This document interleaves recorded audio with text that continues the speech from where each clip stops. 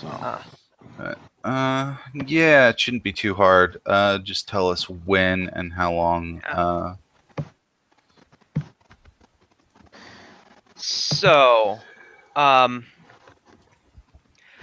it would be easy. It would be trivial for you to take a boat back to Magdamar from Well, I assume we take the boat that's already there. Yeah, precisely. I assume our NPCs stay there except for Blink, who does something separate. Yeah. So, in essence, so the mummy Candemarius wants to stay and keep stewardship over the Doomsday Door. Mm-hmm. And you let him, despite the fact that he is, several reasons not to. But that's okay. Nothing will actually happen unless I need filler. Karaya invites her father back, and they, among many, many other people, work toward the rebuilding of Windsong Abbey. Mm-hmm.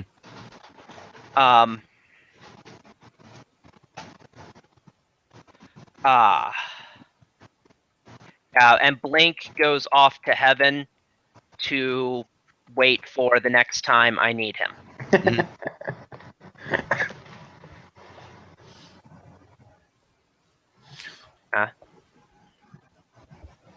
Cool. Remind me when we can, because I have a few questions to use that scroll of divination for that are mostly completely useless. So, all right. Well, first thing that happens is I imagine you want to use the shard to get the vision of where the next thing is. Sounds good. probably, sure. Okay, let me look up what that is. I mean, I know what the answer is.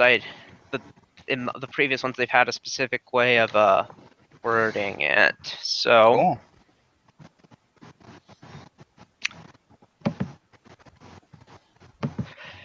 cool. This time you see a towering green spire emerging from a ragged landscape.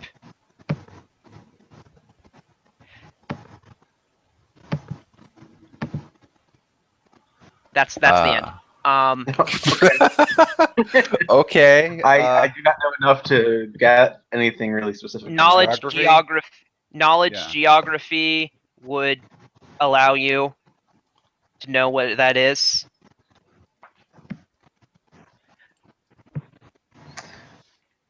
Let me 8. Man, that's a pretty spiral. Okay. I can do a little better than that, probably. I would hope so. Oh, 29. Got lucky on the roll. So, that is the Storval. The landscape you recognize as that of the Storval Plateau, Mm-hmm. and the spire you recognize as the Guilt Spur, which is a dungeon area in Varizia here. Mm-hmm. So as you fuck. Slams face on desk. Pulls out map. We have to go through Kiarmaga again. don't worry. Yeah. Well, you don't have to, for one very simple reason. You can teleport now, in theory. Yeah. Somebody gave us teleport? Well, you're of high enough level to have it, is what I mean when I say that. Is that a 5th level spell, or? Yeah, I don't get 5th level yet. It's something like that, but I mean, if we had a full caster, we could. Yeah. I think clerics and by extension oracles can learn that spell. Maybe. But then that's if he picked it up, so. It's not on his list according to Yeah. D20 PF SRD. Oh well. So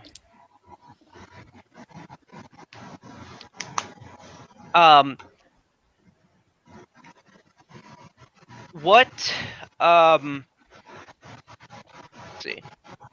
And forgive me if I seem distracted. The reason for that is that I am kind of working on preparing some of the other combats while Yeah. we're going here. That's cool. But so, keeping in mind that you'll need access to him if you intend to redeem him, what do you do with Artathanatus? Assuming we were still in that dungeon in the Abbey, we chuck him in the room and sleep there for a night and then figure out what we're doing. Does anything happen in that room? No. To jail! All right.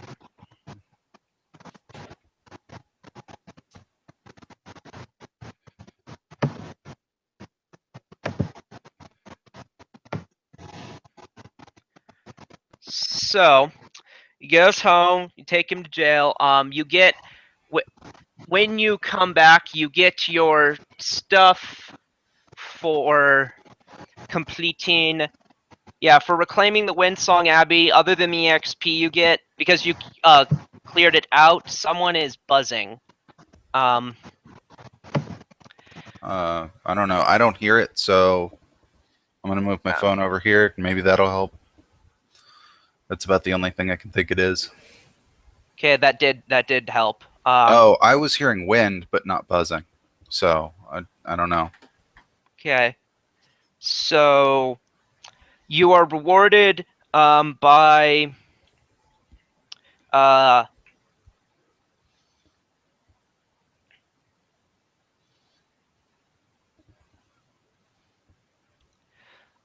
the city's Temple of Desna, who at the beginning asked you to take care of all of the monsters. Mhm. You get a scroll of Raised Dead and 2 scrolls of Restoration. That's nice. Yeah. Never gave you the other side quest.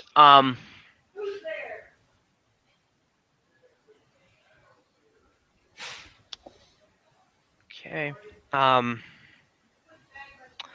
So when you get back, Sheila greets you. Um,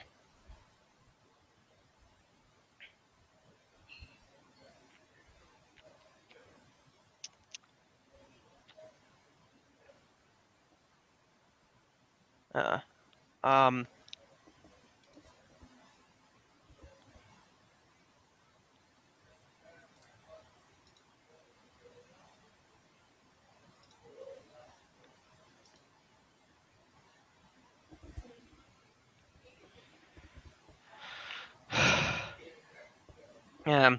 she congratulates you and thanks you and all of that, and she gives you the next.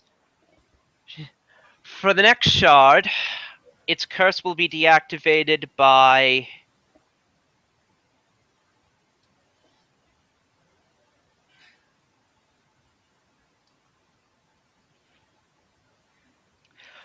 This ion stone, and she gives you a deep red sphere ion stone. Mm-hmm. And she goes ahead and gives you the one for the last one as well, which is an incandescent blue sphere. That's interesting. Is there any particular reason for that? Well, they're useful in the meantime, and I was going to give it to you anyway. Sure. Okay.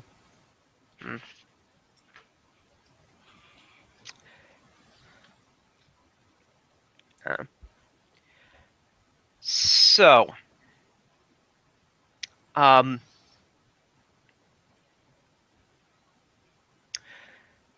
So yeah. That's it. Darby's character is off doing his own thing. Yep. Churchy stuff. Yeah.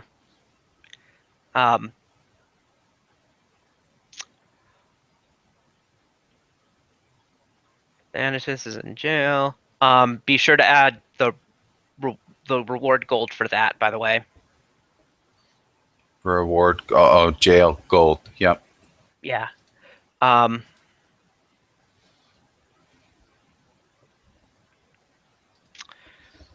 So, what do you want to do?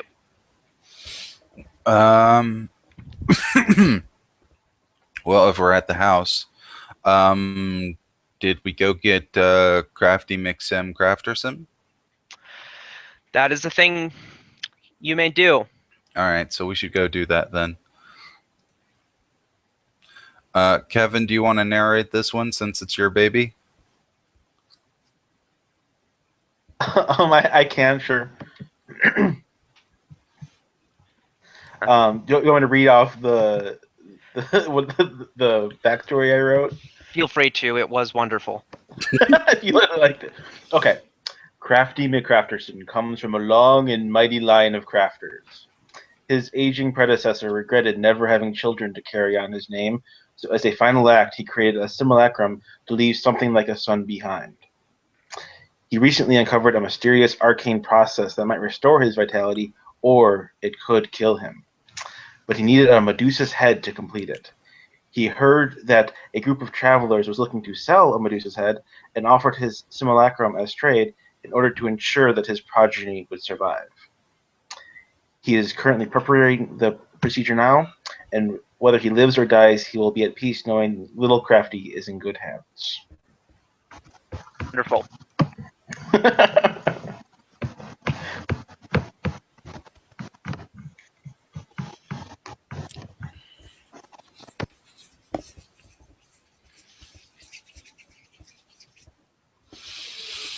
All right, so wonderful. We have a sim, and he has all our crafting stuff that we need to do.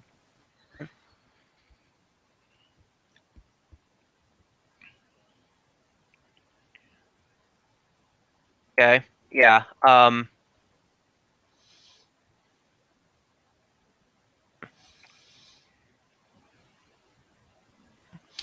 You know, as I realize the Ion Stones have actual descriptions to them, are they the Ion Stones that they give the bonuses, right? Yeah.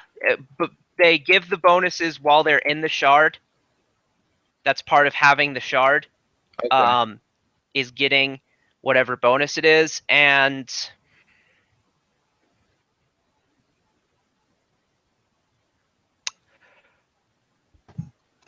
you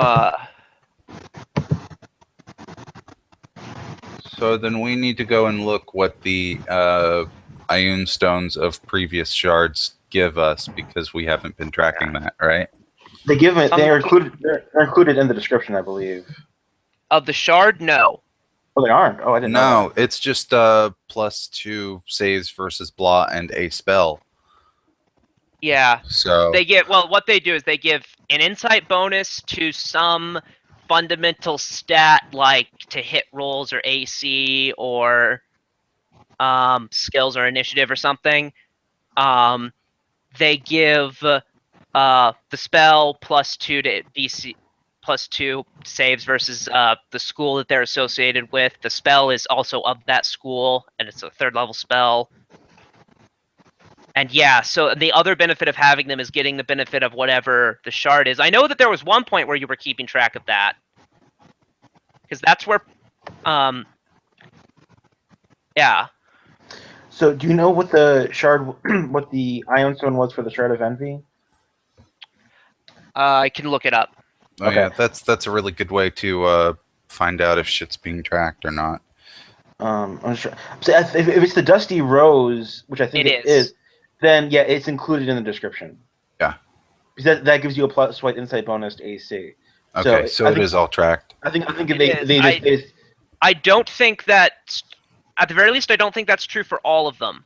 okay. We can do that Because, okay, Well, the one before that gave me +1 to attack, so and there is an Ion Stone that does that.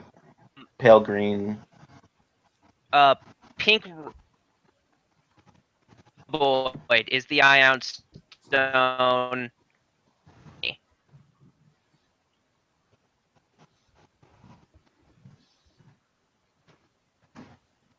think rhomboid is +2 to Constitution. Hmm. And what was that shard? Envy. Envy. So, I tell you what, I'm not going to change stuff on my end. I'll let you put stuff down, and then we'll work it out later. Yeah, that doesn't include in the. Yes, we'll go through it later, and we'll figure Yeah. all that out. That's a later thing. Okay. All right. We do some crafty stuff. When is the first event?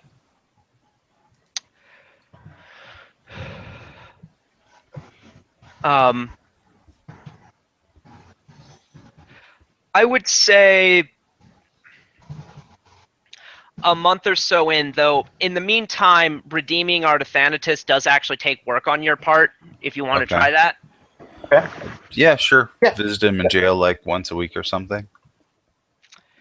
All right. So basically, it involves diplomacy checks. Fun. Darby hopefully will join us for that then. Yes.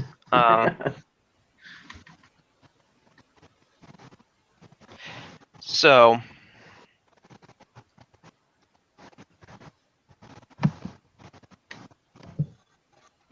let me check how many.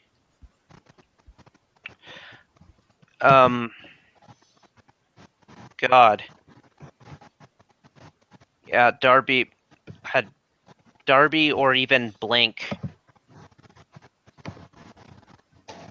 Wouldn't.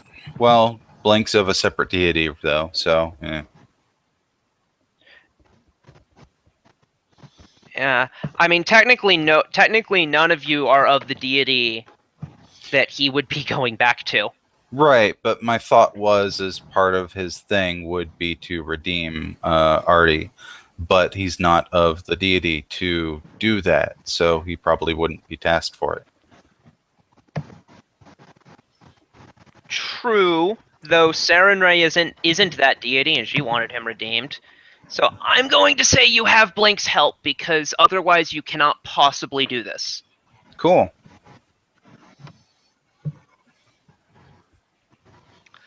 So, you guys do get to aid another, so that you are still participating. Mhm. Yeah. There's It's almost a flat roll.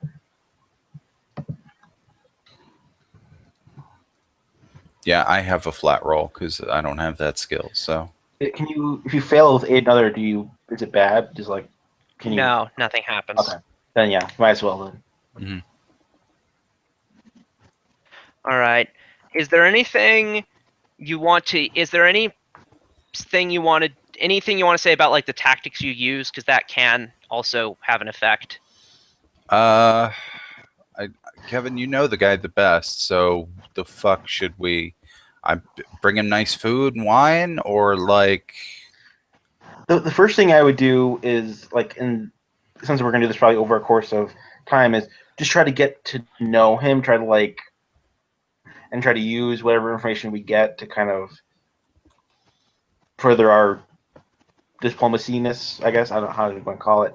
But just trying to figure out where he went wrong, what caused him to be what he is today, and then try and figure out how we can reverse that if possible. Should we divination scroll that? We could do that, yeah. You can. You also do have his diary, which is not me telling you not to divination him at all. Okay. So we do both. I'll read the diary, and then Leon, you can do the scroll and see what we come up with. Oh, while I'm thinking about it, I would like to burn one day of the div scroll to ask if anyone in the group is under any magical effects that they're not aware of. No, no one. Okay. I didn't think so, but sometimes shit happens. No, I get it.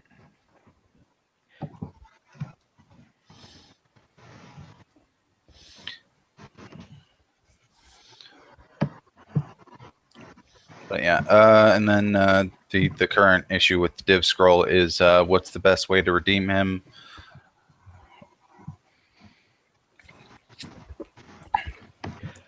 What would put us on the path of redemption for Art of Thanatos is probably the best way to word that. All right, so other than having a Worshipper of Pharasma do it, which does give you a big circumstance bonus, citing the journal also helps. And the diplomacy checks are long sessions that take place over hours. Mhm. Speaking of which, not long after, glad I remembered this. Not long after you would get into town,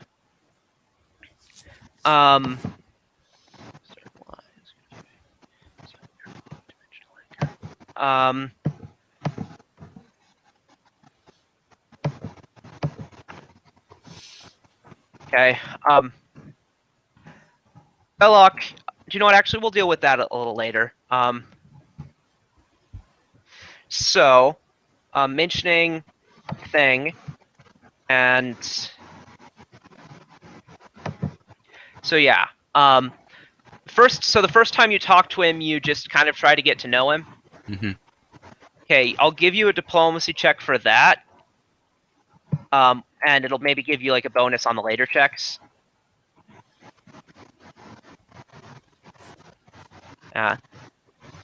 Okay. Okay. 13 to aid. I think it has to be a 15, doesn't it? No, Sounds, it has to be a sounds 10. right. Oh, huh. It's easier now then. Yeah. By the way, one of the shards gives a +2 to all skill checks. I think Darby has. No, Kevin has that. Yeah, I have that. I have a negative to. So I could give that to whoever is actually doing the check, Yeah. and so then I'll do a new roll of with -1.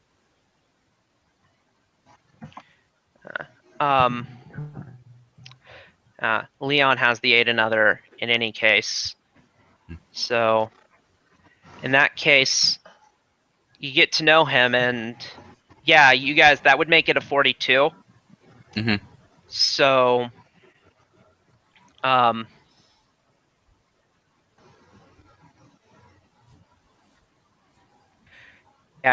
you get to know him, I would say enough to get a do you know what? I'll go ahead and say a plus. Let's see, you're getting 26, aid another, which you'll be consistently getting, is going to be 28. I'm going to say a +3. Okay. So what kinds of questions do you ask him?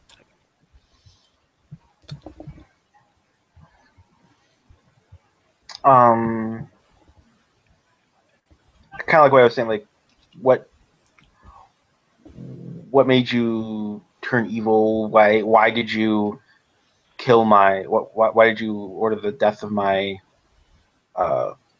former boss? Various. It wasn't he the one that ordered the death Who? of the Scarlet Hand to kill my leader? Yeah, you were told that.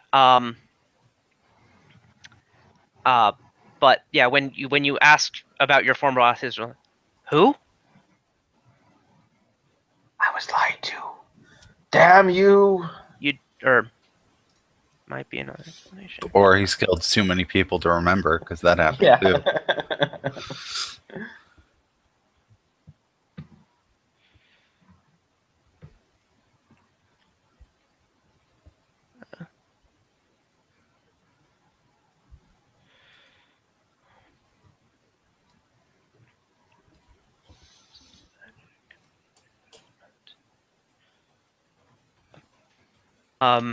So yeah, it says your former boss. Well, I may well have.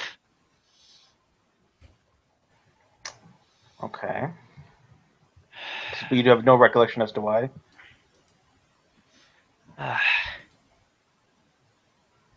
You're a group of mercenaries. I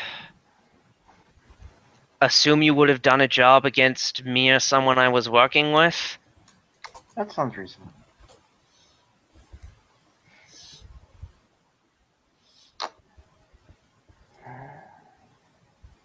Do you desire to live your life as you are now, or do you wish to change?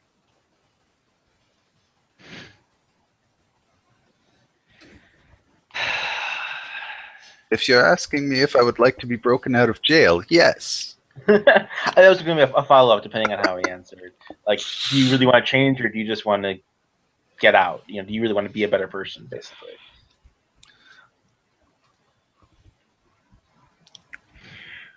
Better. Such a complicated word.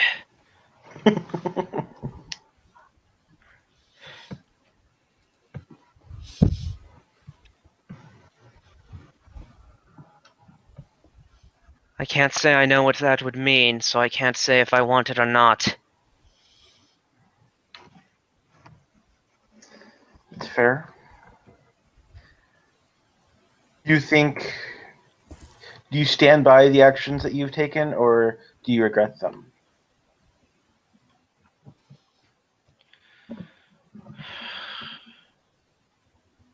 Both. Neither.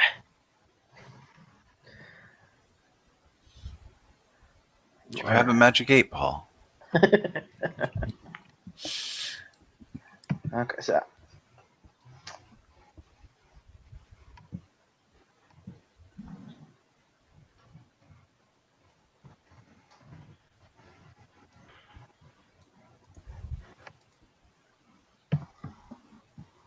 I assume you know who Aradin was.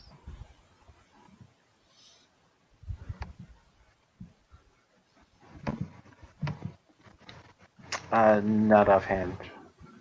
Roll knowledge religion.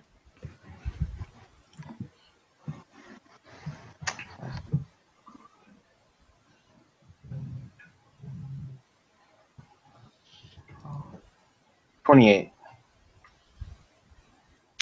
So, Aradin was the god of humanity, but as is the custom of gods of humanity in role-playing game settings, he had to go and die on everyone. This happened about 100 years ago and had many, many consequences.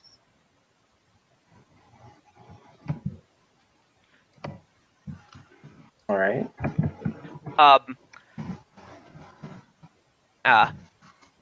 But yeah, it's the dead god of humankind, basically.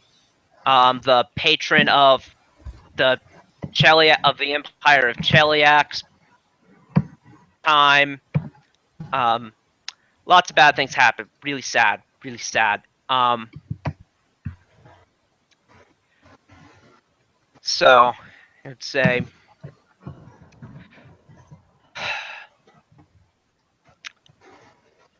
I suppose you might. So, but what did you get on the check?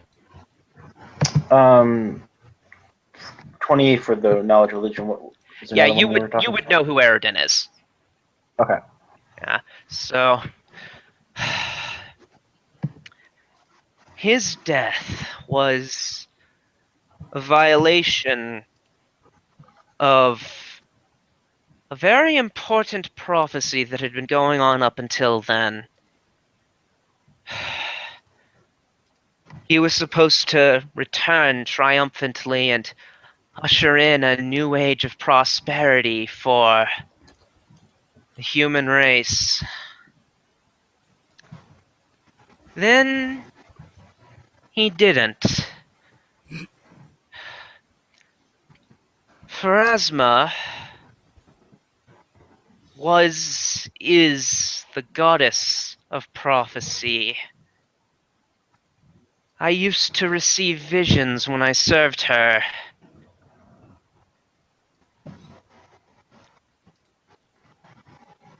them came true before, but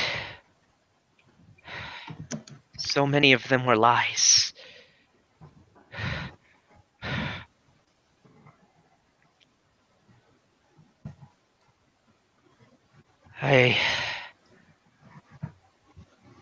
I couldn't really handle it when that happened. I got had a bit of a breakdown, I guess you could say.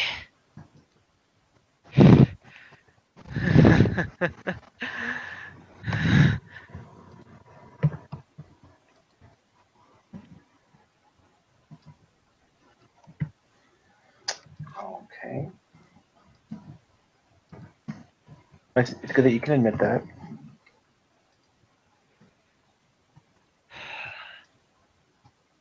The triangle did something to me, didn't it? Yeah, But that one floating above my head. Yeah, they do that.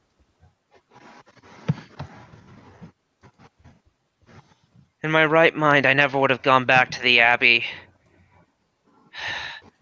But with that thing in my hand, I wanted it. I needed what I'd given up. It was mine. It was like it had been stolen from me. Wait, what did you give up? The Abbey. Had I not done what I did, I would have been in control there. By now, I would have been the oldest priest, the masked abbot.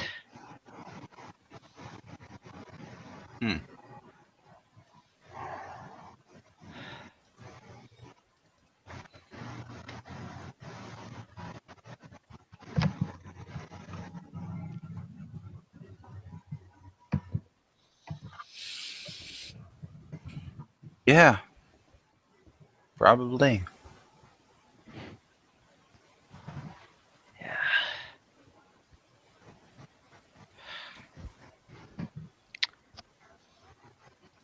So, do you have any more questions?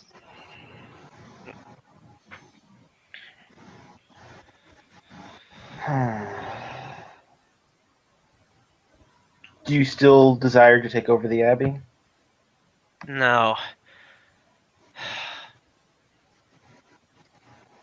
No, in my right mind, I don't care about it.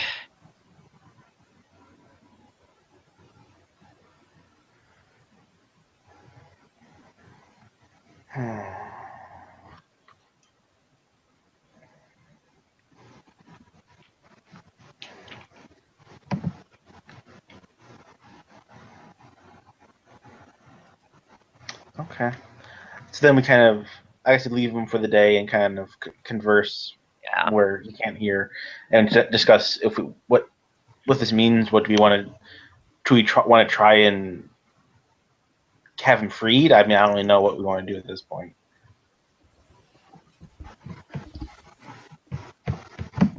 Yeah, I don't know, man. I mean, I'd rather him personally be in there so he's not influenced by like anybody else he probably shouldn't be. But at the same time, he's probably going to be executed. Mm-hmm. Uh,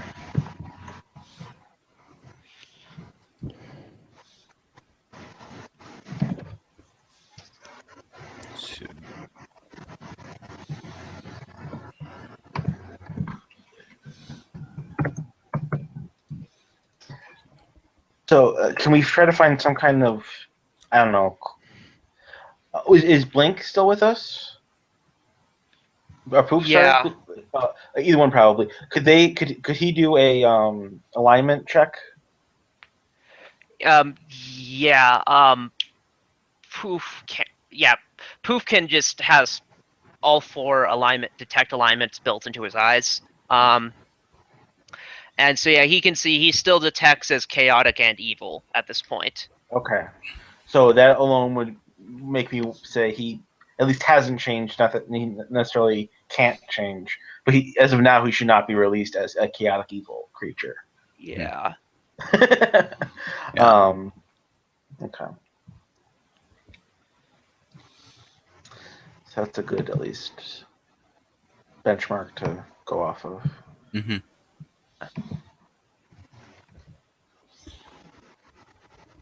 Yeah, I mean, it seems like either way, we're going to probably need to hire a priest, do some blessings. You know.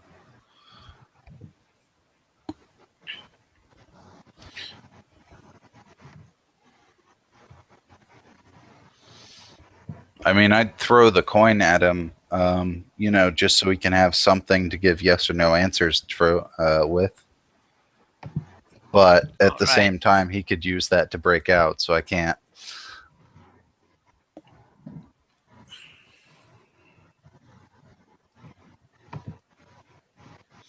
/ any deity could talk to him. Yeah, I mean, if he got answers from his deity, I mean, that would be Yamasoth, the squid monster. Yeah.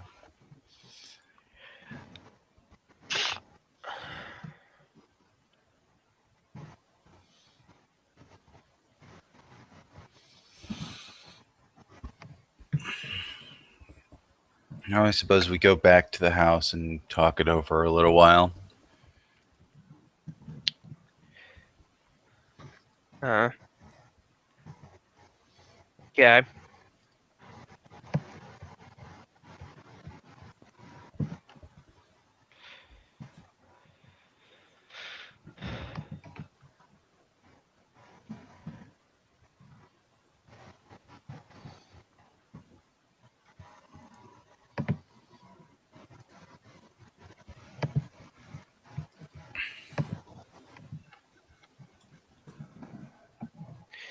Okay.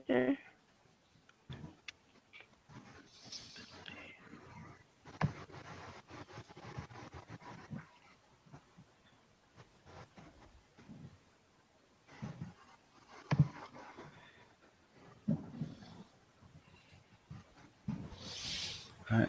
So, yeah. What do you say? I mean, I mean, I don't know the best way to deal with this, clearly. Because we've got Blink, and that's really helpful, but I don't have the skill or the knowledge to do that. Short of throwing his journal at him. yeah. I mean, yeah, you can certainly cite it like throughout the conversations. I think that's kind of what that represents. Mm-hmm.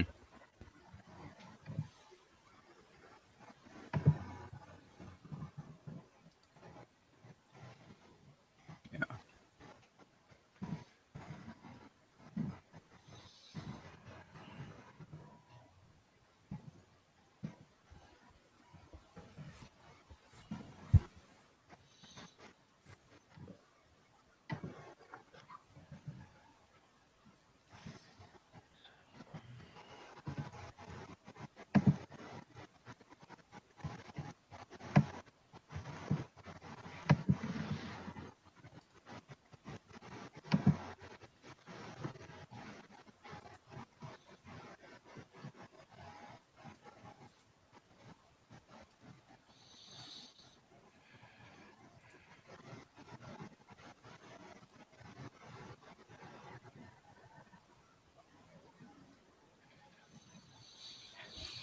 I don't know. Is there any better option, really?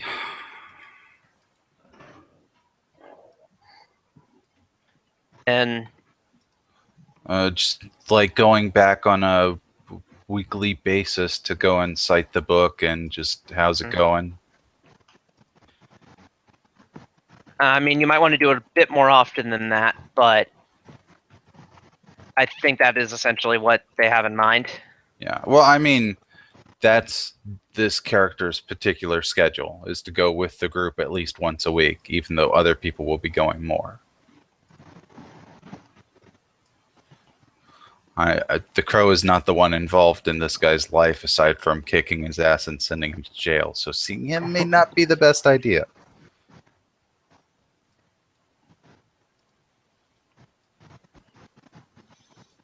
Including the fact that I have that shard floating above my head and it's not doing anything to me.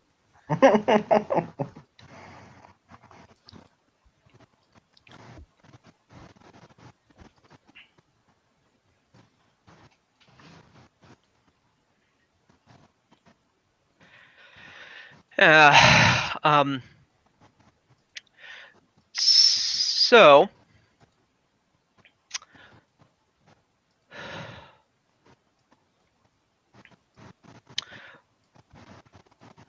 with that,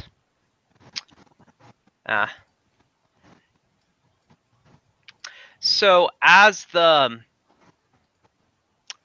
time passes before the next conversation you have, we'll go ahead and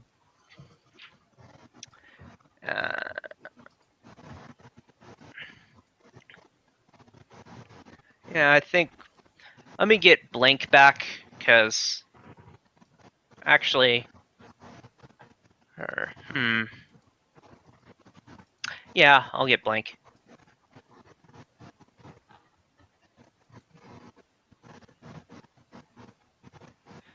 Because even though CR-wise you can, in theory, take this encounter without him,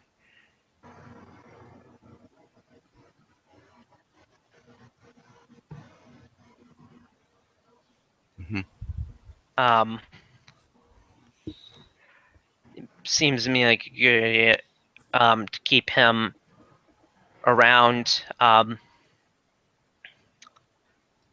So before that, not too long after you get home, Kevin,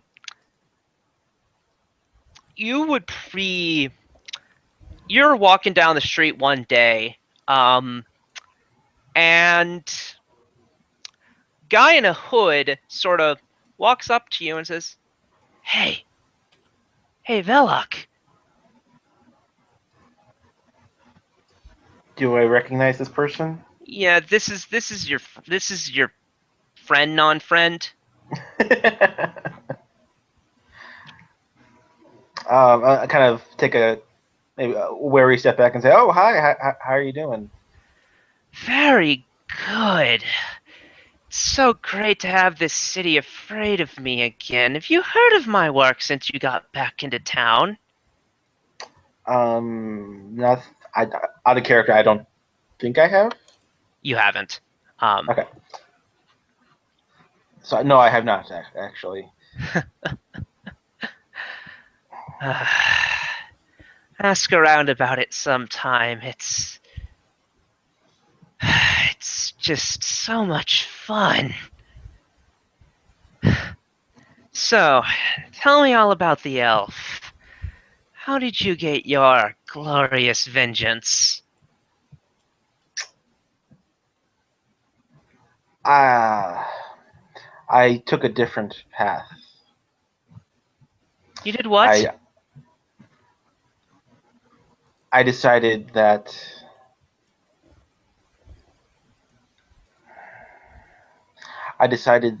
the world had had enough killing, and to be a better person, I needed to forego my vengeance. Oh.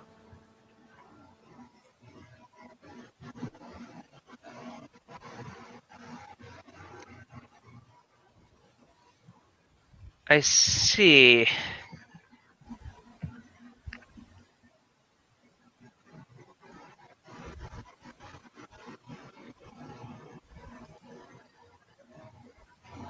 And he walks away.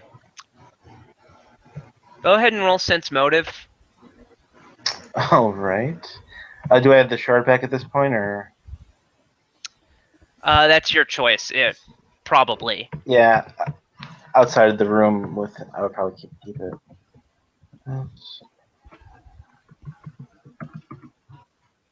16. He maybe intends to. He doesn't seem happy about this at all. Seems very deeply unhappy. Also, change your alignment to chaotic good. What was it before? Neutral, chaotic neutral. I went from chaotic neutral to chaotic evil to chaotic neutral to chaotic good. Okay, cool. I didn't think it was that bad, but taking blood from a fallen enemy was a significantly evil act. It was what he did. What he did was he collected.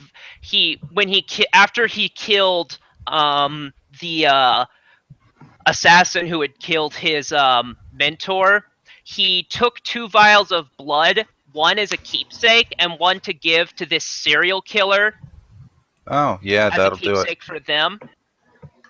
And so I had him change that, and then he told me that because he also wanted revenge on the person who had hired the assassin to kill his mentor, he told me that he was that Velok was considering just going through the clients and killing all of them.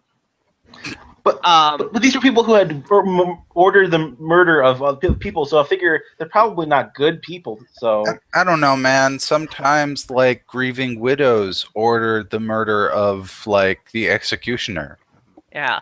Or, the person is like, the line between assassin and mercenary can be thin. yeah.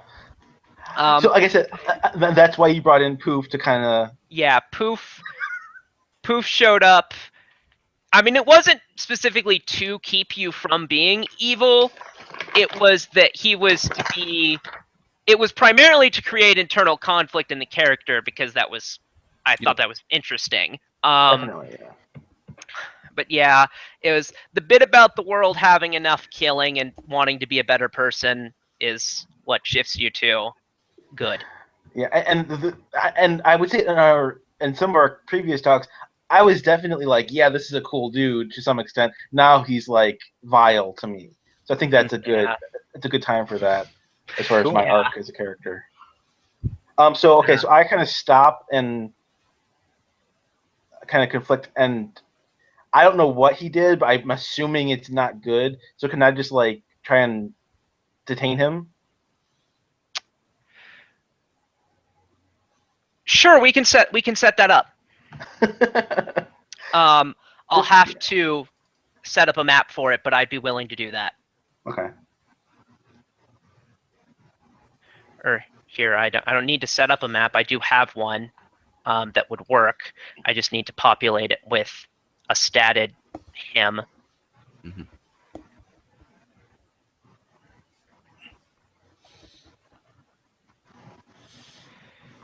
Let's see. So delete page I just made for that. 35 pages archived because I don't delete things. It's always good to have them on reserve. What's the max number of pages? Because I haven't run out before. I've not either. Oh. Yeah, so this is every single. There's Magnemar alleyways. Wow. There's probably an ancient version of this map.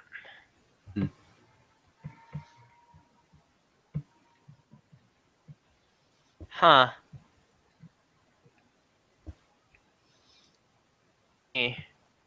This is from before I knew how to change the map dimensions.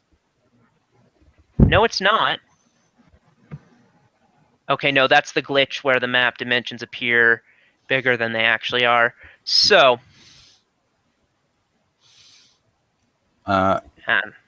since we are slowly adding stuff, tell me if I'm going to be doing this wrong, but I'm slowly, over the course of the next 3 hours, I'm going to be adding my items in slowly. Yeah, I trust you. the best way to work that out.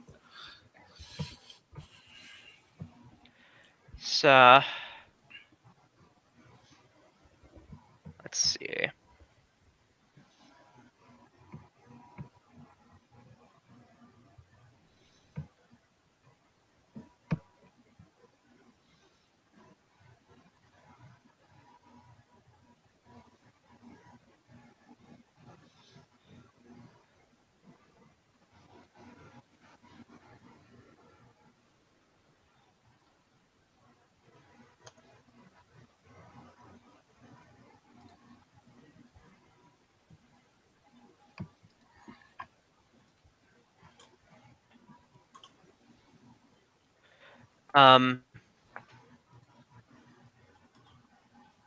Sorry, I'm trying to find a good portrait for him. Mm-hmm.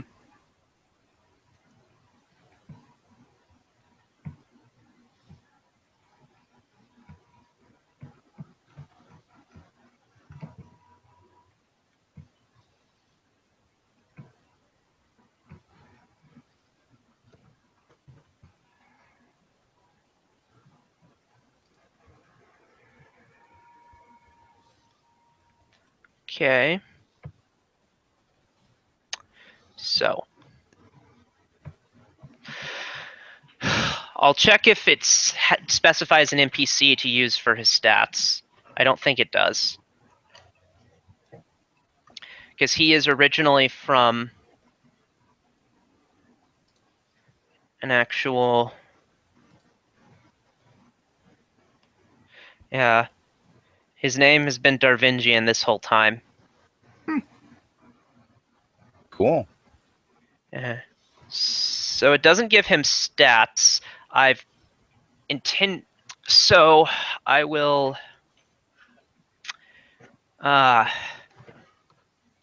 all that'll matter is... Okay, I know... Here, I kind of have his stat block half made on my phone, actually. I had intended to...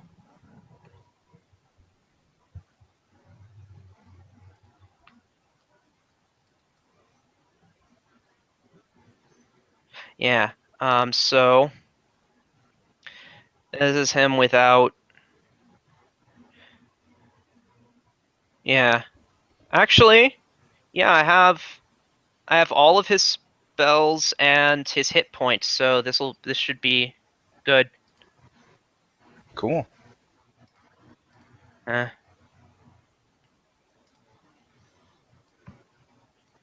So he's walking away. Let me give you the camera.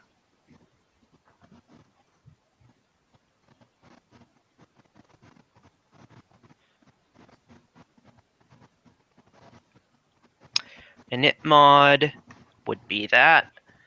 So Velot, give me initiative as well. All right.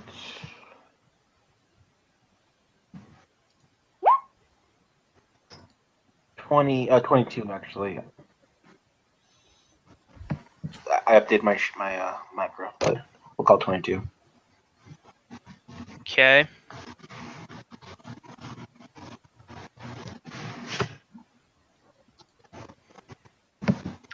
He just barely wins, so upon realizing you intend to attack him,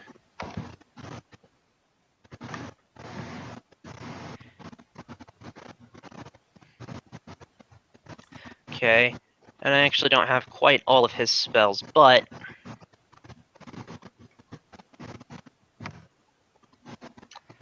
actually,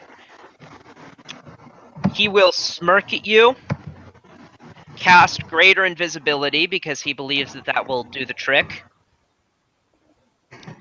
and 1, 2, 3, 4, 5, 6. 1, 2, 3, 4. And then he will actually disappear. You see him go up, but you don't see precisely to where he goes. Your turn. So like he's still ground level, but up on the map. Like turns the corner here. Yeah, he turns the corner there. Okay, activate flight. 5, 10. Okay. 60. Yeah, I can't get there in one. So yeah, I will. It'll be a double move. But once I get to here, what do I see? You see him. He's right there. Okay. No. And then I would stop Okay. there to avoid He things. doesn't know you can see him, so he thinks. That said, he sees you follow him. He's gonna roll a sense motive. I've not distributed his skill ranks yet, so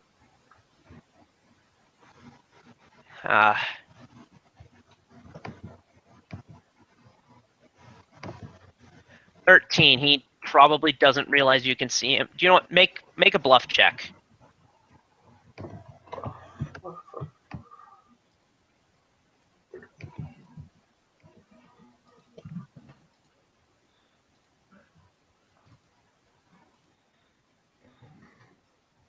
$15. Yeah, if he doesn't realize you can see him.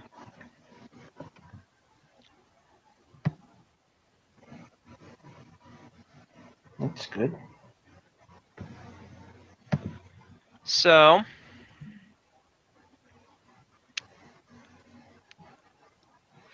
1, 2, 3, 4, 5, 7, 8, 9, 10, 12.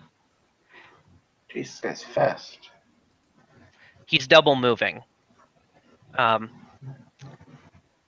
So your turn.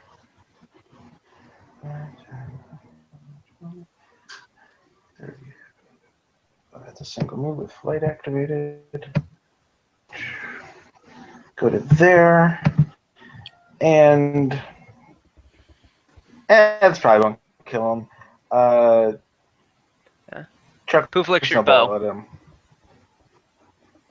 Okay, okay. I'll single shot Okay. a snowball at him. Yeah.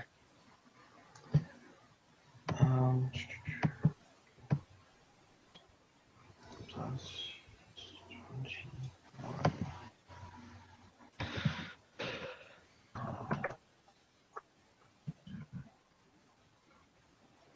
28 versus AC.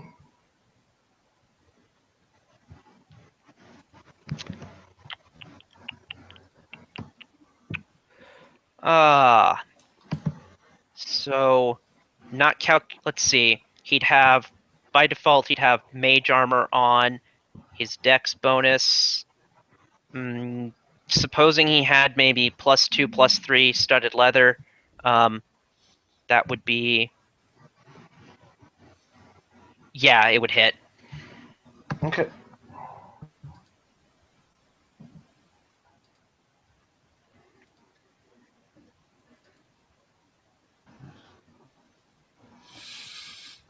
This is with snowball included. 57 damage. Does he have any energy things? Actually, he would. I'll check the prestige class. I think he is immune to electricity and has resist 10 everything else. Because he. So then 1, 2. So that'd be -1, -3, -9, -19 then. So 40, 38. And okay, and Poof has had time to lick your bow twice, so he can. Your bow is also holy, so that'll get past the damage reduction. Okay. So do roll 2d6 as well. Okay.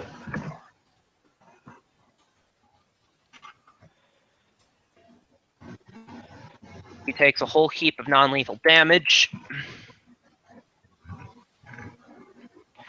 He looks up at you and smirks.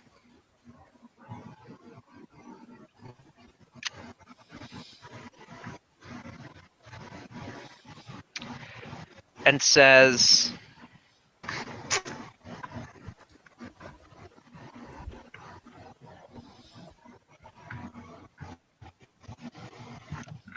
Let me look up the spell.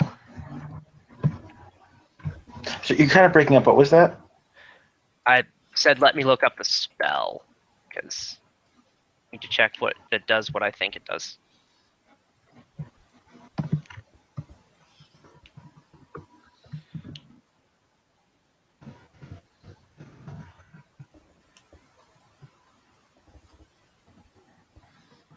Change close, cast time 1 round.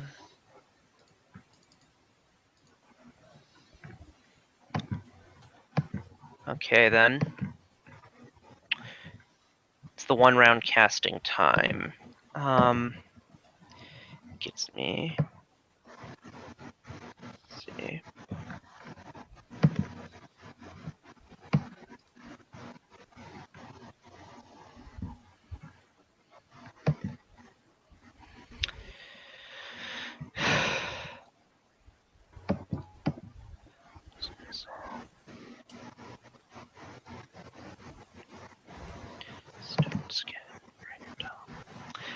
You know what? He says, I see. So that's how it is. He's going to cast Greater Teleport and leave. Okay. That's fair.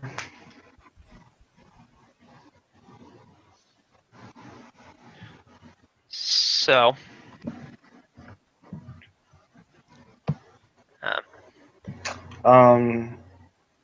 Fly around looking for him, but I don't anticipate Yeah. I'd be able to find him if he can teleport. Yeah. Teleport's is arbitrarily far away.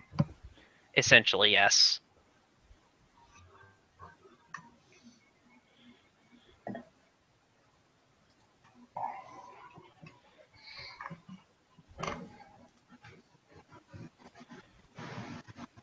So, do you want to follow up on what he said at all?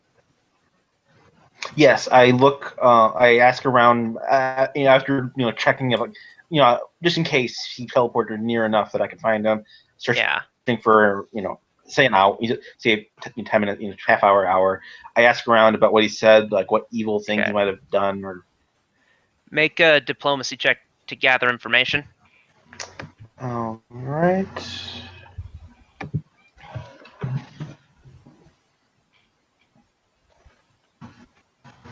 $16. So, basically, he has been serial killing again. Well, that's not good.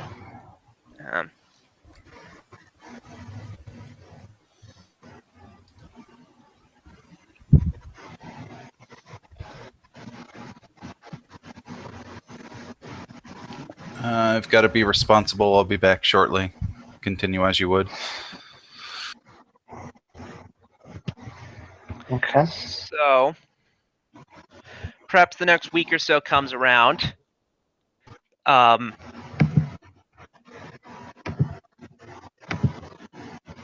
You can make a skill check pertaining to Artithanatus. For what? Diplomacy? Yeah. So you're aiding another. This might aid another. I think Leon said it was a flat roll for him. Okay, so Blink does not benefit. Should not have been rolled. Does not benefit from the aiding of another. As Blink, though actually right after he gets away, Poof looks up at you and he sort of pounces up on you and knocks you down and starts looking in your face and says, "Fella, you detect is good. You detect is good." I'm very happy, and I ruffle his fur and give him a hug. He nuzzles your face and he nuzzles your face. So, let's make the roll. So Blink has this very... Blink is actually, very persuasive. He cites the journal regularly. Artathanatus is has some interesting and almost mixed reactions to the journal. Like, right. I did write that, didn't I? I'm back. You got a natural 1 when you tried to aid another. Fun. So, is there anything you want to say to him?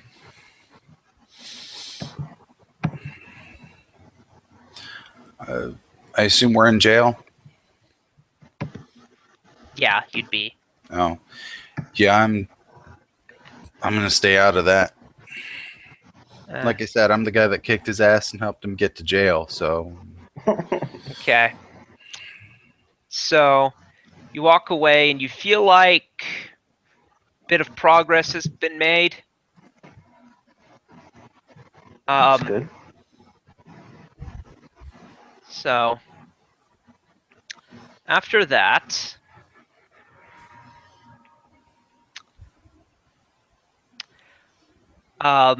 So, whilst you're going about, you discover...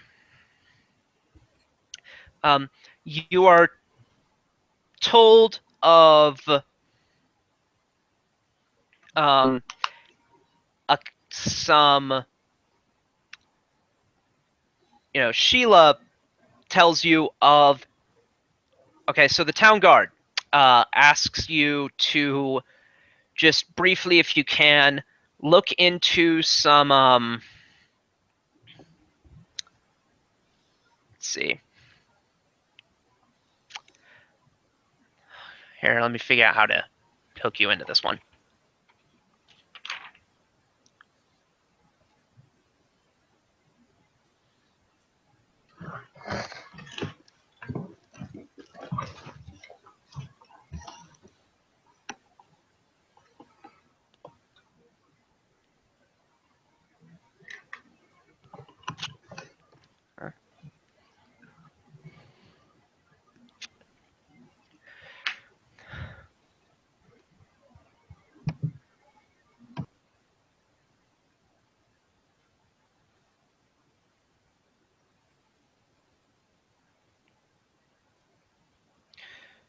So, the town guard basically asks you to let's see. So, oh damn it. Let me think of one. Because so you're pulled into, by a combination of Sheila and the town guard. You are pulled into an investigation of the Skin Saw Men. Do people know who the Skin Saw Men are? No. No. Religion or local?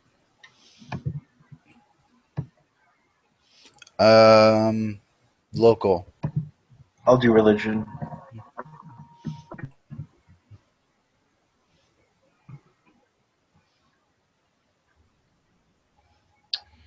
This should be local. Nope, failed both. So the Skin Saw Men, you, Leon, know, are basically... So Norgerbur is the god of several different things, so much so that he has 4 aspects, one of whom, perhaps the worst of whom, is Father Skinsaw,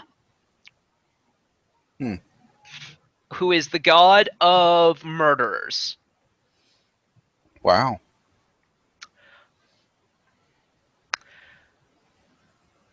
So, turns out that the guard has had some spies posted in the cult of the Reaper of Reputation. And apparently, they and the skin saw men are doing something tonight. And you didn't hear much. All you heard was something about sewers. Okay. It's weird. So you're tasked with checking it out.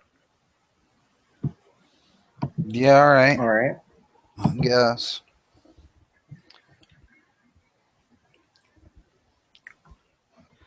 Okay. Oh, and Blink will come along. Mhm.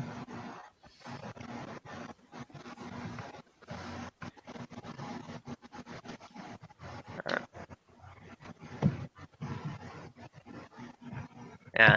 And you're tasked with checking it. I should know. There's, of course, money. Okay. How much money? Now that we're talking money, I mean, once you net into it. The standard 500 for anyone you bring back alive. Any loot you find while there. And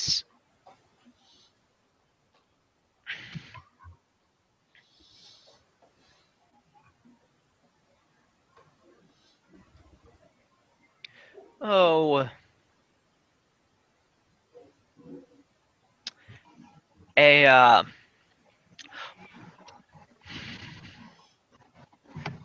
let's say a fully charged wand of cure critical. That's nice. Yeah. Yeah, because you could have. Yeah, that's the reward for one of the side quests I forgot to give you. So All right. you head down into the sewers. This is another day, by the way. So if there's anything you want to divine, there's no reason not to. I got the main question out of the way. I should have made a list because I had like 5 of questions at one point, but I can't think of one currently. Okay. So drop into the sewer. What do you do?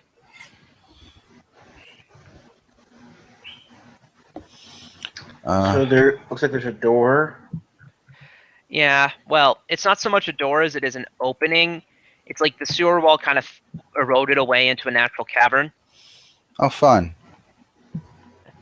You see the sewer channel is flowing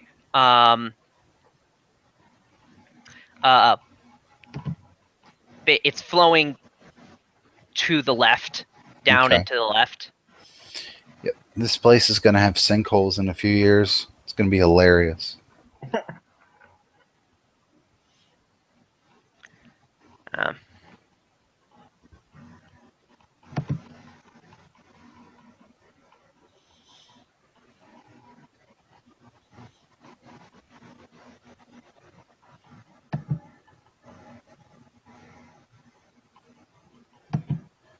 All right. So do we see anything like on the map wise? Not immediately. Maybe you could make a perception check. I like those. Those are nice.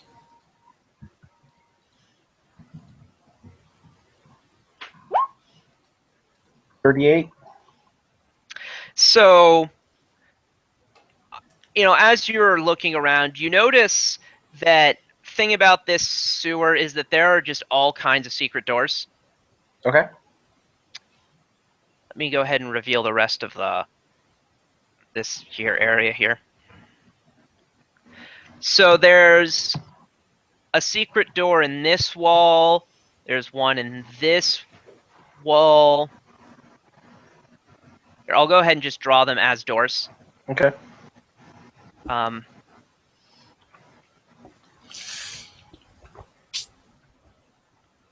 So there's one up there.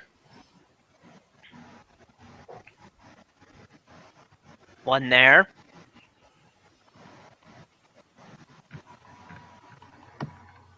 And one there. All right. So, do you think south first, since it's closest? Yeah. I mean, if we can't see into here, then yeah, totally. Or you can. From that angle, you can.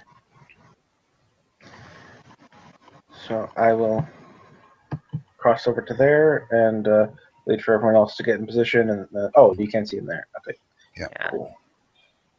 Yeah. Since he can't and I'm the nimble fast one, I'm just gonna do that.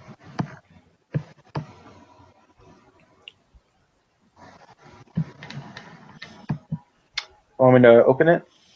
But it's not a door, is it? Yeah, it's. Oh, it's another. Yeah, I think it's just another cut through.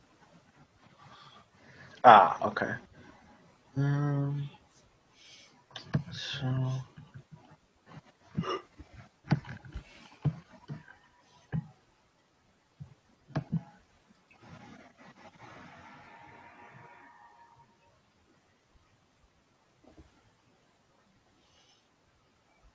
All right. Do we see anything in this area? Not really. Anywhere? Okay. Cool. All right, let's do the bottom door then. Okay. Once everyone's in position, I'll open close it. Yep. Okay. I'm gonna have you roll stealth checks. Ooh, stealth Alright. checks. Blink actually surprisingly kind of can do stealth because he has skill ranks. Mhm. I put enough in that he is not like he's not good at it. Actually, he is only a little bit worse at it than Velok compared to plus 11. Yeah, I've only got 10 in it, so. I'm just Yeah, rolling bad. And he's the same as you. Mhm. Because Yeah. I didn't want him to be murderer of options. Mhm. Let's check their perceptions.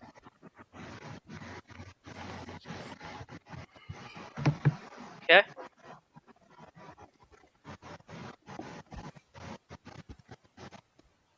Right. Okay. So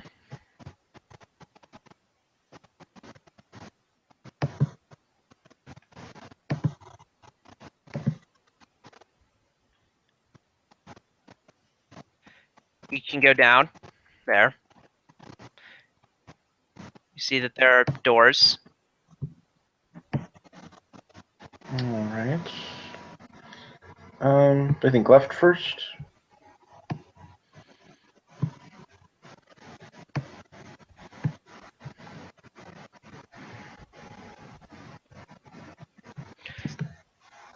Okay, you can.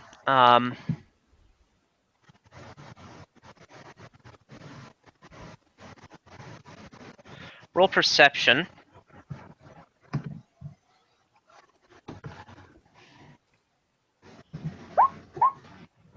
Holy shit. Yeah, Raptor, you definitely hear spells going on in the room to the right.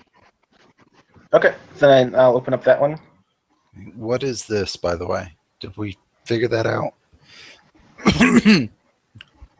That is a brazier. Like Oh, okay, cool. razor. Yep. Like what Daenerys tips over to kill the leaders of the Yeah. Dothraki. That's those. So opening that door.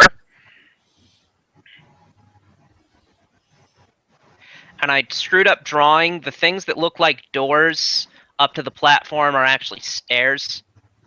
Okay. So start there. Go ahead and give me initiatives.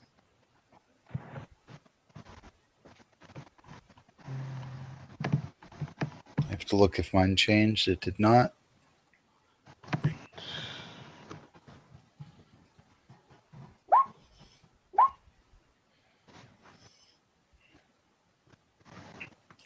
Okay. Is this water at the level that we are or above the level that we are?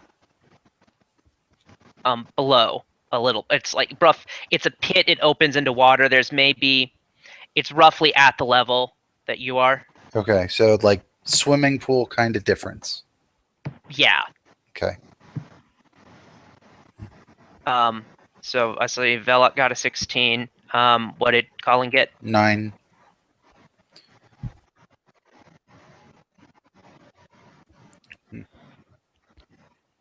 Okay. Other guy got off 2 buffs. So Shield of Faith. Let me look up some of those other spells.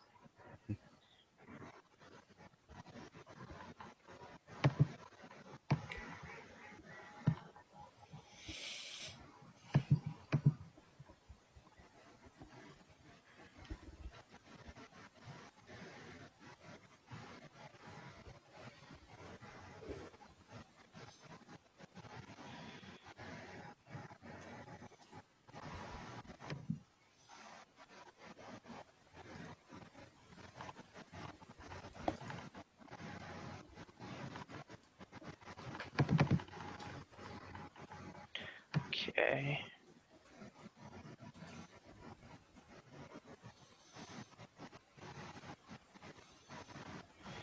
Let's see.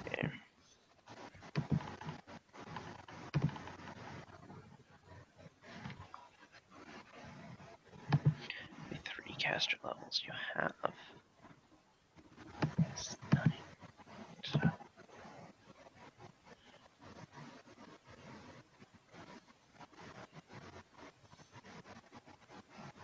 Appropriate music for this combat. Yeah. We're gonna go with that, and this isn't gonna last long enough for duration to be worth keeping track of. So,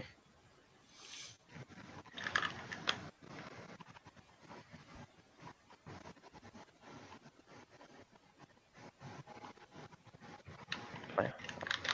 1, 2, 3, 4, 5, 6. Needs a will save.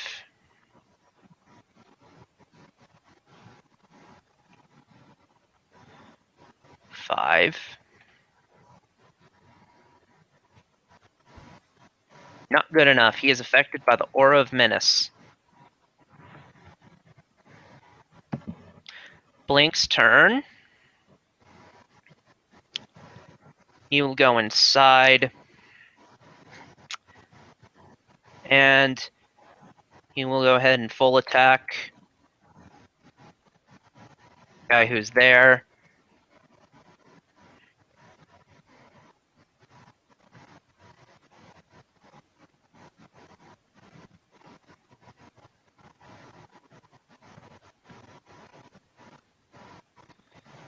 Okay. So 2 of those hit. So, okay.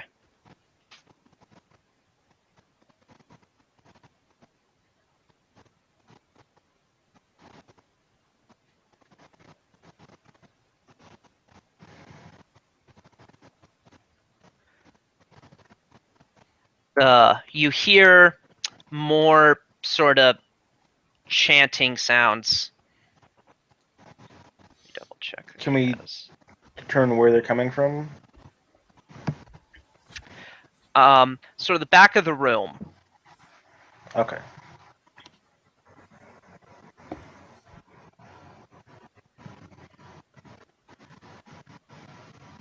Let me double check the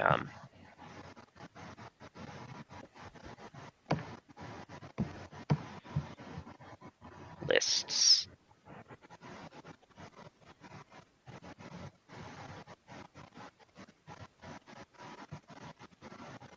Okay.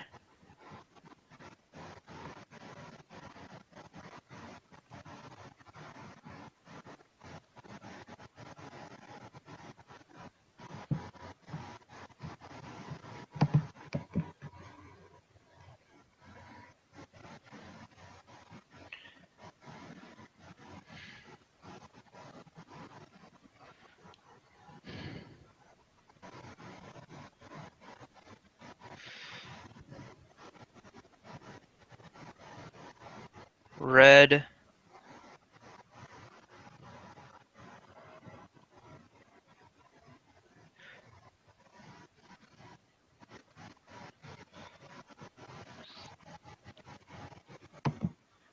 Needs to make a save.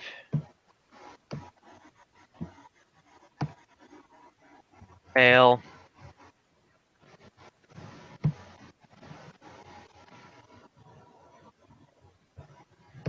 Belloc.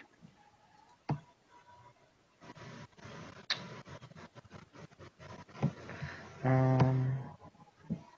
me a second. Okay, I will.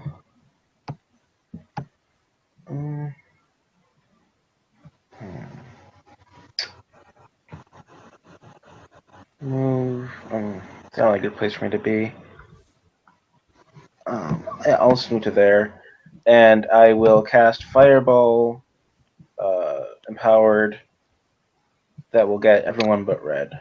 Oh, first, now knowledge check to determine their resistances and whatnot. They're humans. Okay. And so now. Well, that. 26. How are you getting everyone but red? It's a 20-foot spread. So 20-foot radius. So I can get. But if I want to just. Oh, actually, wait. yeah, From there, I can get everyone, and I. yeah. Get Oh no, green. You but get I want to avoid blink. That's the issue. And so I'm putting it right there, and then it'll get everyone but blink and red. okay. Because the green and red are too close, so to aim it, it's too difficult to get everyone and not get blink naturally. Okay, I yeah. can't figure. So that. So plus 16, 49, and then they get a reflex save of 19. They'll fail. Okay, so that's 49 damage.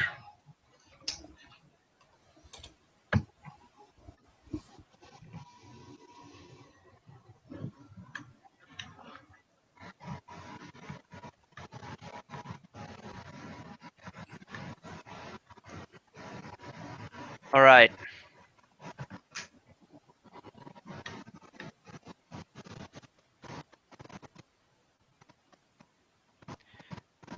Colin.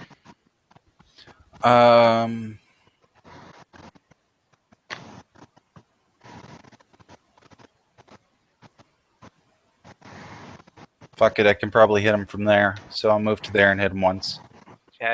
As soon as you see them, you see that your Death Watch eyes tell you that they're at 3 or lower. All of them? Yes. Cool. So I almost got them all down. 32 to hit red. You hit him. Yeah, I figured as much. 15. Let me check Let me check his con to see if he's dead outright or unconscious.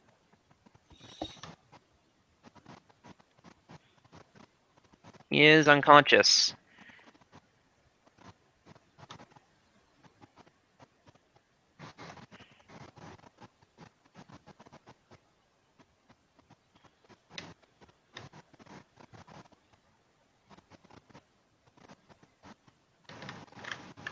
Blue.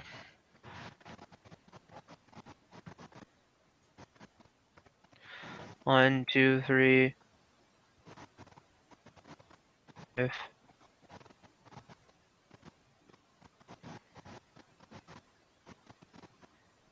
Nope, he's not that dumb.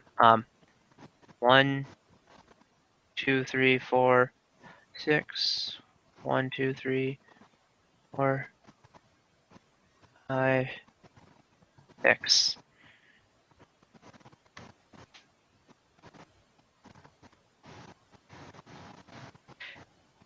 Unmake that save. Yellow.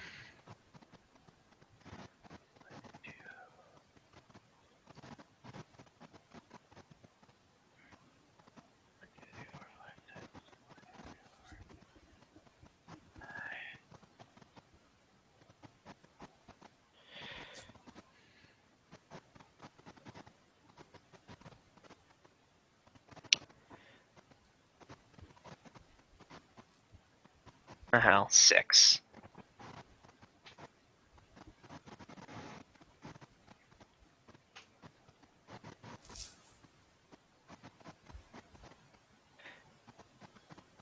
Eyes from the attack of opportunity.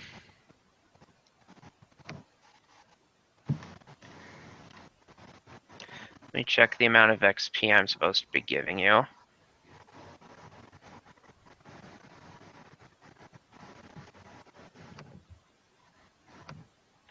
Because reduced number of you increases it, but it's not as simple as dividing it by 2.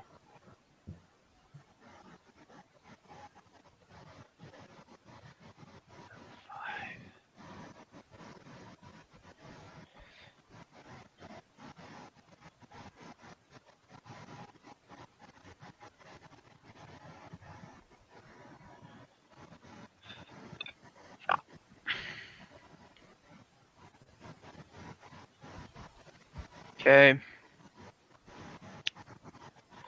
Cultist. Green is dead. Blink.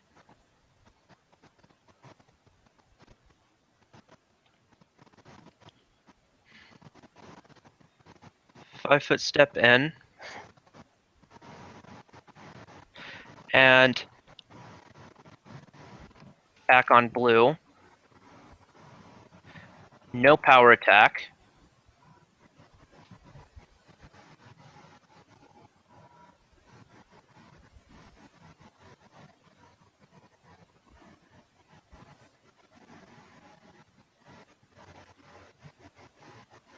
So we knock him down.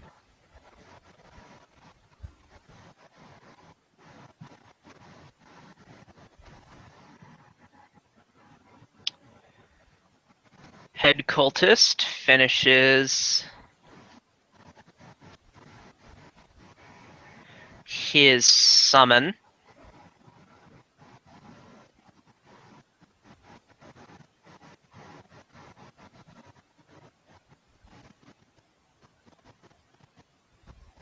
Off screen, actually.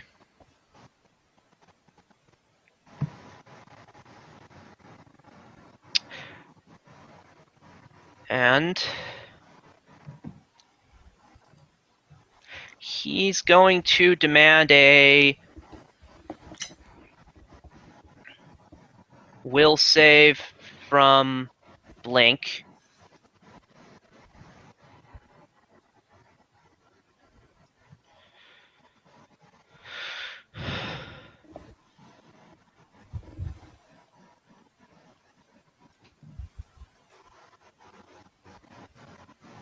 Nope. No dismissal.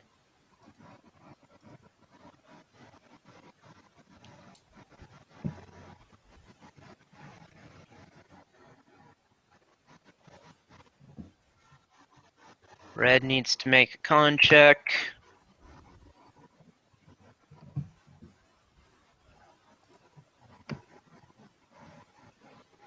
Belloc. All right. Well, I thought I heard something from the back of the room, so activate flight and move over there.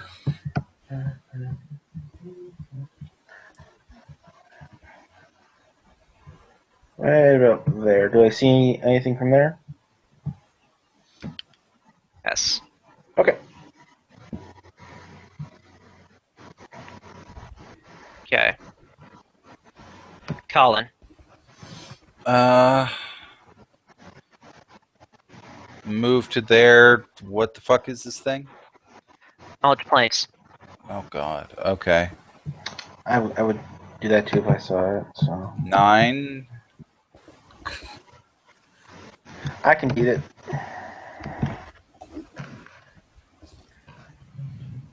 I mean, I assume it's alive and moving, right? So I decide to hit it. Yeah.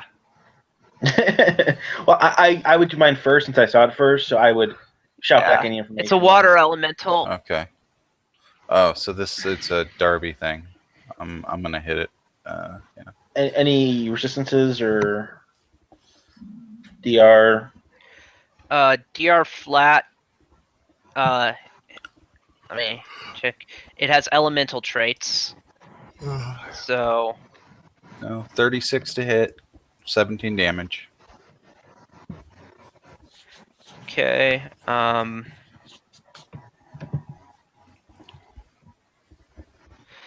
me get elemental. So Have you begun storing elementals, or do you just like pull one up randomly whenever Darby needs one? I kind of have standard searches. I do store them a little bit on some of the maps. I have begun doing so, but it's not until just recently. Okay.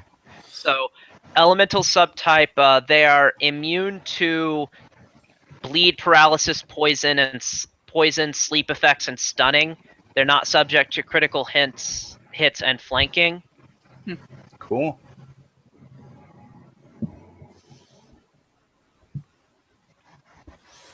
Oh, this team doesn't do flanking a lot, so. No. We have 2 archers as our main damage dealers. So. Yeah, and you basically have to be up front still. I like it for some reason. I don't know. Keeps it interesting. 1, 2, 3, 4, 5, 6, 7, 8. 1, 2, 3. Are you flying? I am, yes. Okay. Try that again. 1, 2, 3, 4. I'm over the water. Titanic shark's gonna pop out and eat your face. You know, I didn't think of that. 9. Oh, there's a giant pool for some reason, right? Yeah. I'll 5-foot step over next time. Water elemental does need to make its will save. Makes it. Okay. Head guy's turn.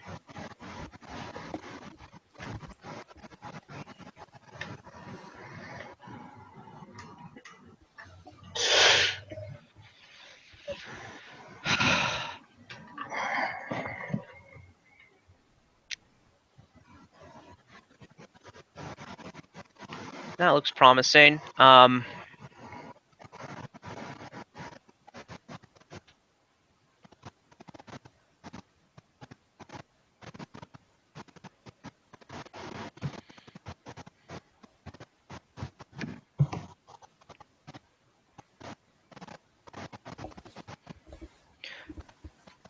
How far up are you, Velok? Just skimming the water. Okay. Or ground level, whatever that would be. So you can get all of you with this. Unholy Blight. Ooh, sounds fun. So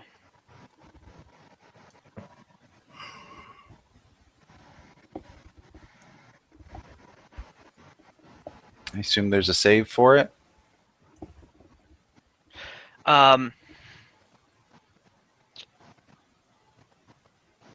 Yes.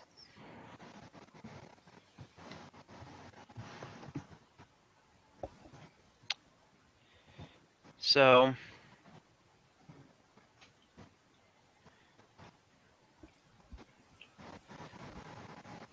the will. Okay. Will save. Is it fear-based? No. Is it... I've got 3 things. Enchantment, transmutation, or abjuration.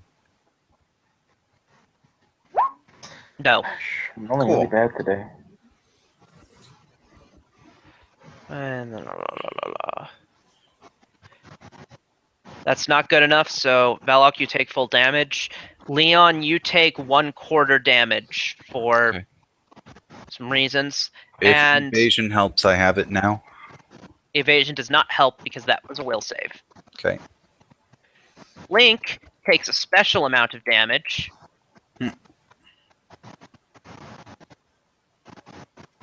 Makes a save, so... Yeah. 21 damage is the full damage. Yeah, and you're taking a quarter, Okay. so 5. only 5, yeah. Nice.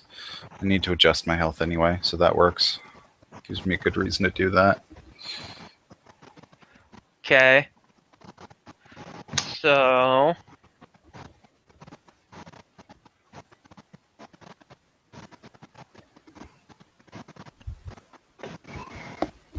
So I'm taking 37 damage. No, that's Blink's damage. You Oh, took okay. 21, I think. Oh, Yeah. okay.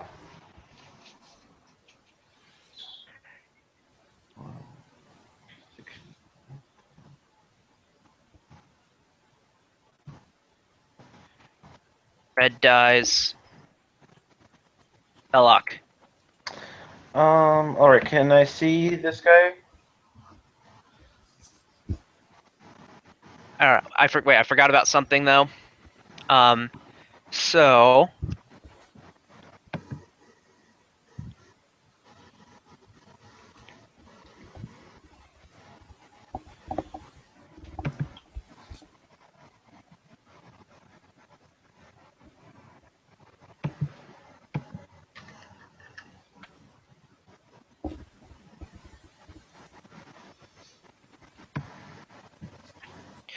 Okay, the water elemental attempts to bull rush Blink, but fails. Yes, you can see him. Okay, do I have a clear shot, or do I see have cover from, like, the desk or whatever that is? That is an altar, and yeah, I would say he has cover. If I was 5 feet up, would that negate that? Not 5 feet. Okay. So I will go 5 feet up anyway, just to have that. And then full attack with arcane accuracy. And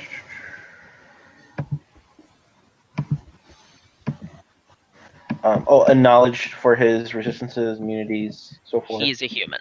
Human as well. Okay. Um,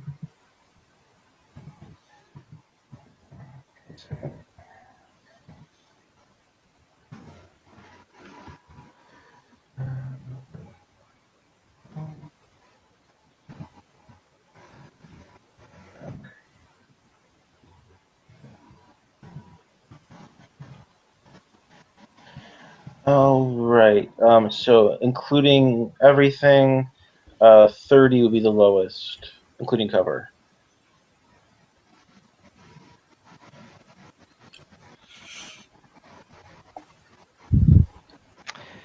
So everything hits.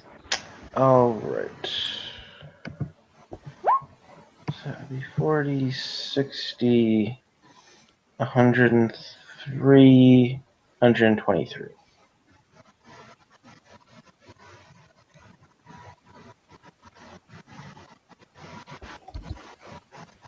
Okay.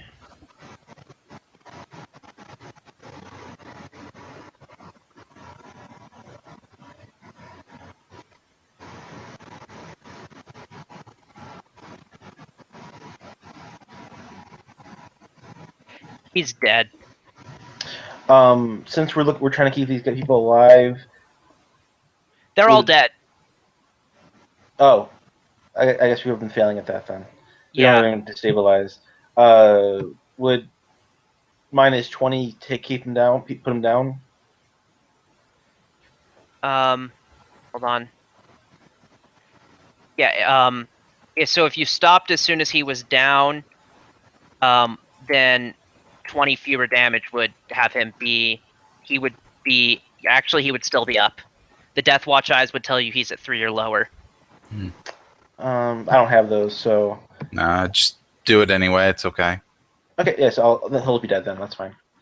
Alright, the Elemental is still gonna keep going. So, Blink It's gonna full attack it.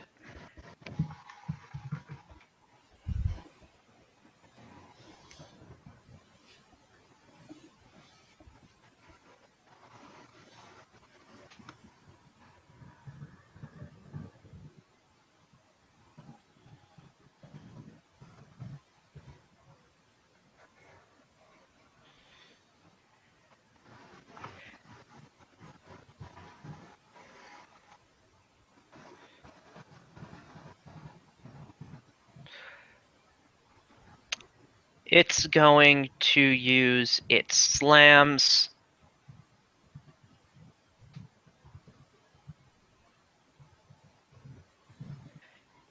Double miss. Belloc. Did Leon go? Guess not. Uh, Go ahead and do your elemental, and then I'll go. I mean, okay, I must have skipped you, so yeah, go ahead. yeah. I mean, yeah. All Leon's. right. Full round elemental. Deadly aim because I can.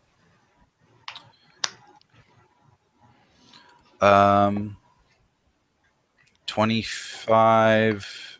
I assume 18 doesn't hit because that's a nat 1. Does a 25 hit? Yes. Okay, so 4 hits. Damage.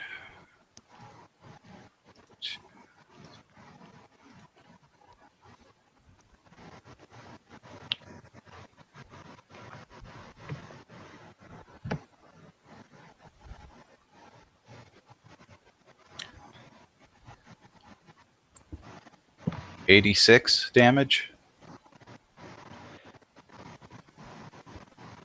He's gone. Good job. Okay.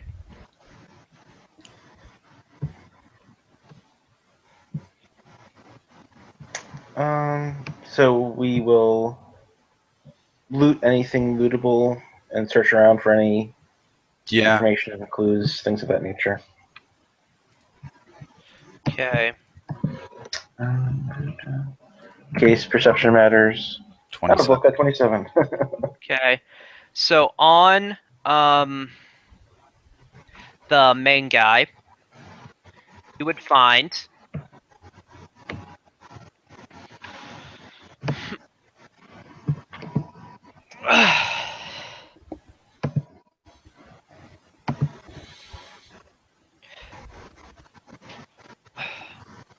a +2 chain shirt,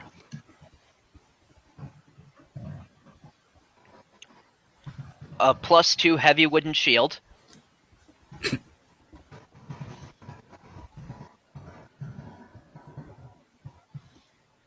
Okay. a +1 human bane short sword,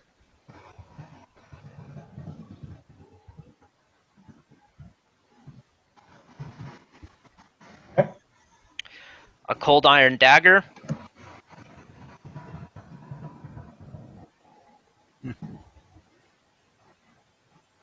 a +1 cloak of resistance,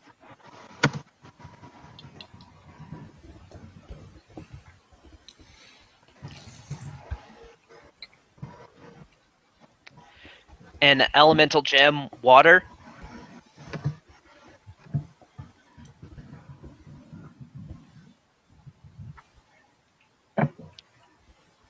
a headband of inspired wisdom +2,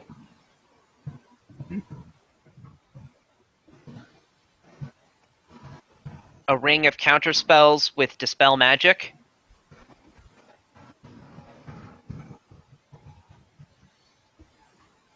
Okay, we're going to have to remind me that I have the shard that does that now. At least a few times. a ring of protection +2, Yeah, I just upped mine, so. Mm-hmm.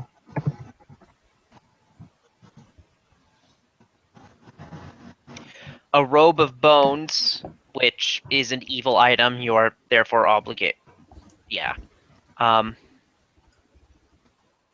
And That's the thing that summons skeletons and shit, right? Yeah, that sounds right. Yeah. You're not allowed to do I that. have a chance to do that. You're not allowed to do that. Do what? Why not? Summon evil shit. Oh yeah, totally. Oh, okay. Yeah, I thought you were telling me I can't look that up. Yeah, the item, anyone can look it up. It's telling me that's valuable an item. Yeah. And on the guys,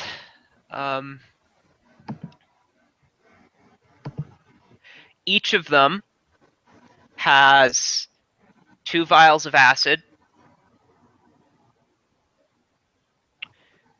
2 things of alchemist fire,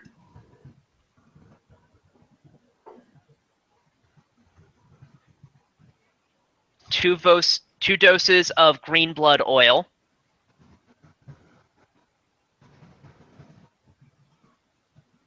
Sounds familiar. I don't know what that is. It's a poison. Okay. 2 tanglefoot bags.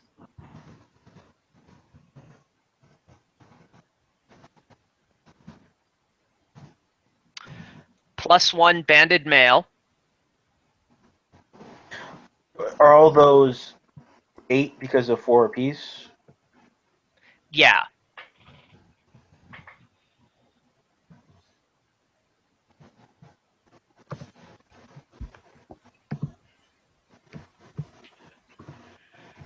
Okay.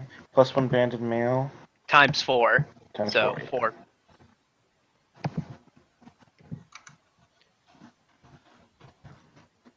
A +1 heavy flail.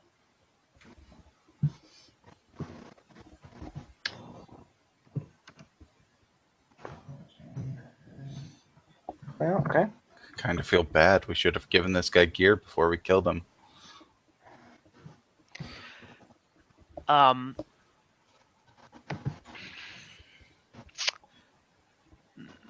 A masterwork whip and masterwork tortures tools. Okay. We'll leave the whip and we'll make sure the tools are destroyed. Yeah, just chuck the whip in the water. Yeah. Okay. The water is kind of swirling. Because the way it's fed. Yeah, it's a tide pool, right? Yeah, or when you chuck things in there, they sort of disappear. Mm-hmm. Okay. Which is why the water elemental was trying to bull rush Blink, but you cannot bull rush a Shield Archon. So, some time passes. You want to go. So, you figure it's good time for another visit to Artathanatus? What about this room up here? That is true. Also, did we investigate this room just for any? Not really.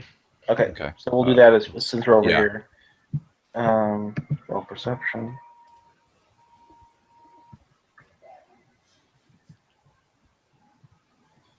32.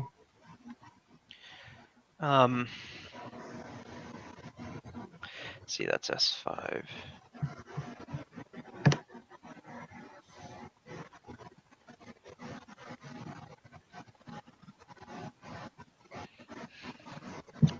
So there's basically a variety of jewels and such in here. Roll knowledge local. My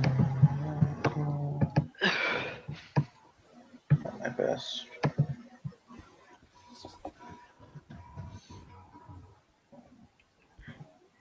18.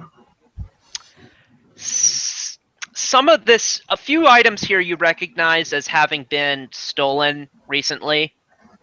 Okay. And by extension, you recognize the rest of them. Okay. So we gather them. Yeah. We gather them, but we're not going to carry out value because we're just going to return it to the local authorities. Yeah. Yep. And you'll get 500 gold pieces for that. Cool.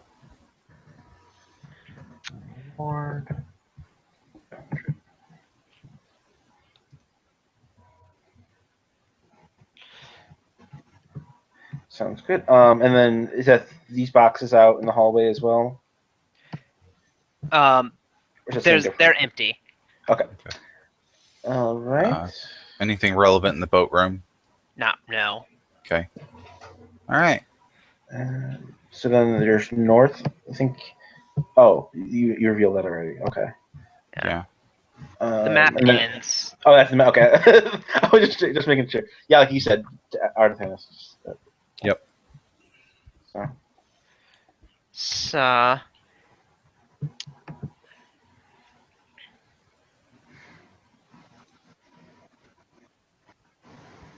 we'll add another. Great. Oh, and so Blink has the shard for these. Yeah.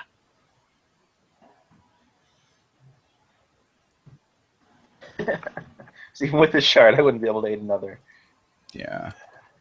on a lot of these rolls. Rip. Okay. Yeah, so the progress that actually, because the way this is set out, you have to succeed on 3 checks in a row. Okay. So the progress is actually reset. Oh no. Well, we were almost there. What's the diplomacy is charisma? Yeah, something like that. So I think we had one of the shards was charisma based. Yeah, there is one that gives pluses to charisma. I think Darby has it because he's a charisma. Yeah. Does Blink have a charisma boosting item? He doesn't currently have any gear, Wow. other than what is like intrinsically built into him as a shield archon. Mhm. Because he literally, when he uses his spear and shield, he turns his arms into that.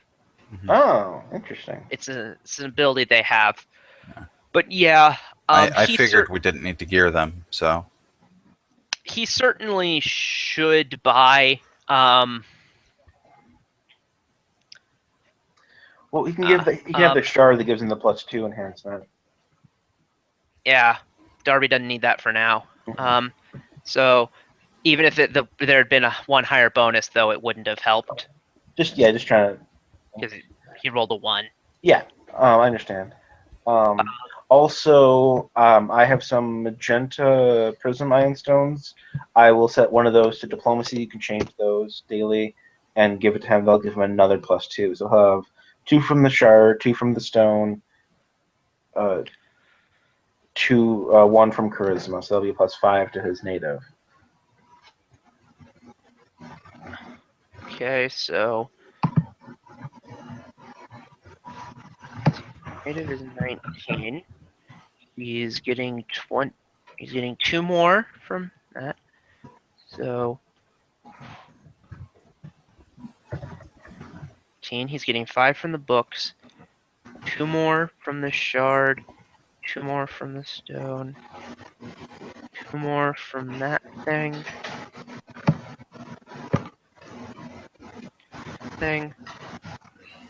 And then that. So yeah, even then the nat 1 makes it impossible, but I thought so, nat ones didn't do that for skill checks. yeah, but it makes it to where you can't. You need like 11 more. Oh, I see what you're saying. Okay. And I don't think you're gonna be, unless, yeah, even if you bought him a +6 headband, you'd only scrounge up 2 more.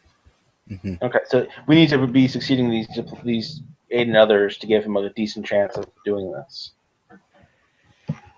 Well, it's not that his chance isn't decent. I mean, the issue isn't so much the issue of doing it. The issue is getting 3 in a row.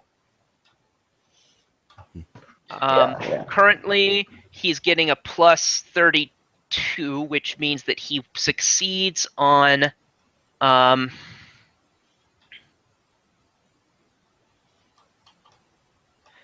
He succeeds on a 9 or higher, so that's a 60% chance. So 0.6 cubed. There's about a 1 in 5 chance in any given 3 that he will get the 3 in a row. Yeah, so we need to successfully aid another. Yeah, what's the aid another bonus? Plus 2. Okay. So that changes it to 0.7.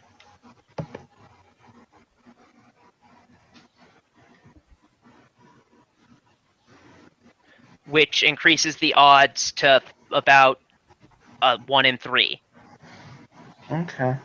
if you aid another consistently. So could Darby be coming with us at least for these checks?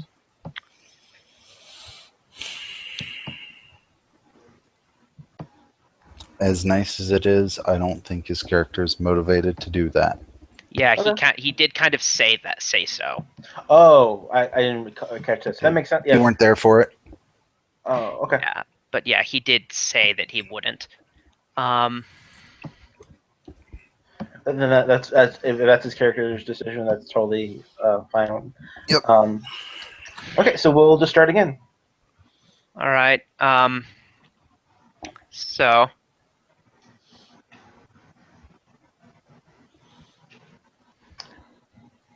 I will give one of my magentas to Leon for each time we do this, and I'll take one. So each Okay. get us 2 to our checks. Remind me when the time comes.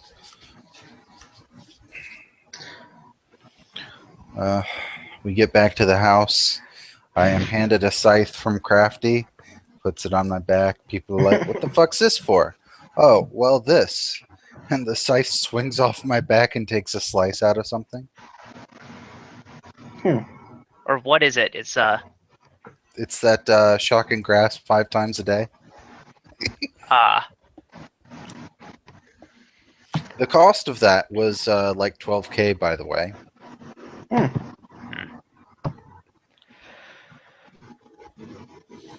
So I had to make it magical to throw a spell on it and a bunch of other shit.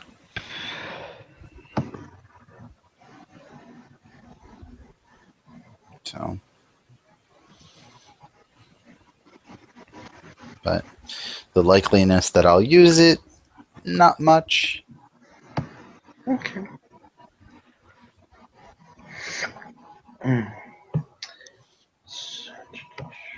So do you want to do some more of these rounds of checks?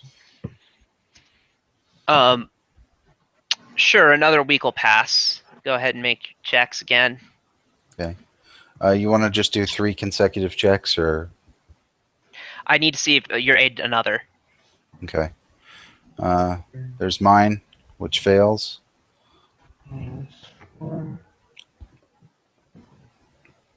11. Okay, that's good enough. You get 1. Okay. Go again. There's mine, which succeeds. Yep. I fails. You get 1. Oof. 10. Yeah. I think that's the target number, right? Yeah. Cool. I failed. You get 1. Awesome. Just barely. Yeah, so 3 in a row. So you successfully redeem him. Awesome. Now, I should note that making those checks takes each of those represents like hours of conversation in game. Yeah. I believe I already gave you the experience points for this. So yeah. As thanks, he gives you all your he gives you his blessing over the fact that you took all of his shit. You like this belt? It was once yours. Notice No, I'm not batshit crazy with this shard floating above my head either. Don't tempt him to go back to you.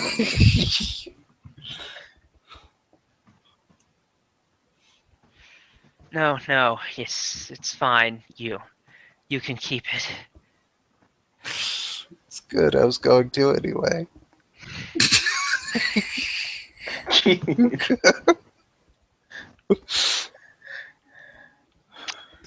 So Somebody's got to be an asshole for him to build up tolerance.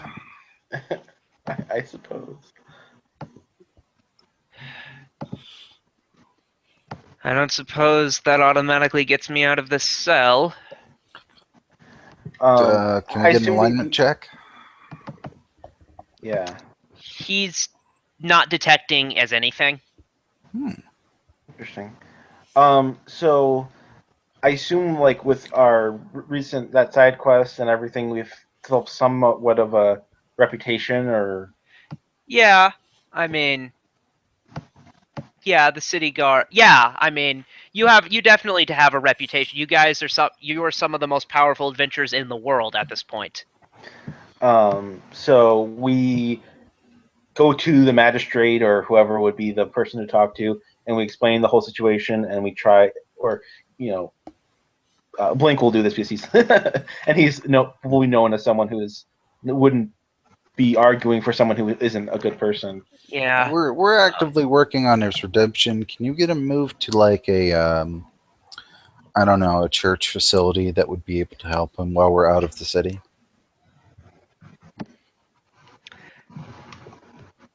Yeah, she agrees. She'll look into arranging something with the Church of Pharasma. Cool.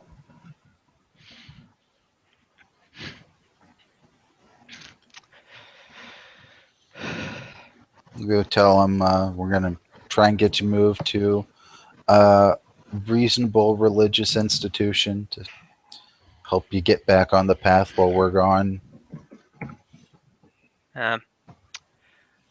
Okay. So,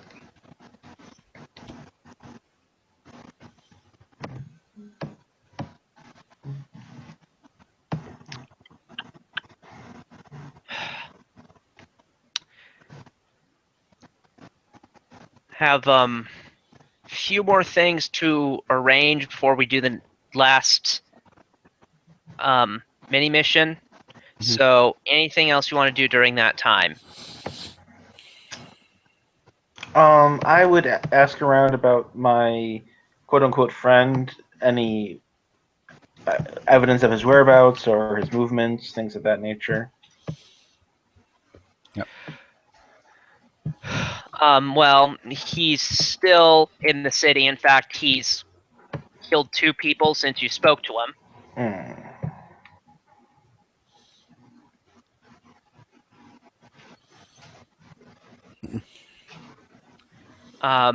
The city guard is kind of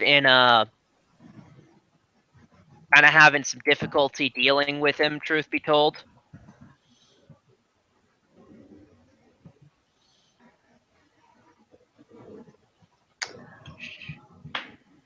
Um, could we do a? I don't think. Could Darby do scrying? If we have a divination scroll.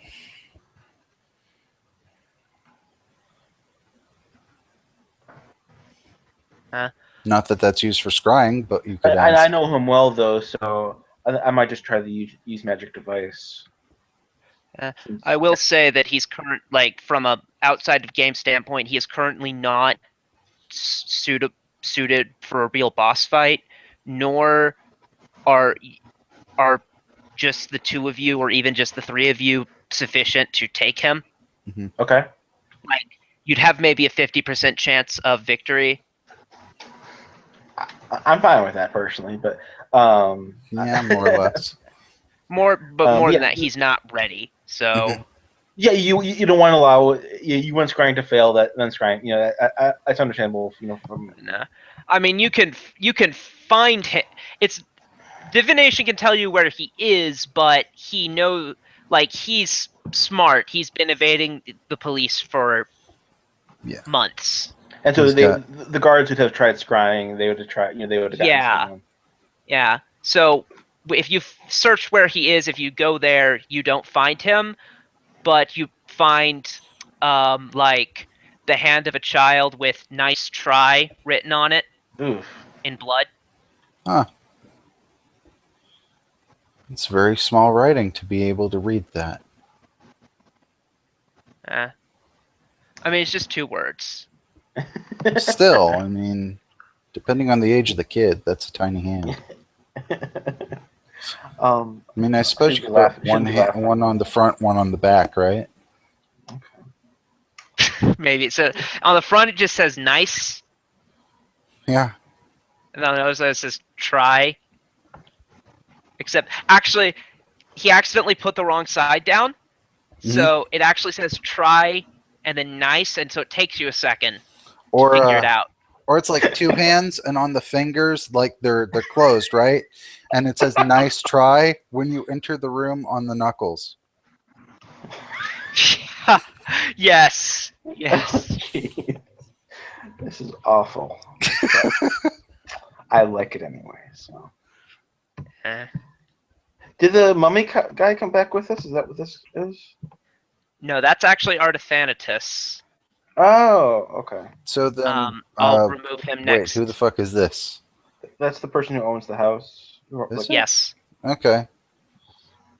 Man, That I is thought that was a different character. If it's the lady. Yeah, I guess I just don't see it That's enough her. to recognize it. Yeah. All right.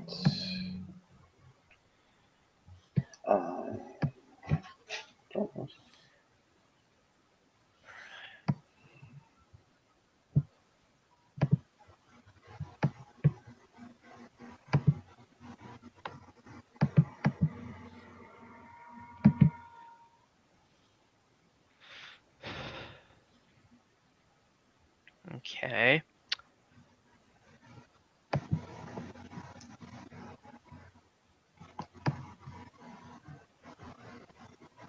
So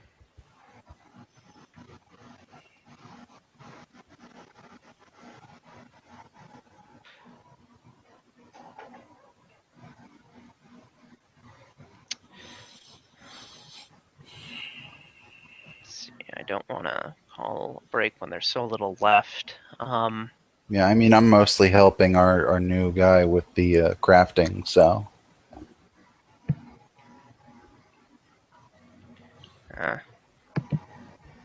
Yeah, actually, given everything, it's better for us to be aiding another him to craft the things. Oh no, we don't have the feat for that. Never mind.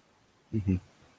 Well, I mean, I've got wondrous items that need done and some weapons, so I either of us can aid another. It just won't be super useful. I think it's better we separately craft because that'd probably be more efficient. Yeah, and then they aid another check. Yeah.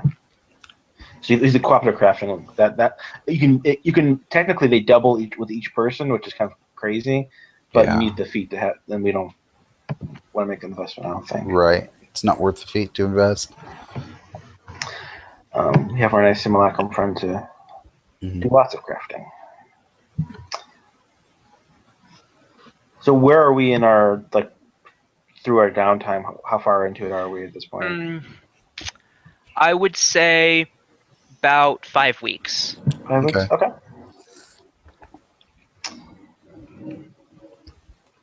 And weren't you doing some retraining during some of this? Yeah, I haven't done that.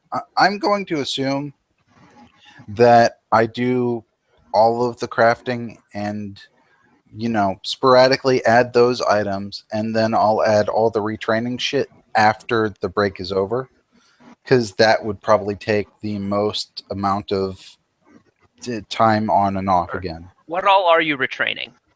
The list is the 2 grapple feats and combat reflexes.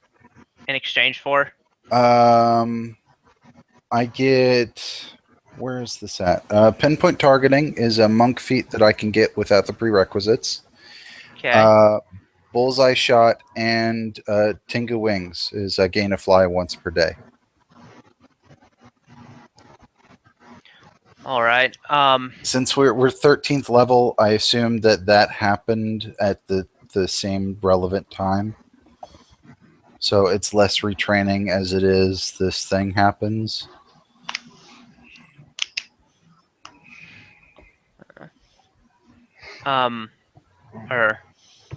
But I have the money to do it, and the time is relevant. Yeah. If you're not using a feed, I mean that's Yeah. it's useful to get rid of it. I mean, I can change any of that, but I, I don't see any use for any of those.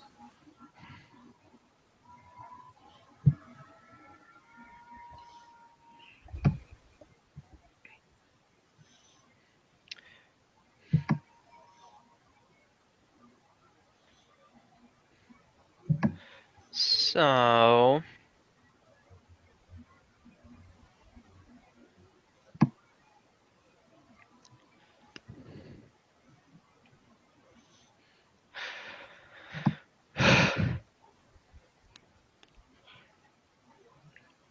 let's see.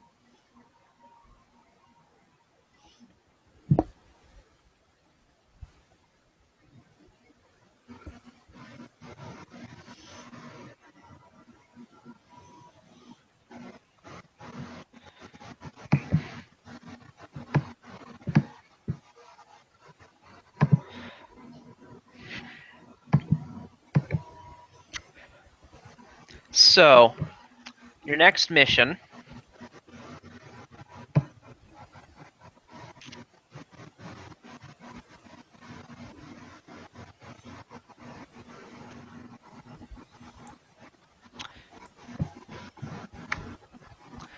So this one actually is a request that comes to you from the local population. A little kid walks up to you, recognizing you as adventurers, and tells you that her daddy's merchants, and they've been getting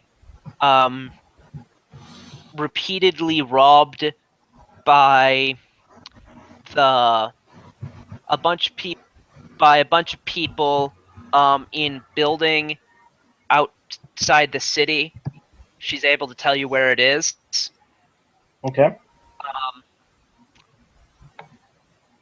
She says that they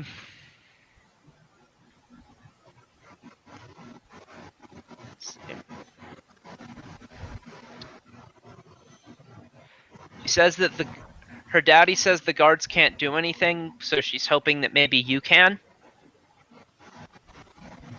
Okay. Okay.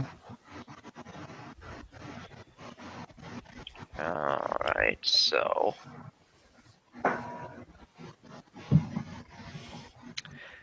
if you go to the building,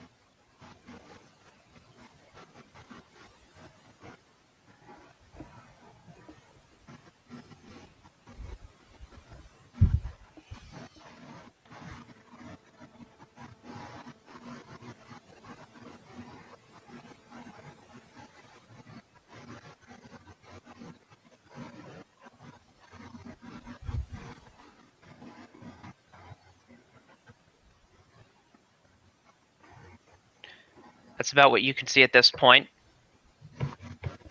For a second, I thought those were sheeps. I don't know why, but that's I kind of see it. yeah. Uh, I have no idea what the fuck that is. I think Those it's a are- rock. Yeah, those are rocks. All right. Is this like a desert or something? Sort of. I have no idea what a desert is doing directly outside of Magnamar, but that's kind of the way it's drawn. Okay. So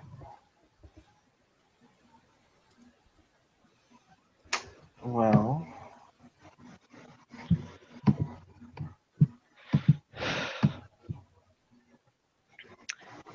So you see this place, which you can kind of just tell from the outside almost is visibly abandoned. Mhm. Or at least visibly not upkept.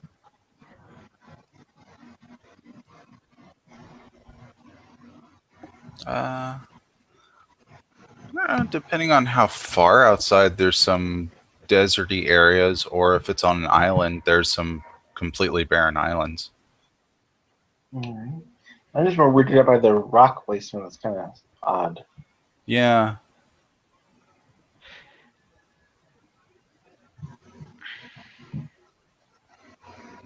Alright, where does everyone want to go? There's a room in there, I guess. Yeah, that's weird. Can you go invisible? Briefly, yeah. You want to look in that window? Which window? Any of the three. The north? The up here? There's one here. There's one Okay. here, if I can get it, and another one here. I could do all there's that within. a fourth. Yeah, I should be able to do all that in one over the course of a few rounds. So cast a spell, look at the windows. I could do it while flying. So make it faster. the window up here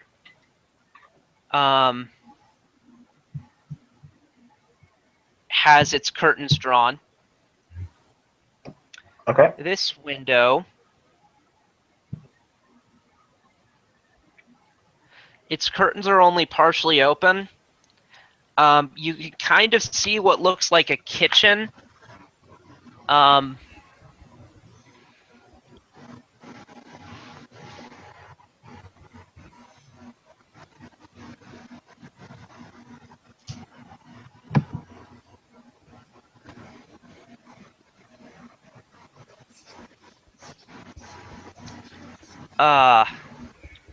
Let's see. As for down there,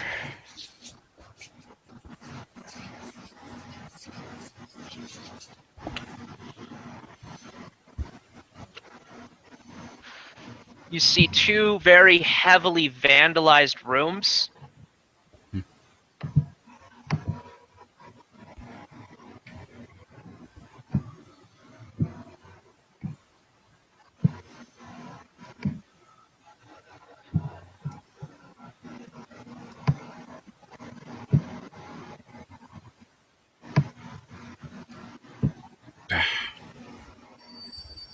Shit, I've got to be back in a second.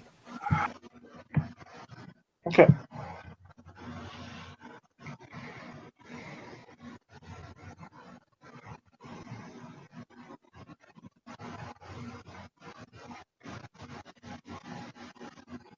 So, and then there's also an upstairs.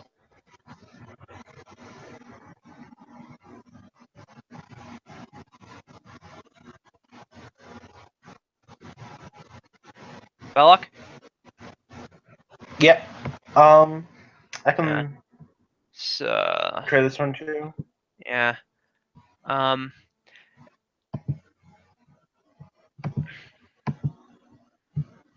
you're invisible for this? What was that? And you're invisible for this? Yeah. Let's see. I could just do a quick look, see through all that, and I could always refresh it with the Pro Power if I need to. It takes All right, longer I'm than back. 5 rounds. What'd I miss? I'm getting some intel on where things are. Cool. Yeah. Looks like so, this is the upstairs, the lower left. yeah. Okay.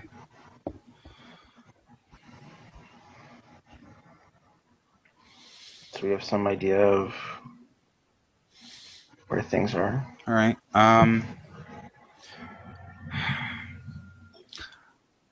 Is it safe to assume that this non-attached building is like the outhouse or something? Not necessarily.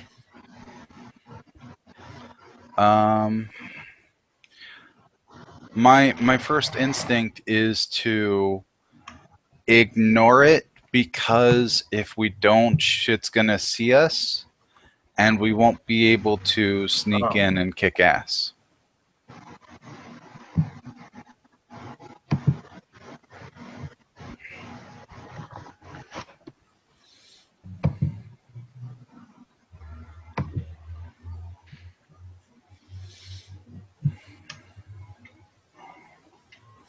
Well, I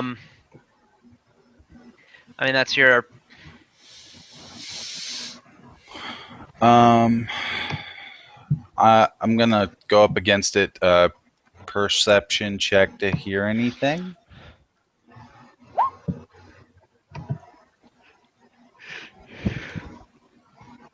You don't hear anything. Okay.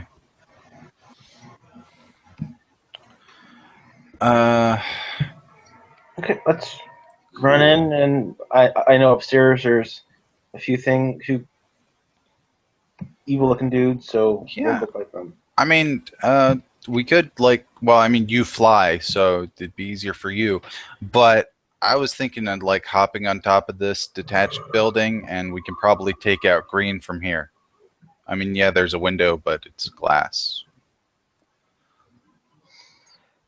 Okay. So the first arrow breaks the glass, and the next 4 go into the guy. Man. So let me figure out where that is. So there is a. About there. No, hold on. I would say the window starts there. Oh. So yeah, that would not work. Uh, All right. Well, whatever. Let's go through the back door.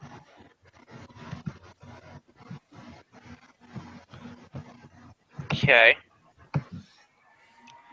So position yourselves.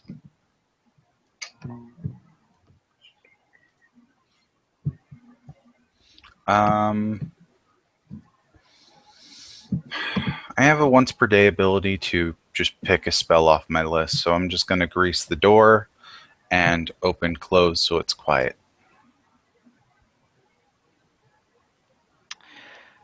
I see well. Your attempts at stealth are admirable and also futile. Roll initiative. All right.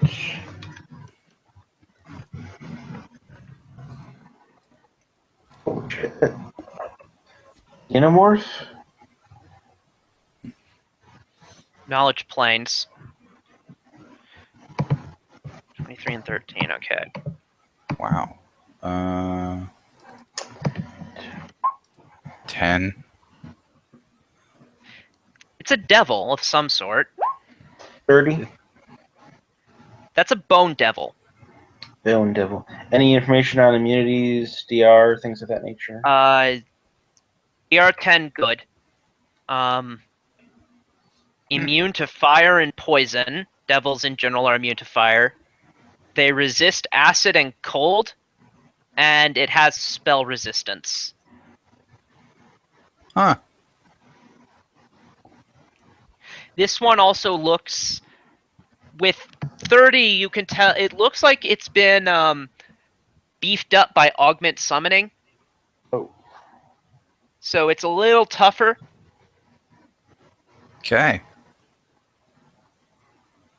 And that includes, yeah. Oh, and one other thing you know about them is that they have a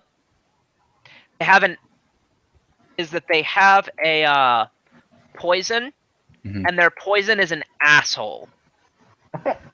Actually, looking at it, it's not that bad for something of this power level. Do they have a stinger? Or is that just the image? They have a stinger. Okay. So Blink goes first. He will immediately smite it. Yeah. And charge it.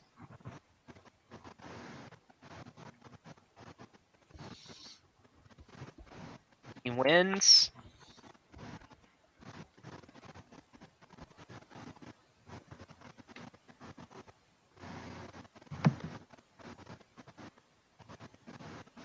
Does 25 points of damage, and it gets to make a will save.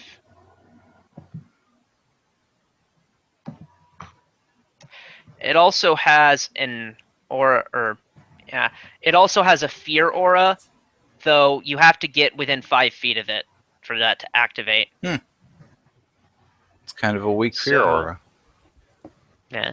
Or I mean, it's the thing. It's a bastard should you end up in it, Yeah. but and there are a lot. Still most builds will have to get into it. Mm-hmm. His face. It's just that you guys are special. So it needs to make a will save. How is that its weakest save? It loses.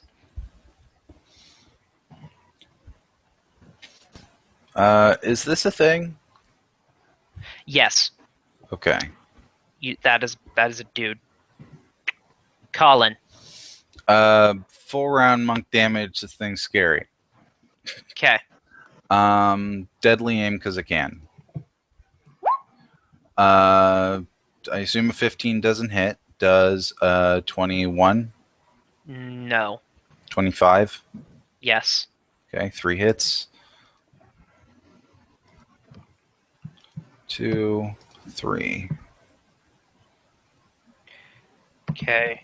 So total it up. 64. Okay, and you have clustered shot? Yep. Okay, so you do most of the damage.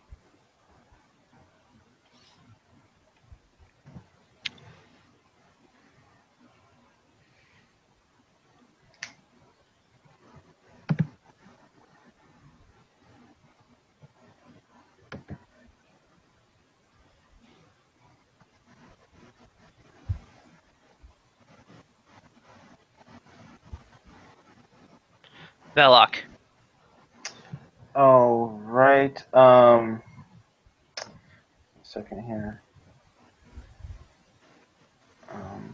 I'm going to full attack. I will use my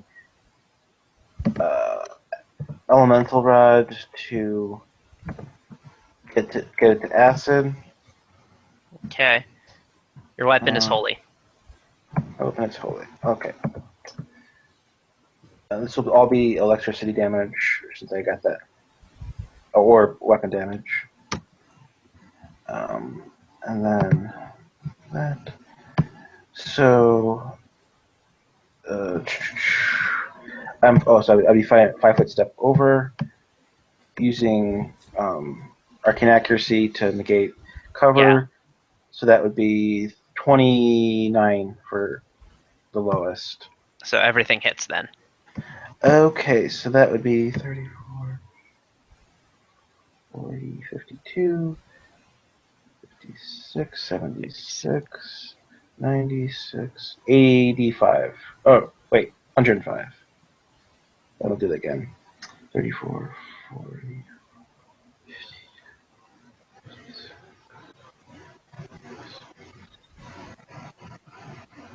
95. Sorry.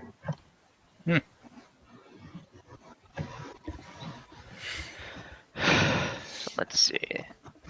And game mastering says.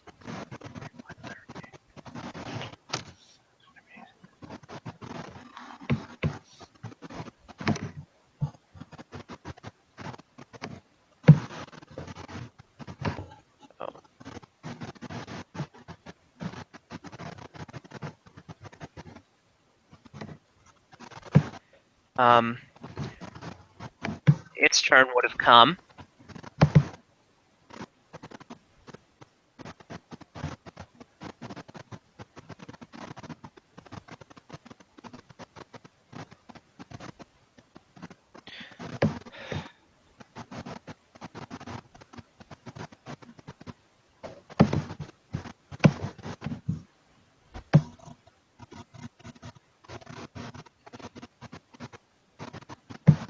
Let me check something.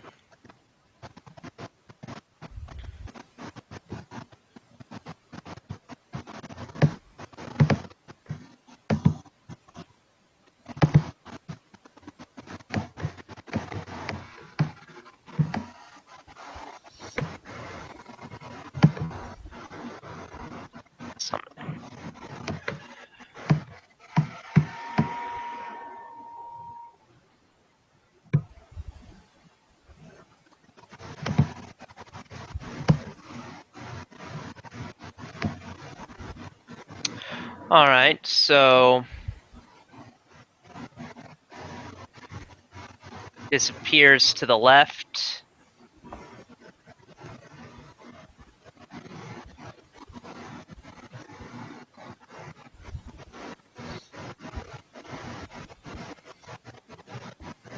I forgot to add a door.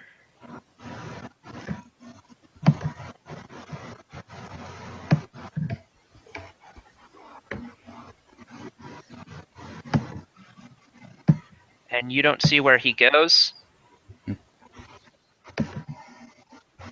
Hold on, let me...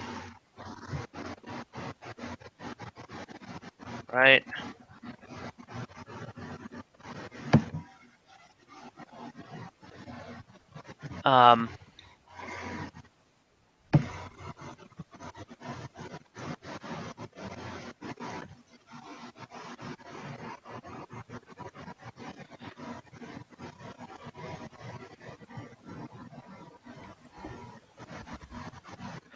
So...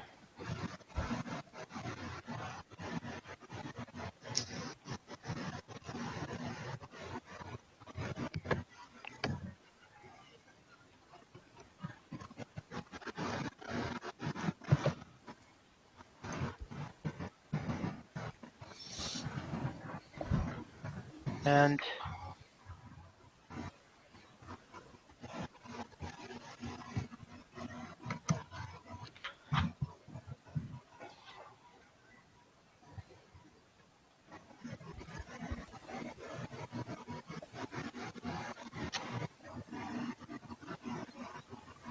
on.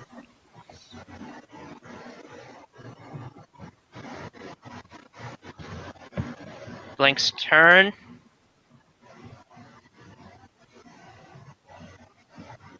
Okay, I've forgotten multiple doors.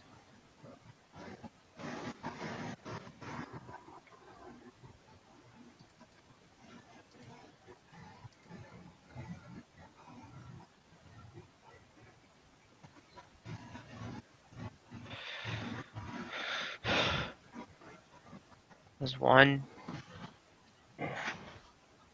And...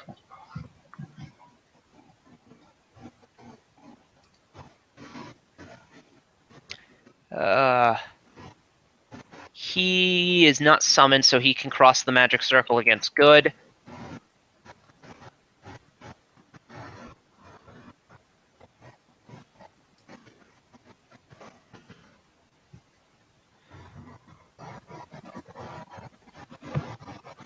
Okay. You guys' choice does go left or right. Depends on what he sees. Doesn't really see anything. You saw the other guy go left. Left sounds good. Yeah. Yes, so he was here. 1, 2, 3, 4, 5, 6, 7, 8, 9, 8. So he's double moving. He sees...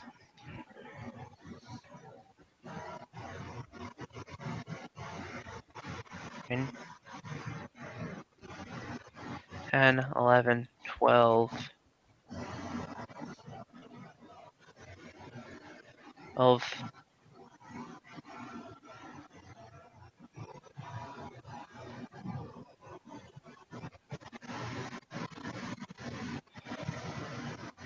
13, 14, 13, 14, 15, 16.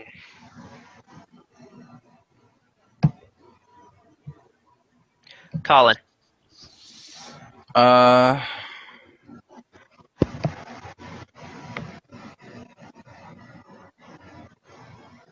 Is there a wall, like, at Yes. that arrow and there? Okay. Yeah. 45, because I'm not an idiot. There's another 30. So 70 gets me there. Okay, you can't shoot him. That's fine.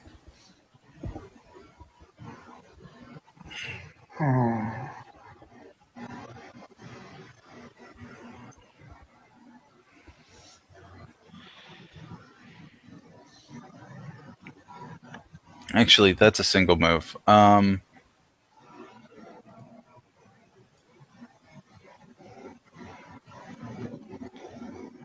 Yeah, I'll just double move to there then.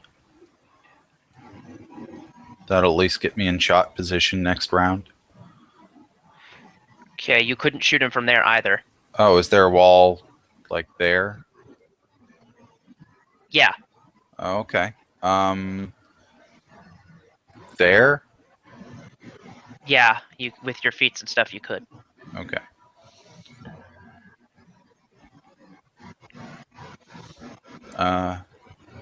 We know there are some guys upstairs, and those are the only stairs that we saw. Here? In the lower part? Yeah, Speaking of which, this guy shows up. I'm partially concerned they're gonna try to escape once they see us.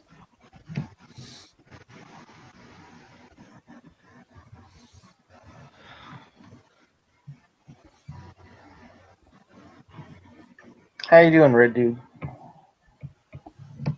Let me check something.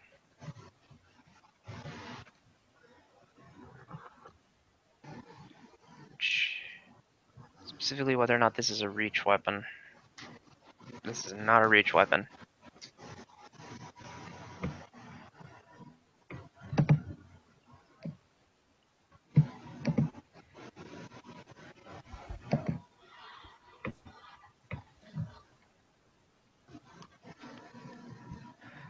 Okay. Belloc. Oh, right. Well, that guy made a poor choice, a poor life choice, I think.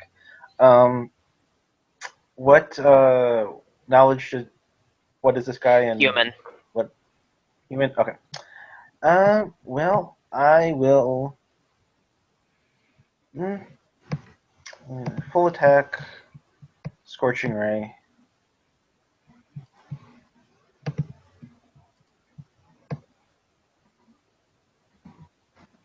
Still set up as the previous one, but it'll all make sense. Okay.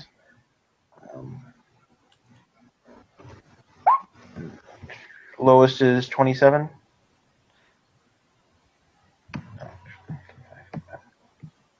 Yeah, everything hits.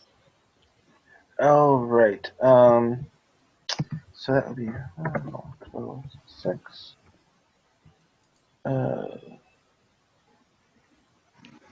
58, 60, 80, 88.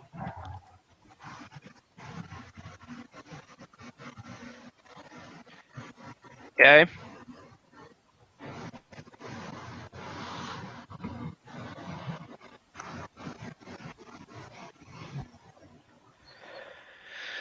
So the cleric lady finishes her summon.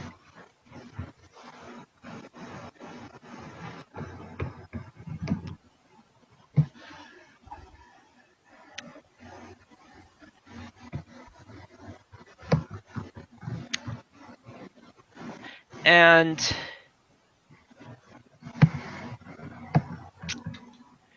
she's going to cast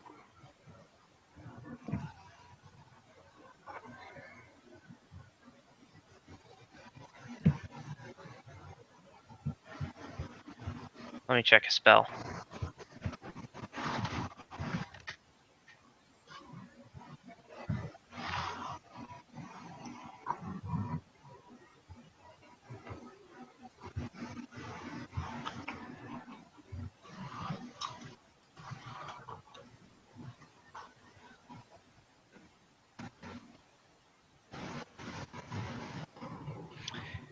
Yeah, she casts another spell.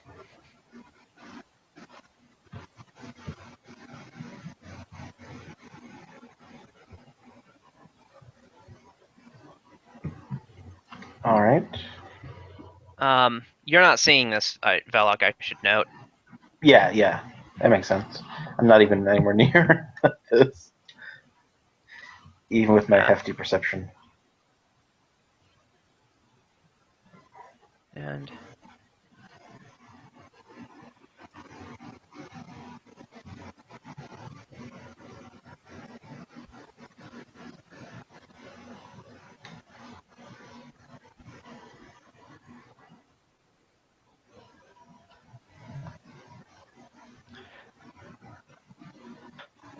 Okay.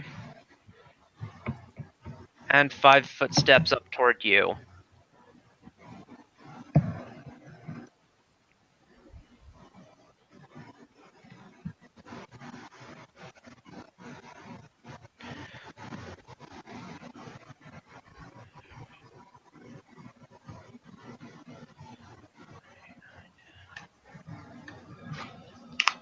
"11, sees the dead body. 12.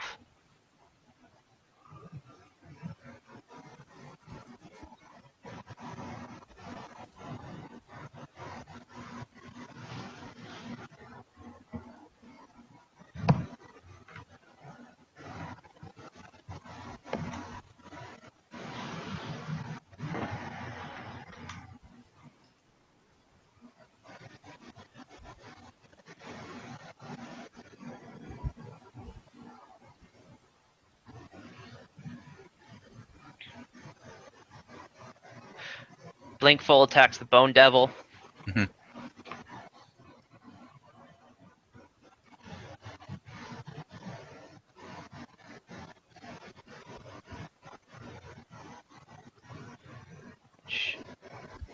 It never did a save. Let's check that out. Fails.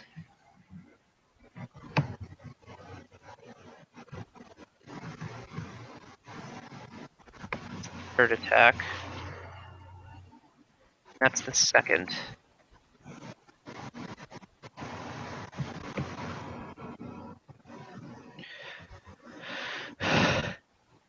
AC. Yeah, so 2 of those hit.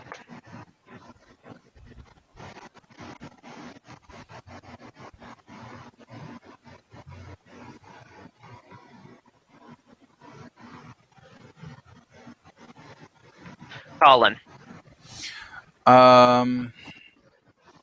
I'm going to full round the guy monk damage. All right. Deadly aim because I can. Okay. Make a will save. Oh, okay, I can do that.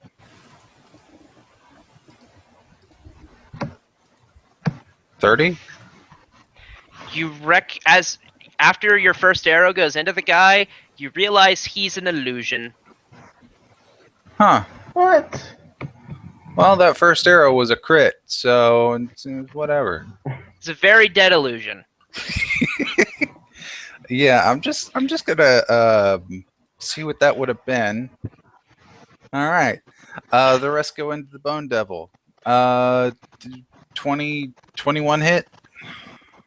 I suppose No. that's a 22 now. Is it 23? Yes. Okay. So 1, 2. No, that's it. Just the one. All right. Well, 25 damage. All right.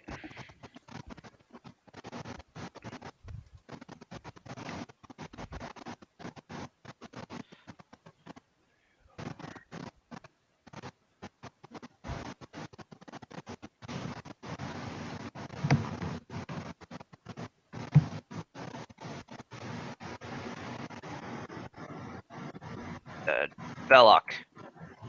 Can I see yellow or blue? You can see blue. Would that be -4 for corner?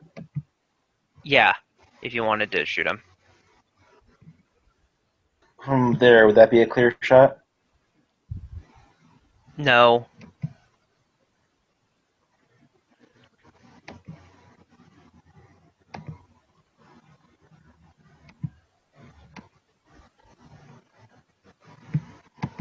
I can't hear you if you're talking.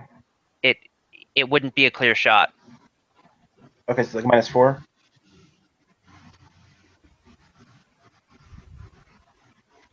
Yeah. Okay.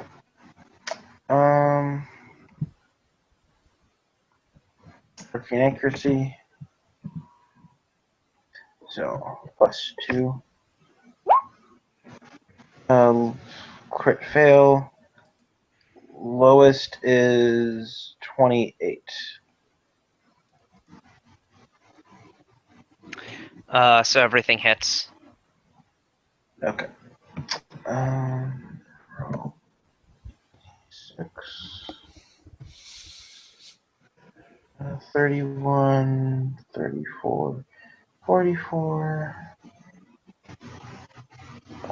53, 83.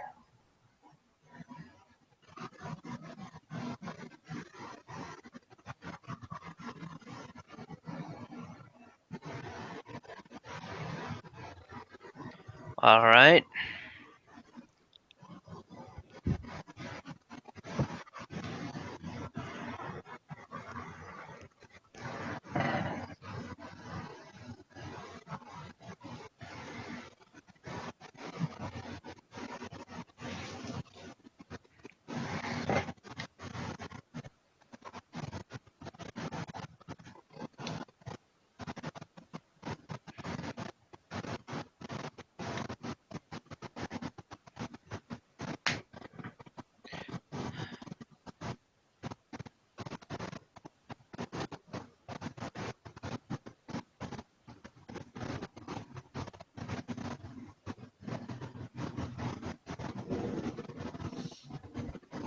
Let's see.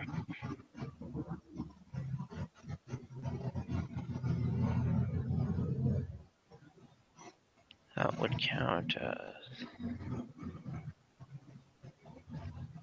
All right.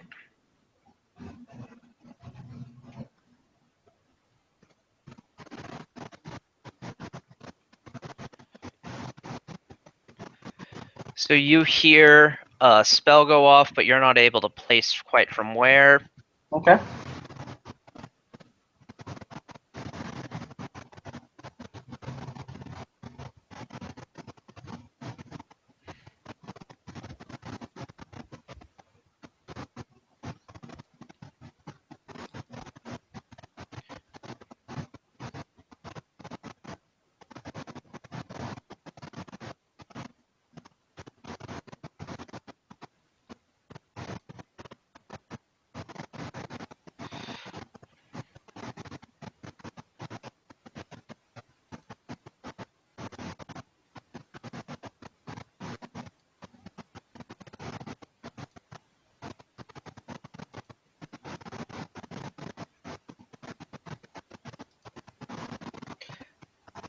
Someone need move your phone again or something, Leon.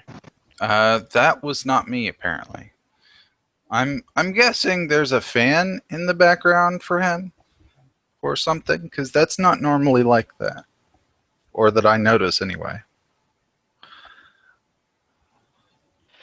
Okay, so 3 hits. So yeah, I don't need to check if that kills it because it automatically does.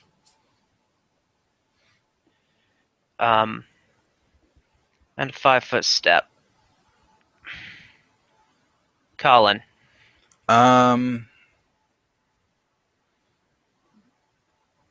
Open, close this door.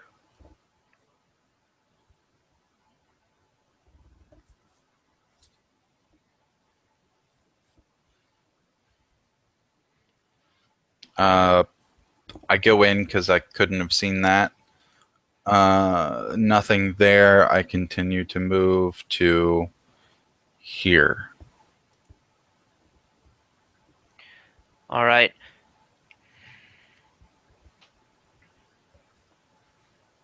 Okay.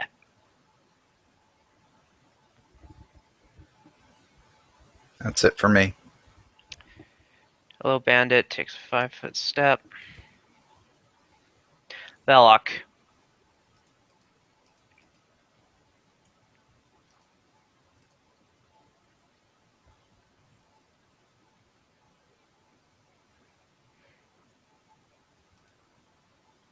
Belloc. All right. So I don't. Obviously, can't hit anyone from this angle. So I will move up and knowledge on whatever that is. That is a human. It has a homeland. Does it look more formidable than the humans over here? Sort of. Okay. I will. Though I think, yeah, it had a ready to action. Okay. Yell has triggered. Just the move action. Yeah, I suppose that's all it could have done. All right. In that case, I will. 5 foot up, and oh no, I was already in the middle of my move. So okay, I still do that as part of my move. Yes, but you will provoke as normal. Okay. So I was down there. I can move up to there.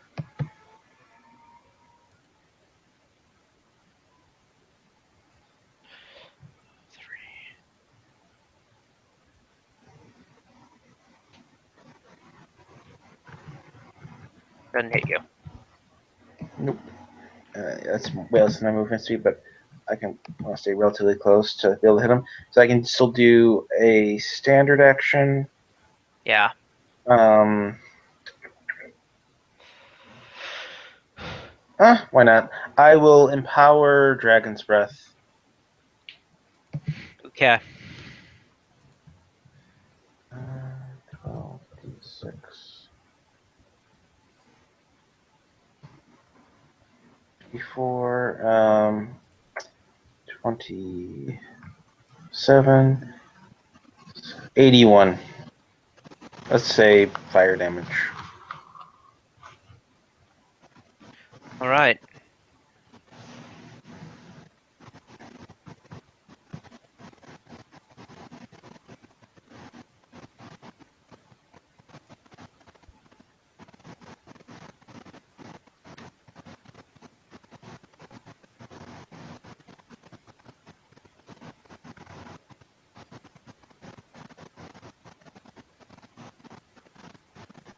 Because it's my turn. So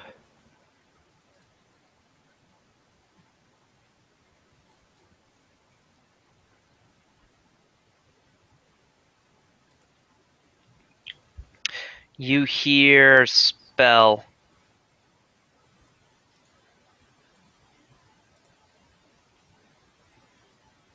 Do we know where we hear it from?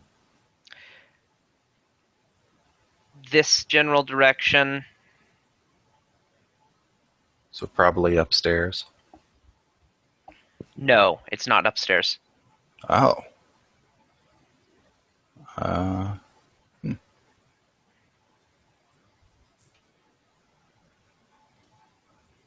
22 to hit you.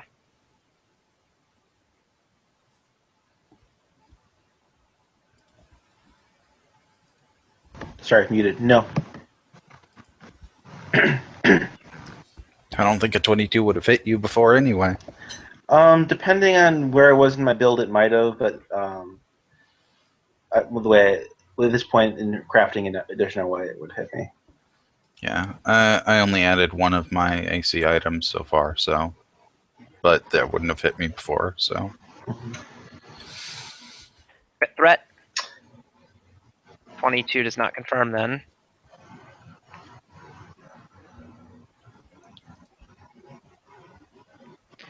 So that's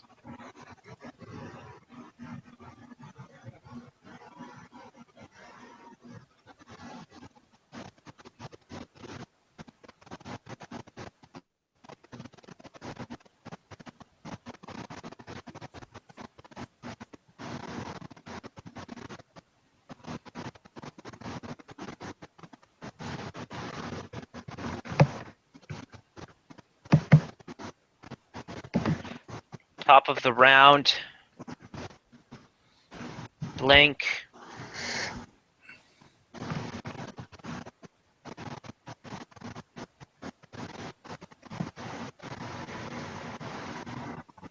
He can actually detect evil, and he senses that there's evil in the cone. So there's evil somewhere in this hallway here. Somewhere in, like, this hallway. Okay. Okay. Colin. Let me check my gear real quick. I might have something for that. That dust of appearance or whatever only does a square, right? So that doesn't Don't really know help. what that is. That'd be Somewhere in our gear is a dust that makes things visible, but I think it only does a square. 10-foot radius. Oh. Then I'm going to use that since, well, I mean, if you can't see him, he must be over here. So I'm going to move to here and chuck it in that set of squares.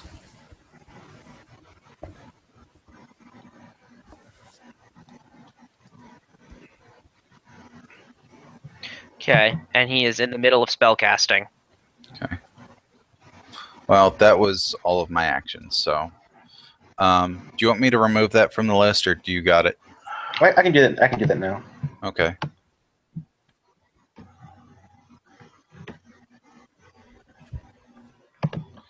I mean, it's kind of expensive, but at the same time, we weren't really going to use it on anything else, right? I mean, in most scenarios, if I hit him with my arrow, it'll do the same thing, the exact same thing. Yeah. Because it's fairy fire based.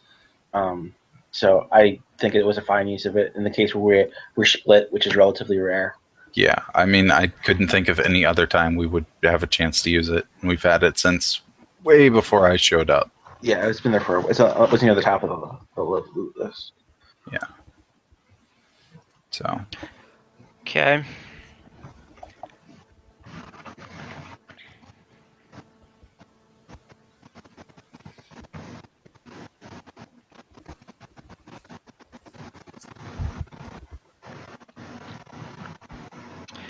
He's gonna ready in action. Belloc. Well, 5-foot step back seems appropriate. To only provoke once with this. You don't provoke at all, but you do trigger his ready to action. Who's? Yellow.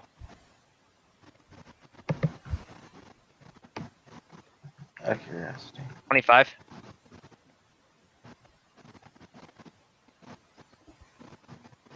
To hit. No. Okay. So I will. Would this guy have cover? With yellow?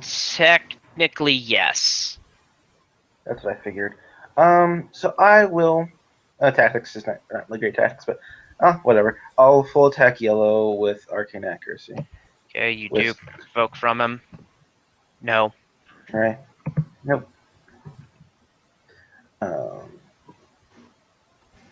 So plus 6 to all that.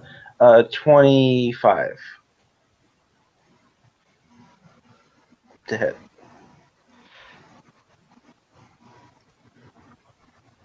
Um, 25 is good enough. Okay.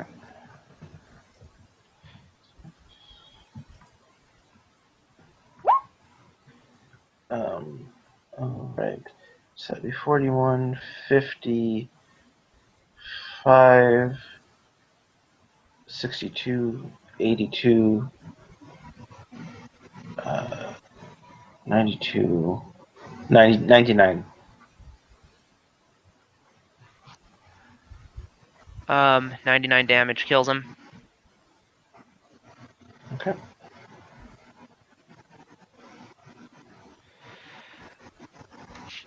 It's Cleric's turn. First off,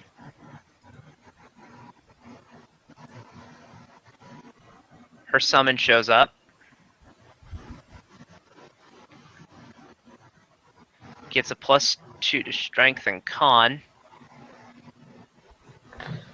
And it will show up there.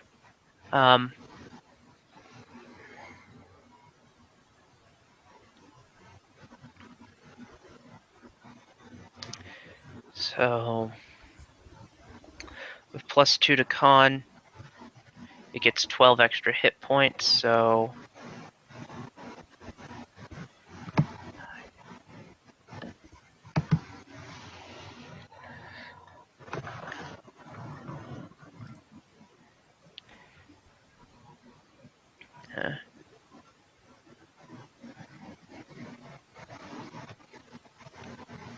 so and let's check its special attack.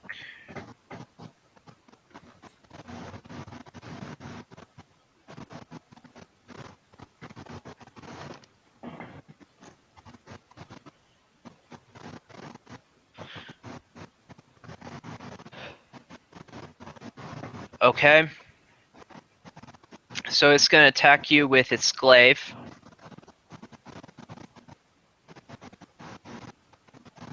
BAB. Okay. So against Colin. AC 27. A threat. Doesn't confirm. So he gets 1 hit. Okay. 9 damage. All right. And he's not large. No, that's not 9 damage. That was to his reciprocal attack. Oh, okay.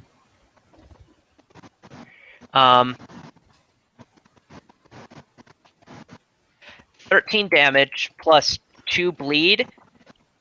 And the wound is just wrong. Like, it just doesn't look good or right. Okay. Or like a wound should. Sure. 5-foot step. 22. Nat 20. That hits. Yeah. Doesn't confirm.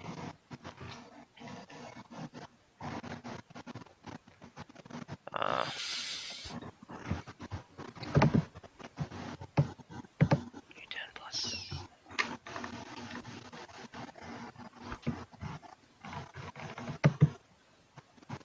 $23 damage. All right.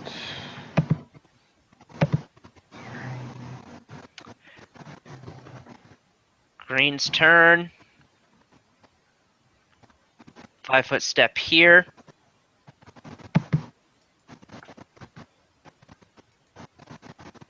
30. Yeah, that would hit. Yeah.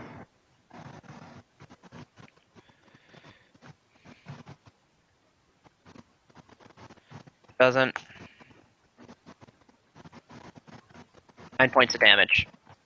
All right.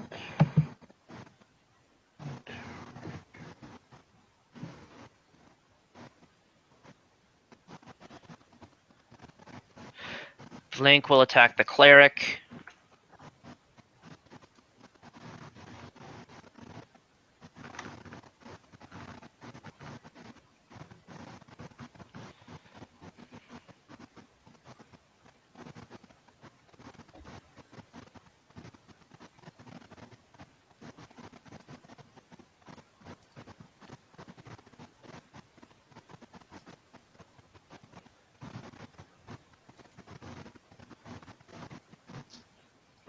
Okay.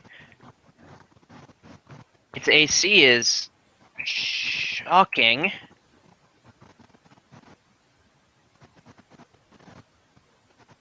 Colin. I'm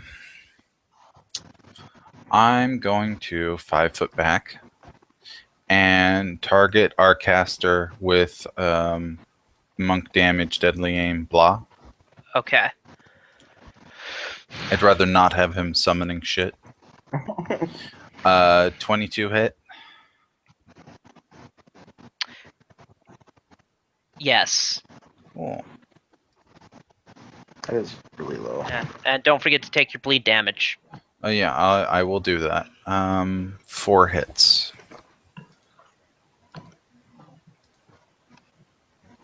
And taking bleed damage now. Jeez, it's a nice amount. Well, I figure I'll burn the monk damage points while I can, since it won't be relevant soon.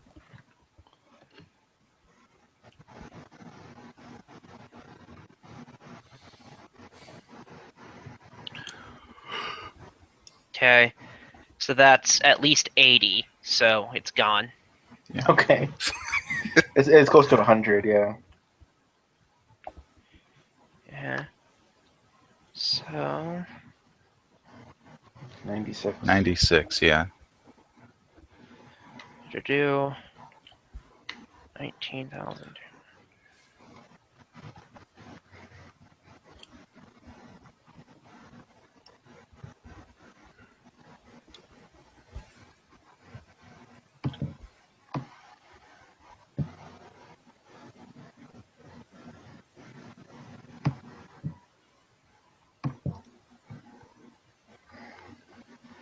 Okay. After Colin, yellow is dead. Belloc. All right. 5-foot step. I can't see green from here, right? You can't. Okay. So swift to switch rods to maximize, and so could I see this guy? Yeah. So knowledge on him. Planes. Planes. Then I change one of my tactics. Huh. Plus 20.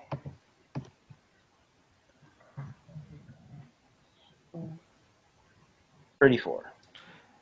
It's a bearded devil, and you can tell just by looking that it's holding a glaive, so you will provoke by firing from there. All right. So that's good to know for things. Any resistances, immunities, DR? Devils are immune to fire. Resist acid and cold. Spell resistance. And good or silver. Okay.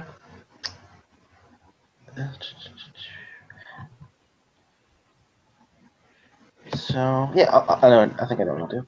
So arcane accuracy, casting defensively, but I will still provoke from firing. I will stick with electricity damage and do shocking, a shocking version of scorching ray. So shocking ray, I suppose. And the first attack will be against that guy, and then we'll go from there. So does 40 almost certainly hits. Yeah. 6. That would 25 take him down? 25 wood. Okay. And then with the corner, if that applies, would 30 hit the devil? Yes. All right.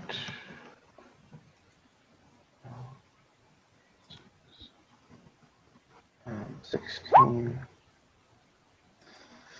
37, 43 damage.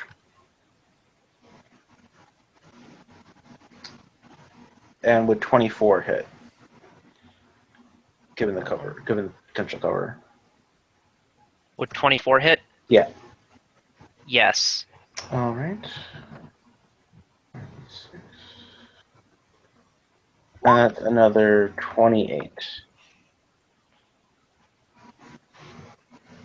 And he gets his his opportunity attack. Yeah, he got it. He took it a minute ago. The 17? Yeah. Okay, so never mind that.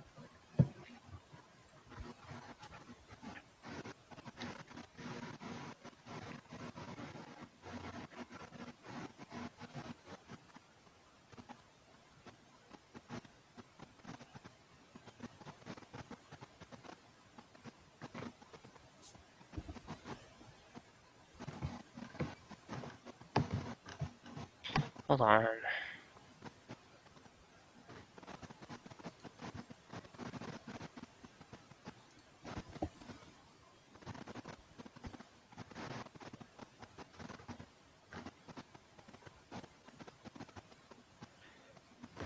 Okay. Devil's turn.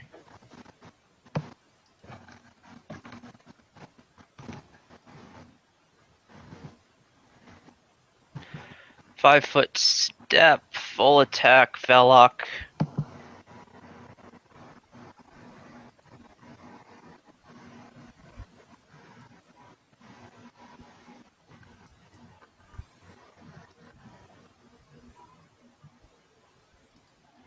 Nope.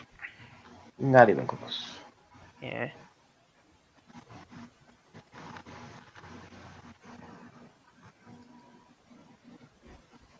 Green moves to here. 26. No. I didn't think so. Okay.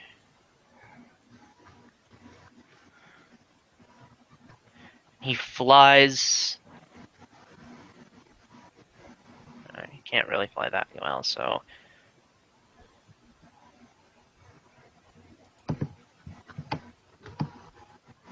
And he opens that door. Cullen. I guess he assumes we can take this thing. He's coming around the other way. All right.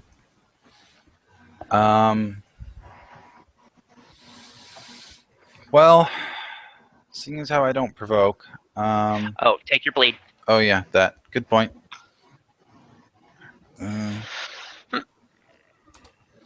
All right, so I'm going to 5 foot here and shoot green since I don't provoke from the other guy, which means you can 5 foot back and full round this guy. That's a good Okay. tactic. Hopefully it'll pay off. Monk damage, full round, deadly aim. Good rolls. 23 is the lowest. One's a crit. Yeah, everything hits. Okay. Can we just assume he dies? Yes. You can roll it. Just roll it for fun. Yeah, I probably should, because one of those is probably going to go to our other guy. So, to the third one's the crit. So, 1, if it does it. 2, 3 is the crit. 4 and 5. So, After the first 3, you've definitely got him. Okay, so then the other guy takes 43. good. You finished both of them in one round. Awesome. That's awesome. Yeah, the crit rolled max, so I like that. Yeah.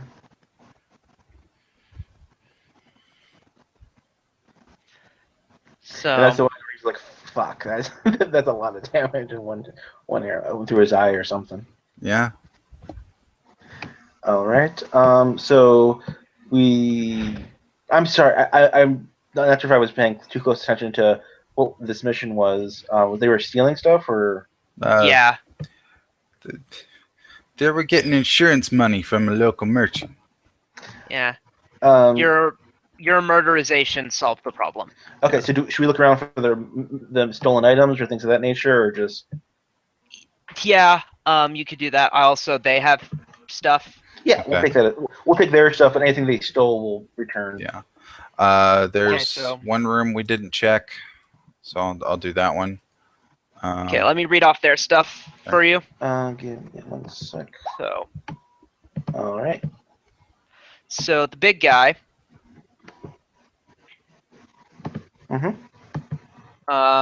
Had a potion of align weapon,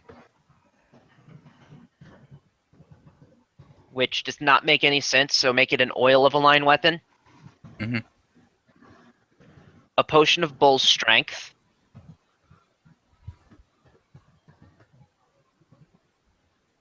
Two potions of cure light wounds. By the way, what are you doing to address your bleed damage? Can I just burn points to monk healing to get 10 and heal that way? Does that solve my bleed? Yeah, any magical healing would. So, here's the thing. The wounds you took were special. They were infernal wounds. So, what's your monk level? 10. So I get 10 points of healing. No, roll 1d20 plus 10. Oh, okay. That's interesting. 24. I think that's enough. That was... Was this like a magical heal check of some kind? It was my attempt to imitate a caster level check. Okay, yeah, that makes sense. You have to... Which, actually, looking at these guys... I fought them at a lower level, and this guy was super scary, but at here he's not that much because you have to make a DC 16 caster level check to heal wounds inflicted by this guy. Oh, yeah, that sucks. Yeah. At low levels, when that's like not something that's all that likely, it's a bastard. Here, not so much. Anyways. So, I got the potions. Potion of both strength, 2 cure light wounds, oil of Alright. line weapon. Yeah, okay. There's also +1 full plate. Okay. +1 heavy steel shield.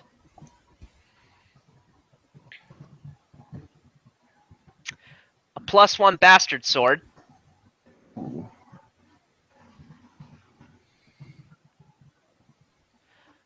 A spiked gauntlet. Okay. 5 javelins. All mundane? Yeah. Okay.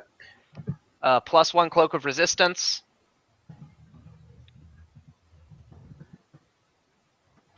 And 40 GP. 40 GP, gotcha. Okay. So the 4 dudes each had a potion of invisibility.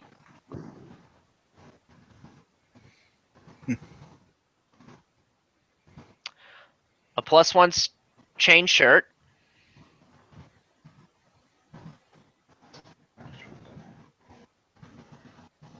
One chain shirt. A +1 spiked chain.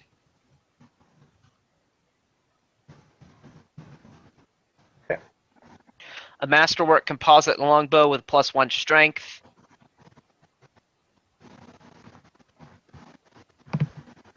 Okay. And multiply all these by 4 because each of them has a cloak of resistance +1. Just 5 for the previous one.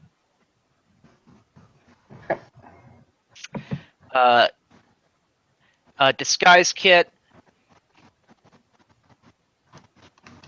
Okay. Smoke stick. A silk rope. And thieves' tools. Silk rope, is that just mundane clothing? Yeah. Okay. Well, it's a rope for... Yeah, it's stronger rope. Oh, rope! I heard robe. Huh.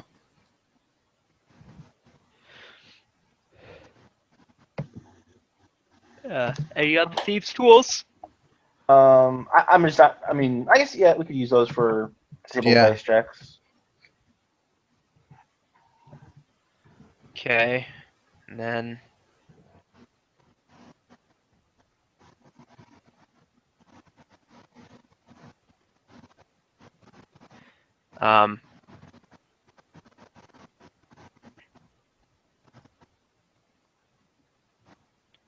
the lady cleric had lesser metamagic rods for extend and silent. That's nice for you.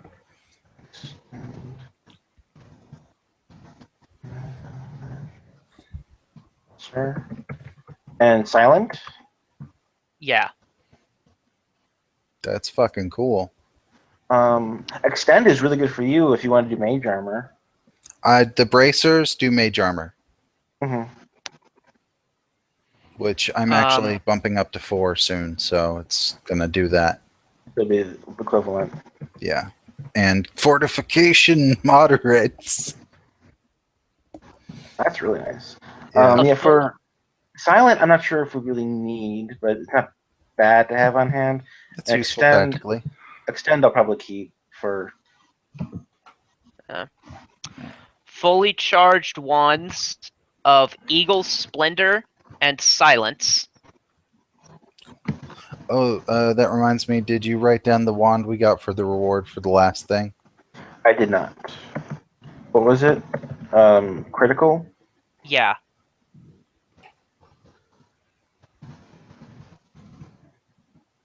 That's really nice. Like the highest level spell you can put in a wand, right? Something like that.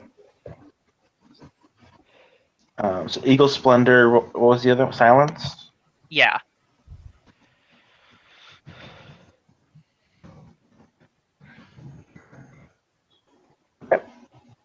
+1 buckler.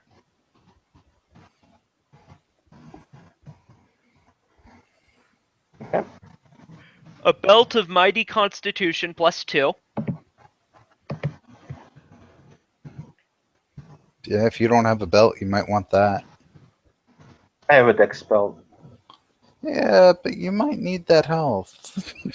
I was thinking of adding it, Yeah.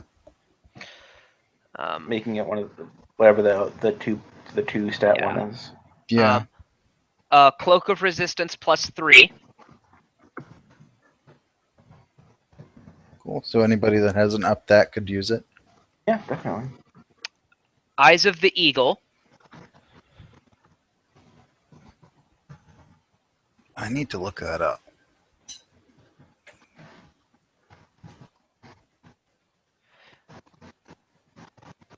A All right. headband. A headband of inspired wisdom +4. +4. Eagle gives +5 to perception checks, and wearing only one causes the character to be daisy and stunned for 1 round. But there's no reason to ever do that, so Yeah. it doesn't matter. Mhm. Did I say headband of inspired wisdom? Yes, you did. And incense of meditation.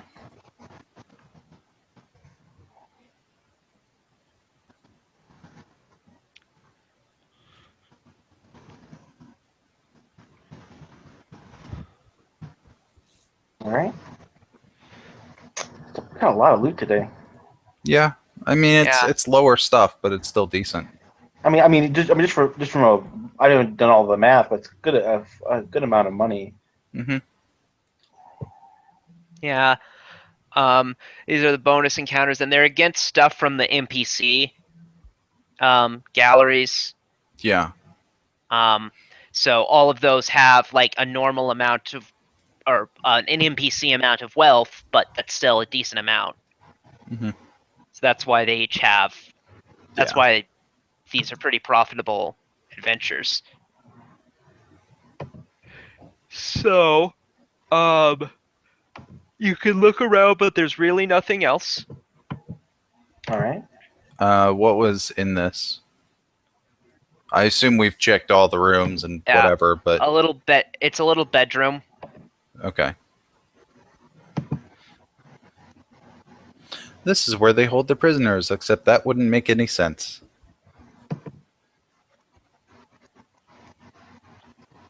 All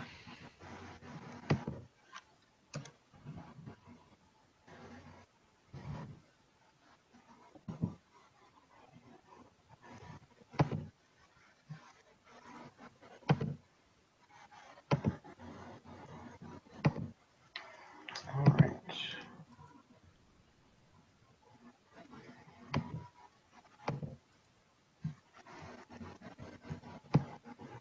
So, yeah, we gather up any stolen items that you think should go to the rightful owners and give them back. All right, 500 gold. Okay. As the reward thing.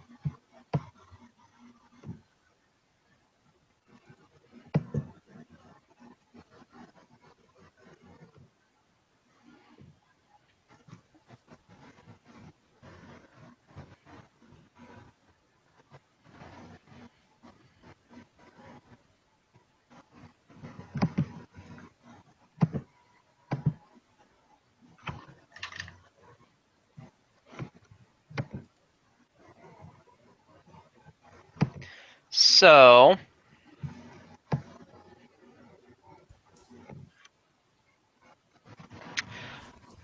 only things left to do are exposition for the next one. Mhm. So, You want to do that like Monday? Assume Darby's going to want to hear that, or some of it, but some of it is you really may as well do now. okay. Um,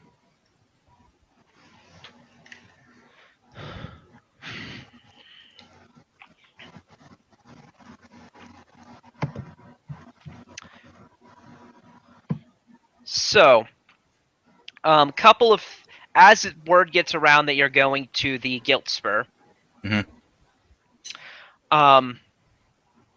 2 side quests. Okay.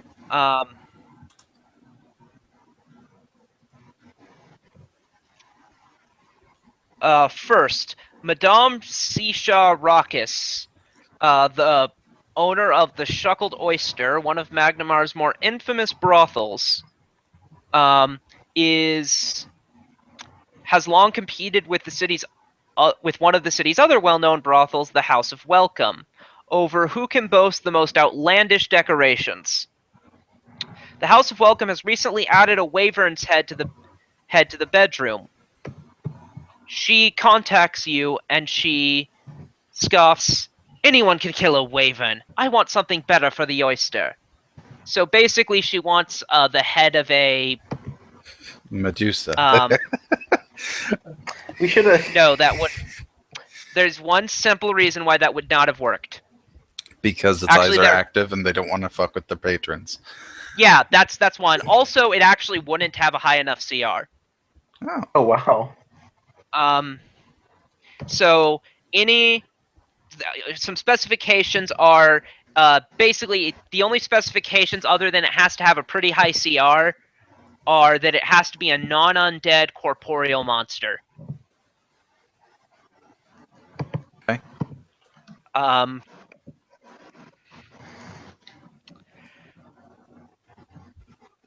And you have to, and of course she wants it like not rotting, so she would like you to preserve it somehow. Mental repose. Yeah, I think that she does has that. she has the means to preserve it, taxidermy it once she has it, but okay. Meanwhile, It's a 3rd level spell. That should be easy to do. I think we had a wand of it, didn't we? Probably got rid of it though. yeah, it was somewhere in there. Sounds familiar. Yeah, probably. Meanwhile, the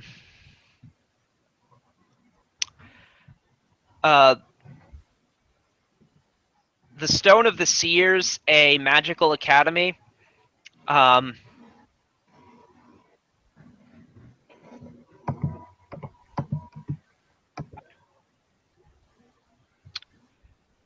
Let's see.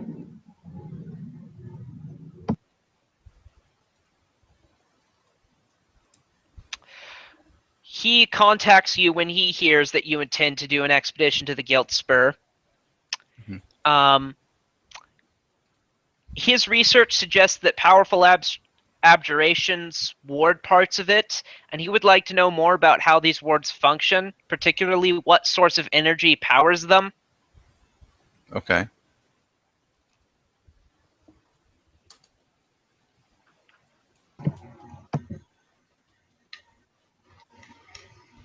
Interesting.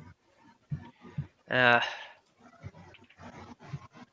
so, yeah, we'll save the knowledge checks for Monday. Mhm.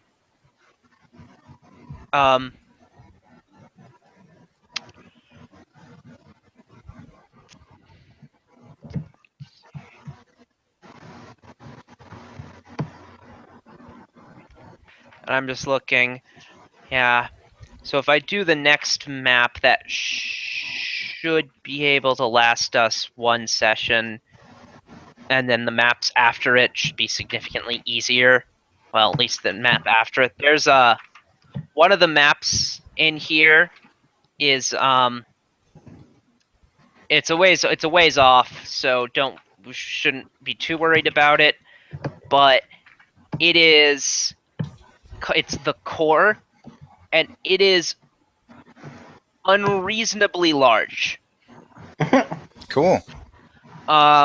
Its squares are the scale for most of the maps in these dungeons. The scale has been 1 square equals 10 feet. Okay. So each square marked on the map that I have is actually a 2x2 square in what you see. Yeah. There have been a couple that have been 20. In fact, the very next one you'll see is 20. This one is 25. Nice. And let's see. So it is 1, 2. Let's see. Just looking at it, it's clearly like at least 2 dozen across and tall, both. So this is going to be another. I think I did do the counting another time. I think it is over 1,000 feet wide. Awesome. So that's it. I might even. The 5 I might rounds even. at my total max speed. Yeah, I might even split it into 2 portions just for the sake of my computer. Right. Yeah. Is there a limit to how big you can make a map in Roll20? Not really. Not that I know of. I've never tried because Roll20 tends to be anyway. And I'm afraid of what would happen if I put in like 100,000 and Roll20 didn't reject it. What I suspect would happen is that it would trim it down arbitrarily. Yeah. The way that similar applications do, like if you Minesweeper, if you try to input that you want to play it on a 100,000 by 100,000 board, it'll trim it down to the max numbers. Right. I would be tempted to give it a shot just because I don't think it renders a certain amount after like offside the screen. But it, I'm sure it doesn't. Just because, like, if you look at this, like, if you look at the screen share, right? I know you've seen this before, but I'll illustrate it again. This is what the map looks like this. If I try to scroll down to the bottom, it does that weird jumpy thing. And that's what makes me think it doesn't render like a normal game would. Yeah. Well, I mean, it's not a game in that sense. Right, but it's, for the sake of argument, it's literally walking around a map, and it shouldn't jump like that. Right? Well, in theory, I mean, standards these days have gone down. Anyways. Do you want our gear list of shit that we bought so far? Sure. Okay. Braces of armor, they were 2. They are now 4. Fortification moderate. Adding braces of archery greater to that, which gives me 2 attack, 1 damage. The scythe that we already talked about. Grav bow perm, which moves it to 2d6. Also, the bow is now +5 instead of 3, which gives me alignment and adamantium. Ring of protection was 1. It's now 3. Headband of that emergency force sphere thing. That's the immediate action. I saved my life for 7 rounds. And a ring of evasion for 105,000 and change. That kind of doesn't sound worth it, actually, that last one. Which one? The ring of evasion or That was the total for the whole thing. Oh, Yeah. yeah. I said the ring of for 105,000 for evasion. No. That's- That was the grand total. I think it's like 10 grand with crafting costs. Yeah, it's 12.5 with crafting cost. Yeah. Yeah, that's even that doesn't really sound like that would mean it would be 20. That would mean it would be like 20. 25. Yeah, that doesn't sound worth it to me. Yeah, The I mean, rings it's are a pretty class pricey. feature, and that's probably the only reason it's so expensive. But I mean, think about when you get to higher level. I mean, if something has a 15d6 area effect, Yeah, you can also negate I'd that really completely. like to save for half. Yeah. I mean, it's not improved evasion, but still. So if you fail the check, does it have any effect? The ring of evasion? No, it does not. Not this one. Okay. Yeah, normal evasion is if you whenever you make a reflex save for half, you're instead making a reflex save to negate the effect. Okay. If you fail the save, nothing different happens. Improved evasion is you avoid damage completely if you make the save. You take half damage if you fail it. Right. That makes sense. So you never take full damage. So that's my list so far. Since we got some more shit, I'll probably buy some potions and other random things, but that's basically it.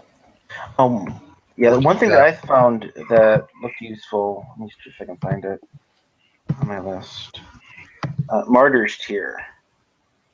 For 3,000 craft, kind of have your own personal savable cure light wounds a day. Hmm. For cure moderate wounds, something like that. That's kind of nice. Yeah. So Yeah. you can just do it in the morning, have someone heal you, and then have your own personal usable thing in combat. So, and you can cure someone else with it if you need to. Yeah. So, and I think if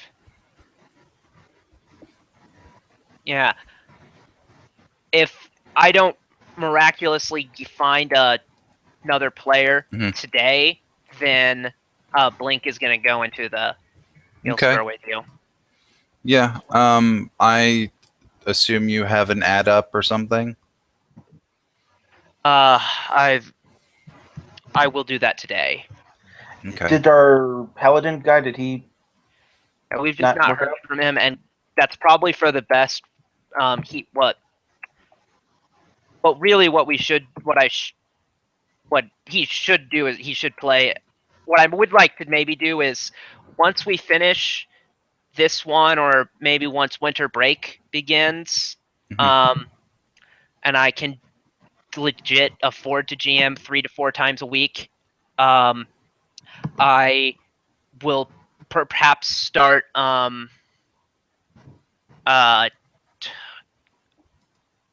of the Storm, Okay. and it starts at first level and goes up to like 6th, and then there's a sequel that starts at 6th level and goes, or it's not a sequel, but there's another module that takes place in like the same area that starts at 6th and goes up to like 9th.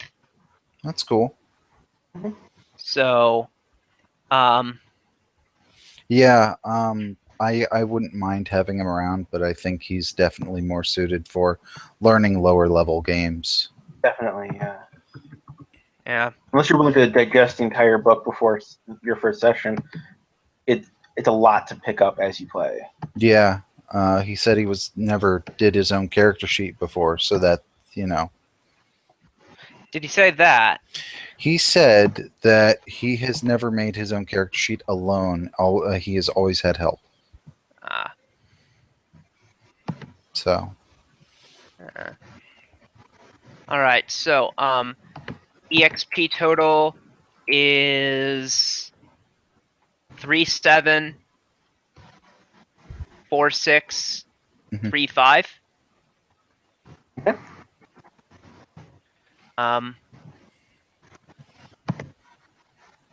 Yeah, it'd be nice to get somebody with range. That way we could get them, not range as in character, but range as in versatility of creating characters and background knowledge for both games. That makes sense. I mean, for this game, I think we need frontline melee support probably more than anything. Oh yeah, but I don't mean like Yeah. ranges in like archery. I mean ranges in can make a variety of characters. I see what you're saying. So for various games Yeah. across, I see what you're saying. Knows basically has enough knowledge to be able to know what we do just by saying it. Hmm. Yeah, I don't. Yeah. I mean, this is my first real character, so I don't have a ton of experience with that. Oh but yeah, but you have far more than enough than that I would require for any game. yeah, and I can pick up a new. I've looked through most of the different classes, so I know at least enough to get by. Yeah, I feel like I understand all of the classes except the occults. Me Some too. of That's them. my biggest blind spot. My Those brain are- glazes over when I try and read those. Some of them, they don't seem as well written as some of the other classes. Yeah, it's I think what it is just that they're all, they're all casters, they're all really complicated. Hmm. Like most of them are like as complicated as the bard, or much more so actually. Mhm. Hmm. And they're there is some quality, there is some inherently confusing quality to the way that they're written up. Hmm. Or it's hard to get. I feel like at this point I kind of get the mesmerist Mhm. and the psychic. I sort of understand how they function. Yeah, those Um, classes are specifically made for a certain type of person. Hmm. uh, um, And I can't pronounce it. That starts with the K. The Ken. What the kineticist? kineticist, yes. Yeah, that one. I mean, there's so much there. It should be separate pages. It's all in like one just continuous page. It just should be separated out like the Magus, where they have all your Arcana on one separate pages with a nice chart that Mhm. can help you just learn each thing. It just seems it's intimidating. Yeah, yeah. Playing. I now kind of understand the kineticist because I controlled Solgesh. Right.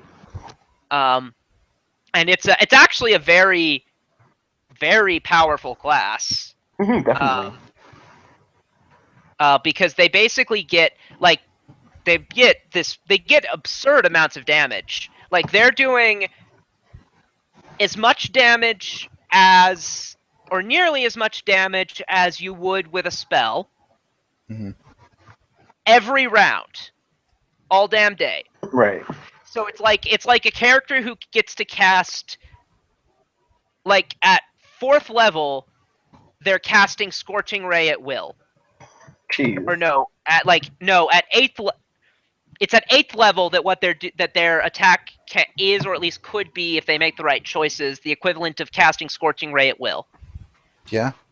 As in fact, it's a little bit more damage than that because there's a static mod on top of it. Mhm. It's not very much. Then at, but yeah, they get 2 levels of damage with their kinetic blast. They can do that every round. That sounds like the Eldritch Knight. No, not the They Eldritch get Knight. all. The fuck was that called? I gotta look it up now. Go ahead. Plus, they get all of their other shit. They get so like depending on what element they choose, the other shit they get varies. But they can get Spider Climb for free all day, every day. If they choose Earth, so they can just hang onto a wall and just pelt you with their scorching rays. And in fact, they can't literally do this all day. There is some cost to this, but surprisingly often they can use they can empower, and from a surprisingly early level, they can empower every shot they do. There's some risk, like they don't want to empower 10 shots in a row. Like it's basically they take non-lethal damage to do their stuff rather than having like a set limit of uses per day. Mhm. So yeah, they can technically use their abilities like 40 times, but they don't want to. Yeah. Mhm. Right, like there's a severe risk to doing so. So in practice, they don't want to empower every shot, but they can afford to empower a lot of shots if they have a lot of health. Yeah. And they do because all of their shit is based on Constitution. Um, or if they're here's the beautifully broken one at level 6. An air-based kineticist can choose the ability to fly all day, every day. They are affected by the spell fly for the rest of their lives constantly. That's kind of nice. Yeah, it's silly as fuck. They can just float up and shoot lightning down at you because if they're air, they'll be doing lightning. They just rain lightning down at you. You really, if you're a melee character, you have no recourse against them. Granted, a well-built creature should have the ability to deal with that tactic because that's hardly something that Yeah. wizards were doing that long before kineticists were. Kineticists are just better at it and get to do it always. Like what? There's the Overland Flight. That's the wizard version.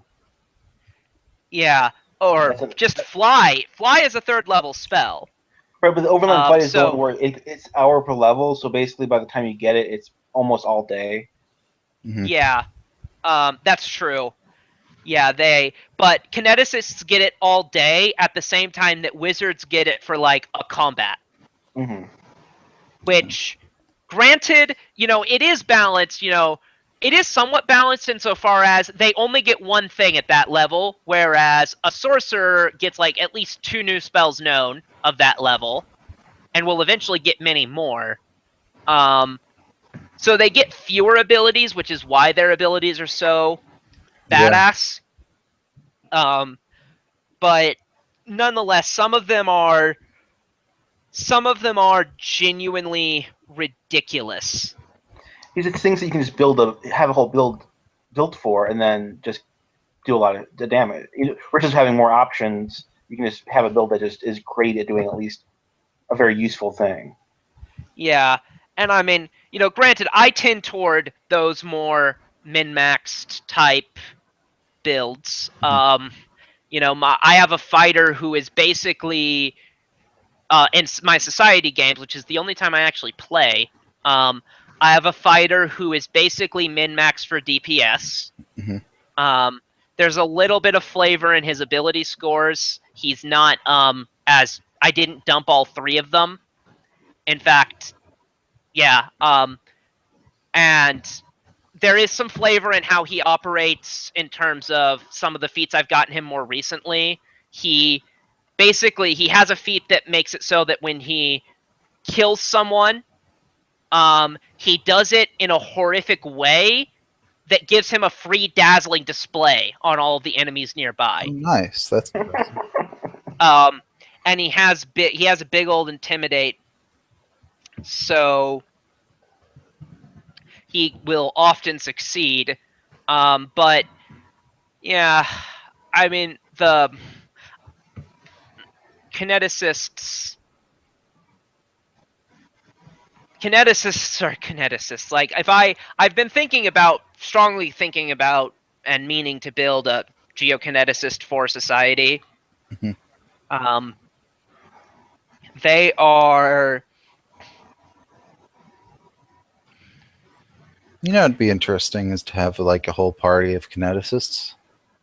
Yeah, I know a guy who ran the Emerald Spire with a party consisting entirely of bards. Yeah, that doesn't seem too bad.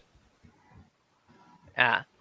And I've thought of doing Hell's Rebels with the rule that you must play a vigilante. Interesting. Because I think that would be I think that would really kind of work thematically, based on like what a vigilante is. Yeah.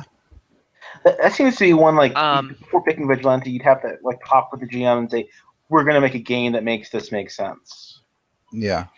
Yeah, I mean, I have a vigilante in society as well, and he's basically a diet fighter in combat.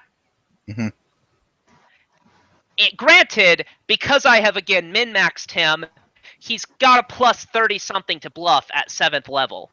Yeah. So he rolls. He's a kitsune. He has a he's a kitsune. He has the whatever. There's an item that gives you a bonus to charisma based skills. Mhm. He's got all kinds of factors going in his favor, so that his bluff check is in. I don't think it's actually in the 30s. I think it's in the 22, or 23. I think it is currently at 7th level, Yeah. which is not reasonable at all. He can, yeah,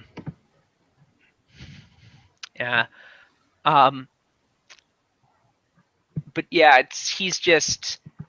So it's nice to have that social stuff, but at the same time, like the way that the Vigilante works, and I understand why this is done this way, and it's most obvious with the spellcasters, but it's kind of true of the more martial Vigilante builds as well. Basically, what you are is by day you are a social skill monkey. By night, you are a worse version of some other class. Like, objectively worse. So, if you choose to be an Avenger, then you're a fighter with fewer bonus feats. Hmm. If you choose to be a Stalker, then you're a rogue who uses D4s for their sneak attack. Yeah. If you choose to be a Warlock, I think the archetype is called, then you are a wizard who only gets the first 6 levels of spells. If you choose to be a zealot, then you are an inquisitor without any inquisitor shit. So, you just get the inquisitor spells. And, granted, some of them are better than others. So, the D4s for sneak attack is not as big of a downgrade as I make it sound like, because if you do it right, there are circumstances under which you get D8s. But under normal circumstances, most of the time, the rogue will be getting D6s and you'll be getting D4s. You'll get, on the first round, if you attack them while they are completely unaware of you, then you get the D8s. That's kind of nice. So you can really only do that once per combat. And it's for about 1 extra point of damage per sneak attack die.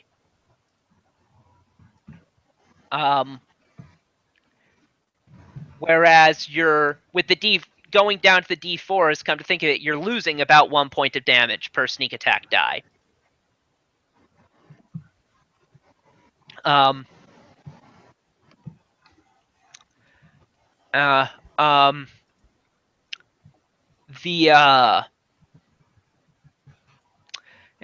And then there's various others. So you can be a summoner without an Eidolon. That's weird.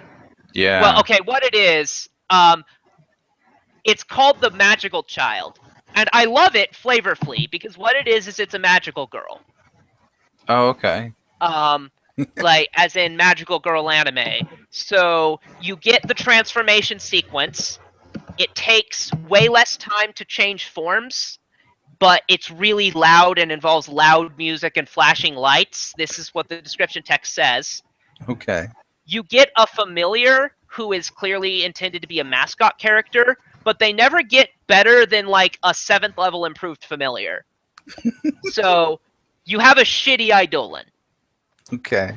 Granted, the summoner spell list is not useless. And actually, it is explicitly the Unchained Summoner spell list, so it's the one that's not broken. Yeah, it's a nice spell list. Yeah, it was too nice. It was so nice that you got to craft wands of greater teleport. I mean, they basically made it a conjuration list and didn't check it. Yeah, wands of greater teleport. Yeah. So that was what I understand to be the biggest problem with it, was actually that it let you make items that you weren't meant to make. Mm-hmm. I don't know what that. Looking at the sheet real quick, Robot Bones, can we turn that in for what, 1.5 to a church or whatever? I'll say 1.25. Okay. Sure. What was that? I know you just said it, but I want to write it down. What was the magical girl class? Because that's fucking hilarious, and I want to look at it. Magical child.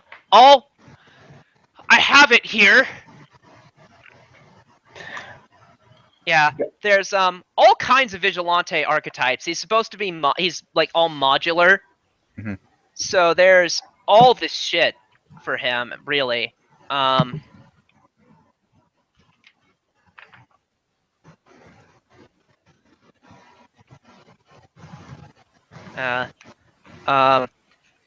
So just looking at it, there's the Warlock. I'm actually going to go through all of the Vigilante archetypes I own, Mhm. just here on the air since we have time left. Yeah. So there's the Brute, who is the Incredible Hulk. He is actually thematically it's very well thought out, though it's kind of unplayable because once he's killed all of his enemies, he has to make a will save to not turn on his friends. Ooh. What? And they can make checks to help him by like talking him down, kind of like you might see in a movie. Yeah. And he has some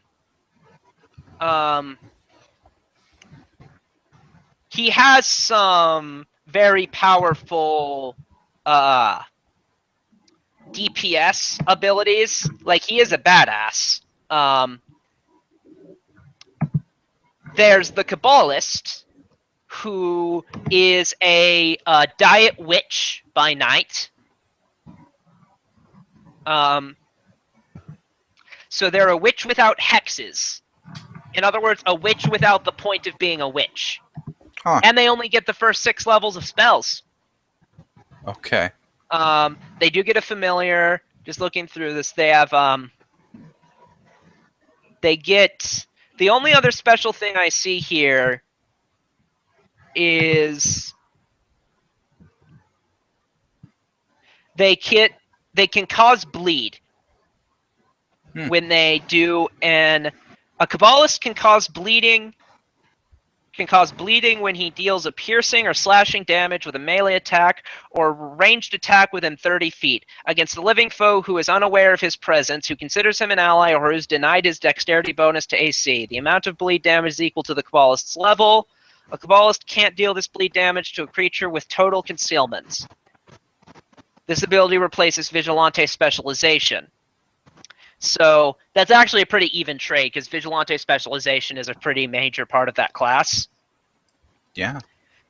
There's the Gunmaster, who is a diet gunslinger.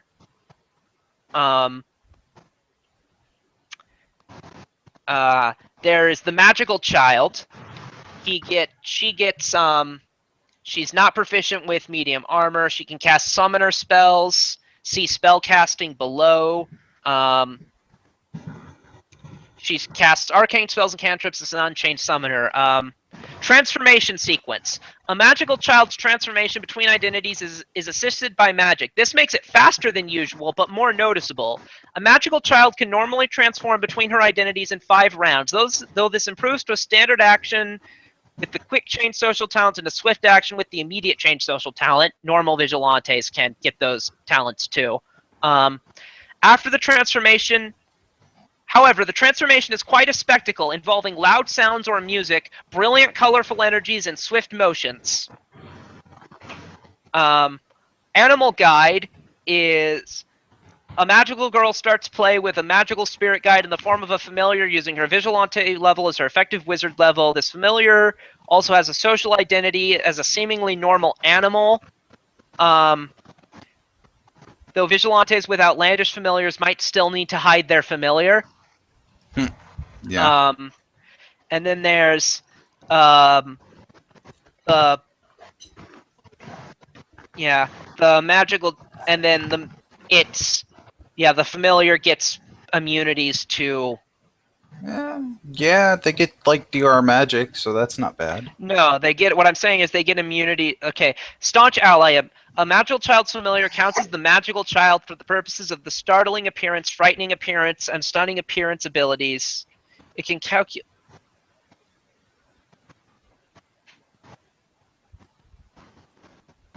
Okay. Huh. Sorry.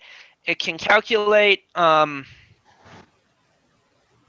appearance, and it can calculate its DCs using either its own charisma modifier or the magical child's. At 20th level, it can make a vengeance strikes as if it were the magical child. Holy shit. This ability. And the familiar, it starts out as an animal, but it each time you get to a level where you could get a better improved familiar, so at 3rd, 5th, and 7th, it goes up. Cool. It changes to become that. The Mounted Fury is it's a Diet Cavalier. The Psychometrist is a Diet Occultist, though it's super diet. It's like Occultist 0.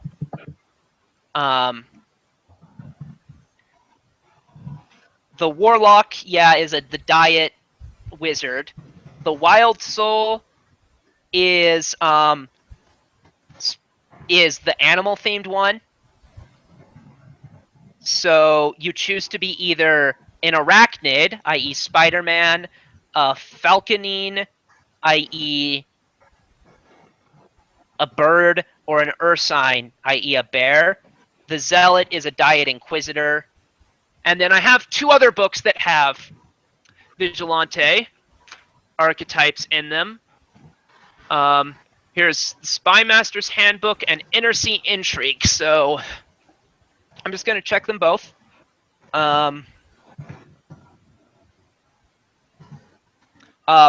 Here's something I'll mention while I'm mentioning things. Here's a Vigilante talent.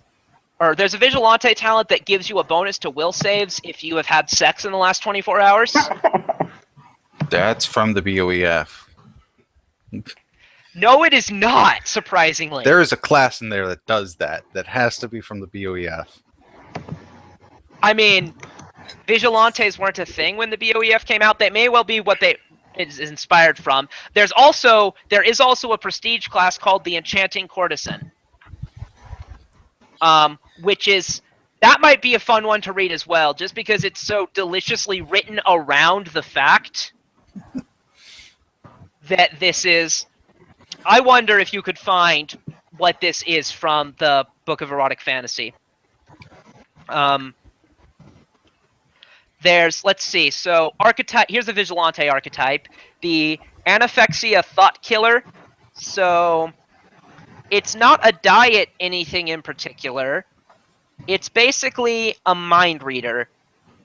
All of its powers revolve around reading minds or fucking with other people's attempts to read your mind. So, and every time they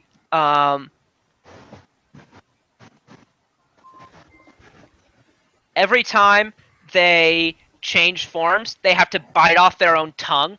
What? Wow.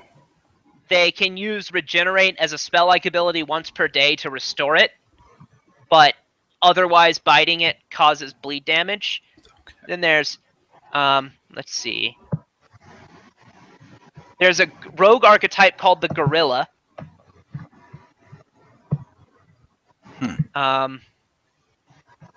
Let's see. Druid, Monk, Bard, Inquisitor, Tinkerer. Alright, and then Spymaster's Handbook has, I believe, 3 different Vigilante archetypes.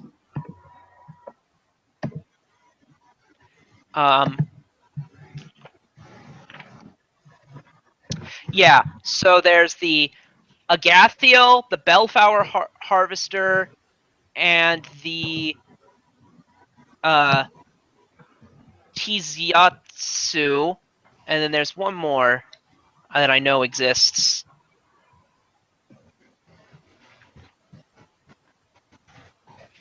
Okay, I must have missed it in the other one then, so I'll go back to it. No, I'm thinking from Horror Adventures. Speaking of which, I'll pull that one up as well. As I'm looking up here, I'll get it up on my computer. So there's perhaps my favorite, but also one that's just is the Agathiel. They have bound their soul to the neutral good plane, which has and Agathians, the outsiders from there, have an animal theme. Oh, okay, cool. So they too have an animal theme.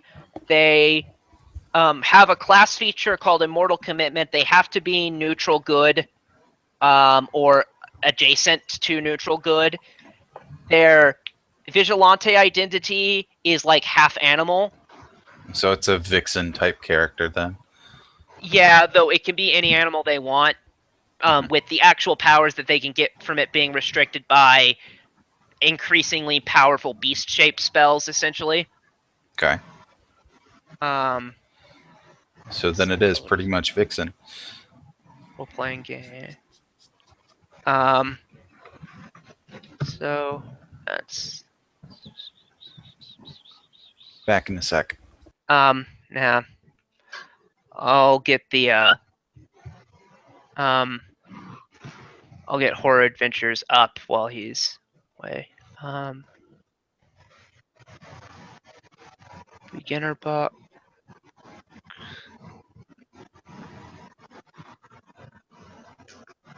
I'm back. Okay. Looking for it.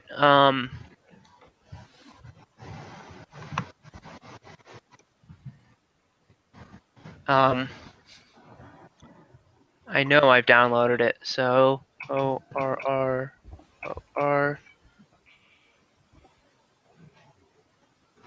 Nope, didn't like that. Hell, my phone has enough battery. I'll just look it up on there. So there's the Bellflower Harvester, which is basically a one of their identities. They're basically like on the Underground Railroad. So one of their identities is a slave, and the other is like a rebel. Horror.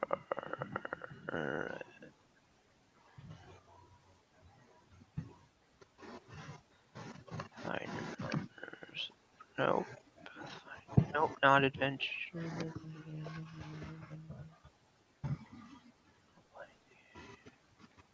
Nope, not you.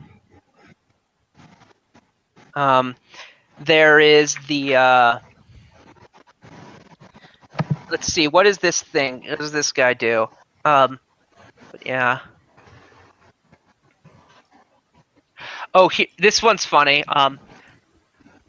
A Bellflower Harvester works hard to cultivate a social identity that plays off of others' racist assumptions in order to deflect blame and excuse suspicious behavior, making him seem harmless or even a model servant. Wow. He can use the bluff skill to deflect suspicion about his vigilante identity and activities, including use of his vigilante talents when in his social identity, which is generally a no-no. Rather than disguise, and he gains a +2 bonus on bluff checks to do so. This bonus increases by 1 for every 4 vigilante levels to a maximum, blah, blah, blah.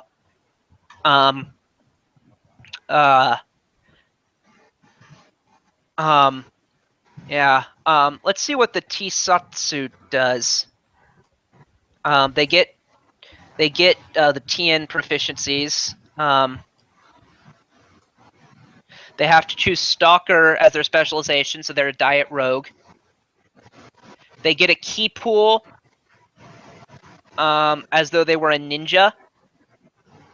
That's nice. Yeah, they're basically ninjas. So let's see. So here's Horror Adventures. Let's scroll down to its. Let's get its table of contents. We have the archetypes and class options. Vigilante starts on page 70.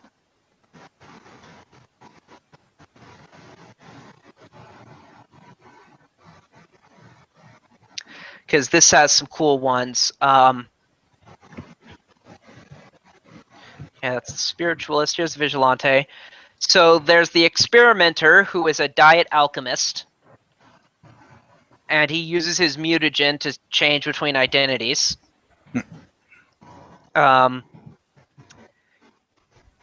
He has the Lore Master as the Bard class feature That's nice. for no reason. It's Like thematically. Dr. Jekyll and Hyde, but heroic. Well, there's no alignment stuff, so. And though it couldn't be one of them is good and one of them is evil, because Vigilante identities don't work that way. True. So then there's, and then, I think there's just two more. There's the Hangman. This one is free. Whenever the guilty, I'm just going to read this entire one, I think. Whenever the guilty walk free, the Hangman brings judgment. The Hangman is proficient with nets and whips, but not shields. This alters weapon armor proficiencies. Hangman must choose Stalker, so he has to be a diet rogue. Can't be a diet fighter. Hangman's Noose. At second level, a Hangman can wield a rope, noose, or net as a net or whip, and can use it to grapple, gain the benefits of improved grapple with it. He takes no penalty on combat maneuver checks with the noose for having the noose in his hand, but still doesn't add any bonuses he might have with the net or whip, such as weapon enhancement bonuses or benefits from weapon focus on the check. He can spend 1 minute to weave a magical or masterwork net or whip into a noose, thereafter gaining these benefits with it. So in effect, he has, if he buys magic whips, he gets stuff with them. Yeah, I wonder where the inspiration for that one came from. Bound to Truth. At third level, a Hangman adds half his Vigilante level to 6 sense motive checks to notice. Lies told by a creature entangled or grappled by his noose. I think I know where that one came from. By feeling the creature's throat clench, or changes in his breathing. In addition, he can prevent a creature entangled or grappled in his noose from lying by tightening the noose, as per a single target zone of truth. This is Wonder Woman. Yeah, he can. Well, that part of it is. Actually, it gets a a little lot of darker. that sounds like it, because that whole rope and turns into a whip and a noose thing. Yeah. Yeah. At fourth level, a Hangman can spend 1 hour preparing his noose, granting it temporary hit points equal to its Vigilante level, giving it hardness, yada yada yada yada yada. Benefits last for 8 hours, yada yada. At fifth level, the Hangman gains Chokehold as a bonus feat. This ability replaces Startling Appearance, which is a fundamental ability for Diet Rogues. So, because Startling Appearance is one of the few things that lets Diet Rogues get their D8s. At 11th level, while a Hangman is grappling the target with a noose as a swift action, he can deal increased hidden strike damage to the target. So there's some D8s. Yeah. Suffocation. At 17th level, the first time the Hangman succeeds on a check to maintain a grapple on his next turn after establishing the grapple, in place of the other options, he can suffocate the target and cause her to fall unconscious. A successful fortitude save negates the suffocation. On subsequent rounds, the Hangman can maintain the grapple to suffocate the target. On the next failed save, drops to -1 hit points and starts dying. Third save, she dies. Even if the Hangman has the ability to maintain a grapple with less than a standard action, action, he can attempt to maintain a grapple to suffocate only once per round. So in practice, they'll always get out of that. Or at the very least, like, that's not much faster. That's not faster than killing them normally. At least with a decent DPS. And then finally, my favorite Vigilante archetype, other than the Agathiel, the serial killer. Their Vigilante identity must be evil, because Vigilantes get 2 different alignments for their social and Vigilante identities, but they have to be within 2 steps of each other, and they can't be on opposite sides of a spectrum. So they can't be that one is good and the other is evil. Like, they can be, and it can't be that one is lawful and the other is chaotic. So the Vigilante specialization, they must be a diet rogue. Their hidden strike is considered equivalent to a sneak attack with the same number of dice for the purposes of meeting prerequisites for using abilities that depend on sneak attack. Thwart pursuit, that's basically does what it sounds like. They get studied target a la the Slayer. They get the charm hex as if they were a witch of their Vigilante level. This ability is non-magical. They get the death attack of an assassin.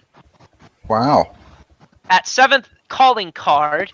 At 7th level, when a serial killer slays a humanoid with a coup de grace attack, she can leave a telltale token or clue behind identifying the death as her work. The serial killer chooses her calling card when she gains this ability, and the first time she uses it in an area where she has renown, as per the renown social talent, it becomes associated with her killings. After that, once citizens of a new settlement find this calling card, the serial killer immediately establishes the settlement as an area of renown for her Vigilante identity, without spending additional time to spread tales.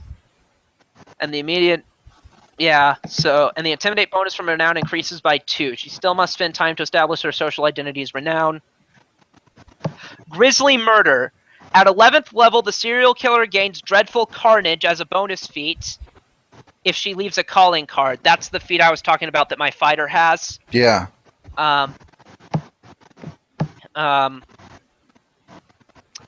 Card. The murder is so horrifying that creatures examining it are affected as per nightmare that night. Cool. The nightmare affects the creatures equal to the affects a number of creatures equal to the serial killer's charisma modifier, starting with the first creature to examine the corpse. This replaces frightening appearance. They quiet death, they kill things silently, and swift death, they gain it. It's the assassin creature. One last thing I'll bring up, and then we'll stop the stream. Which is another thing from Horror Adventures, the witch archetype. It's a witch archetype. The gingerbread witch. A sweet tooth lures the gingerbread witch's victims to doom. Gingerbread familiar. A gingerbread witch concocts her familiar out of gingerbread, sugar, or other confections. It has the shape of the original animal or vermin, but its type changes to construct. As a construct, it gains 60-foot dark vision and construct immunities. It loses any special abilities the animal or vermin had other than movement speed, and it doesn't provide the usual familiar benefit. For instance, a gingerbread toad doesn't provide 3 bonus hit points.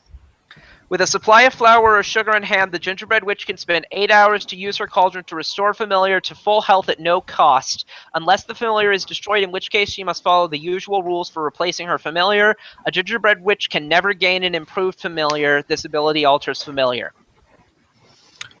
Real quick, should we split loot with Darby? From today, specifically.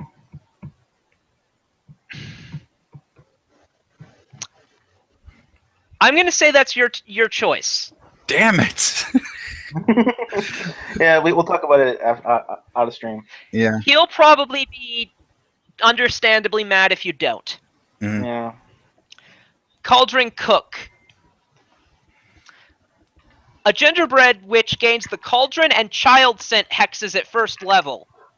When brewing potions with her cauldron, she can create small candies, pastries, or similar edible items identical in effect and application to normal potions.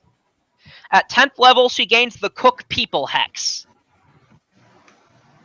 Which, do you know what the Cook People hex is? No idea. You get bonuses to eating intelligent creatures. Yeah, you can cook intelligent creatures in your cauldron, and you can make them into all kinds of basically buff items. So they're basically like they could function as stat boosting potions, in all kinds of ways, and you can turn the people into a stew, or you can make them into cookies.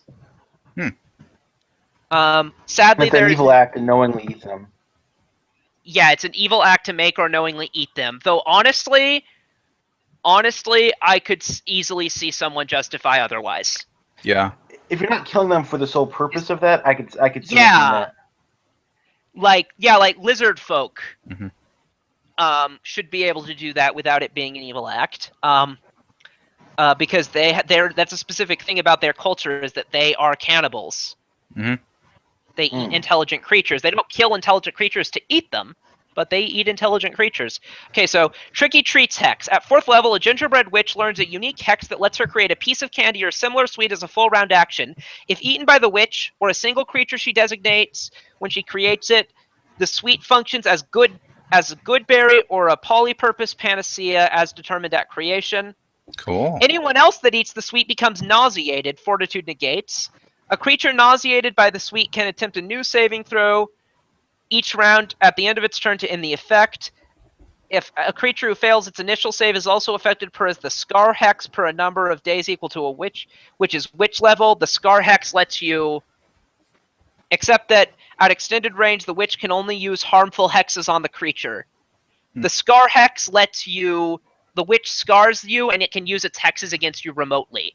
Nice. And this can be useful also for like the healing hex. That could be of use. She can create a number of sweets each day equal to her intelligence modifier. These sweets retain their potency for 24 hours. Confection Conjuring. At 8th level, a gingerbread witch can use Shadow Conjuration as a spell-like ability. Items and creatures she conjures appear to be made of fanciful foodstuffs, and because of this, sentient creatures gain a +2 bonus on will saves to disbelieve the illusion. However, they otherwise function as described for Shadow Conjuration. For every 3 witch levels beyond 8, the gingerbread witch can duplicate Conjuration, Creation, and Conjuration summoning spells of 1 level higher, up to a maximum of 7th level spell effects at 20th level, though they're still only 20% real. The witch can use this ability once per day for every 4 witch levels she has. This replaces the hex gained to 8th level. Now here's the reason I'm reading this. This one right here. Gruesome Gobbler. At 12th level, the gingerbread witch gains a bite attack that deals 1d6 of damage for a medium witch, so that's normal for a medium creature. As a full round action, she can make a single bite attack that deals double base damage, 2d6 for a medium witch, and functions as if she had the grab and swallow whole special attacks, allowing her to grab and swallow a creature of her size or smaller.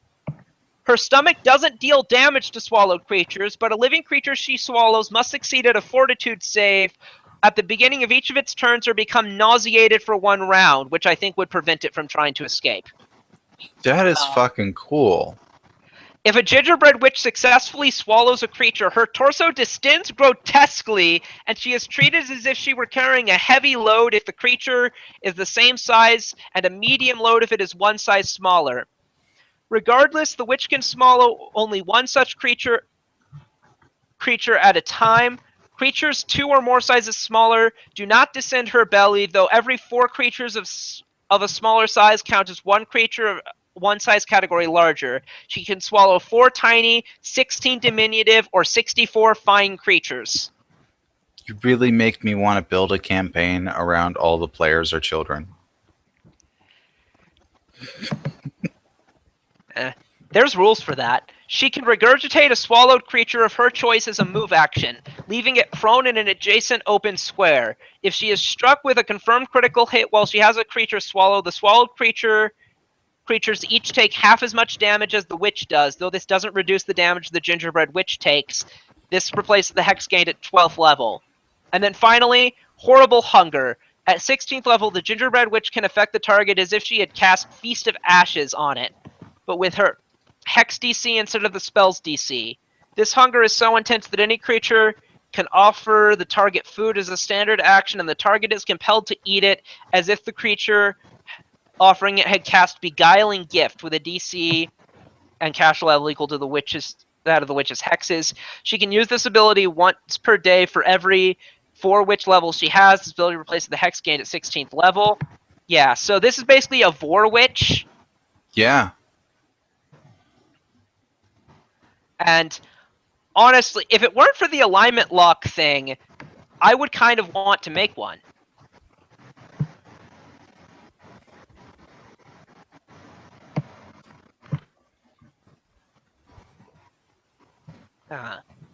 Because the Gruesome Gobbler, that's actually kind of in line with the sort of thing witches do. In terms of it's a debuff that shuts someone down. Mhm. And it nauseates them so that if they're nauseated, then I believe they can't try to escape because that would be a standard action. But yeah, you could there's no, it's not alignment locked. It's just that one of its abilities is an evil action.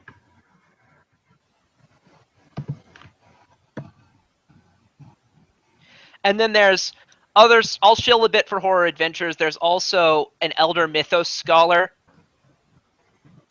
That's a wizard. And there are both pro and anti-undead necromancers.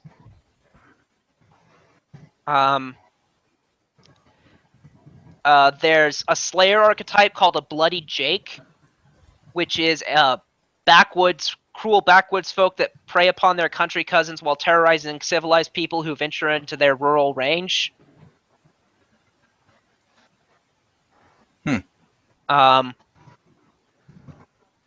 Yeah. The paladin archetypes are interesting but underpowered. There's a kineticist archetype that instead of accepting burn, destroys people's souls. Nice. Yeah, that's the dark elementalist.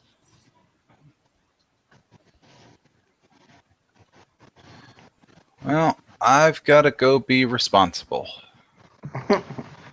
Oh, darn. Family's out, so I got to go make dinner and stuff for the one person that isn't out. Okay. So, Oh, just one more.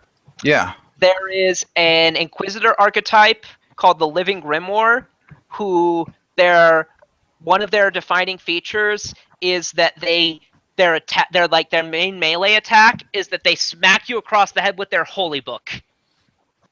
I like that. I thought of making one and calling it Bible Thumper. Mhm. There's a Priest of Cthulhu as well. Oh, and the Mad Scientist. I'm just gonna read the last thing. This will really be the last thing I read.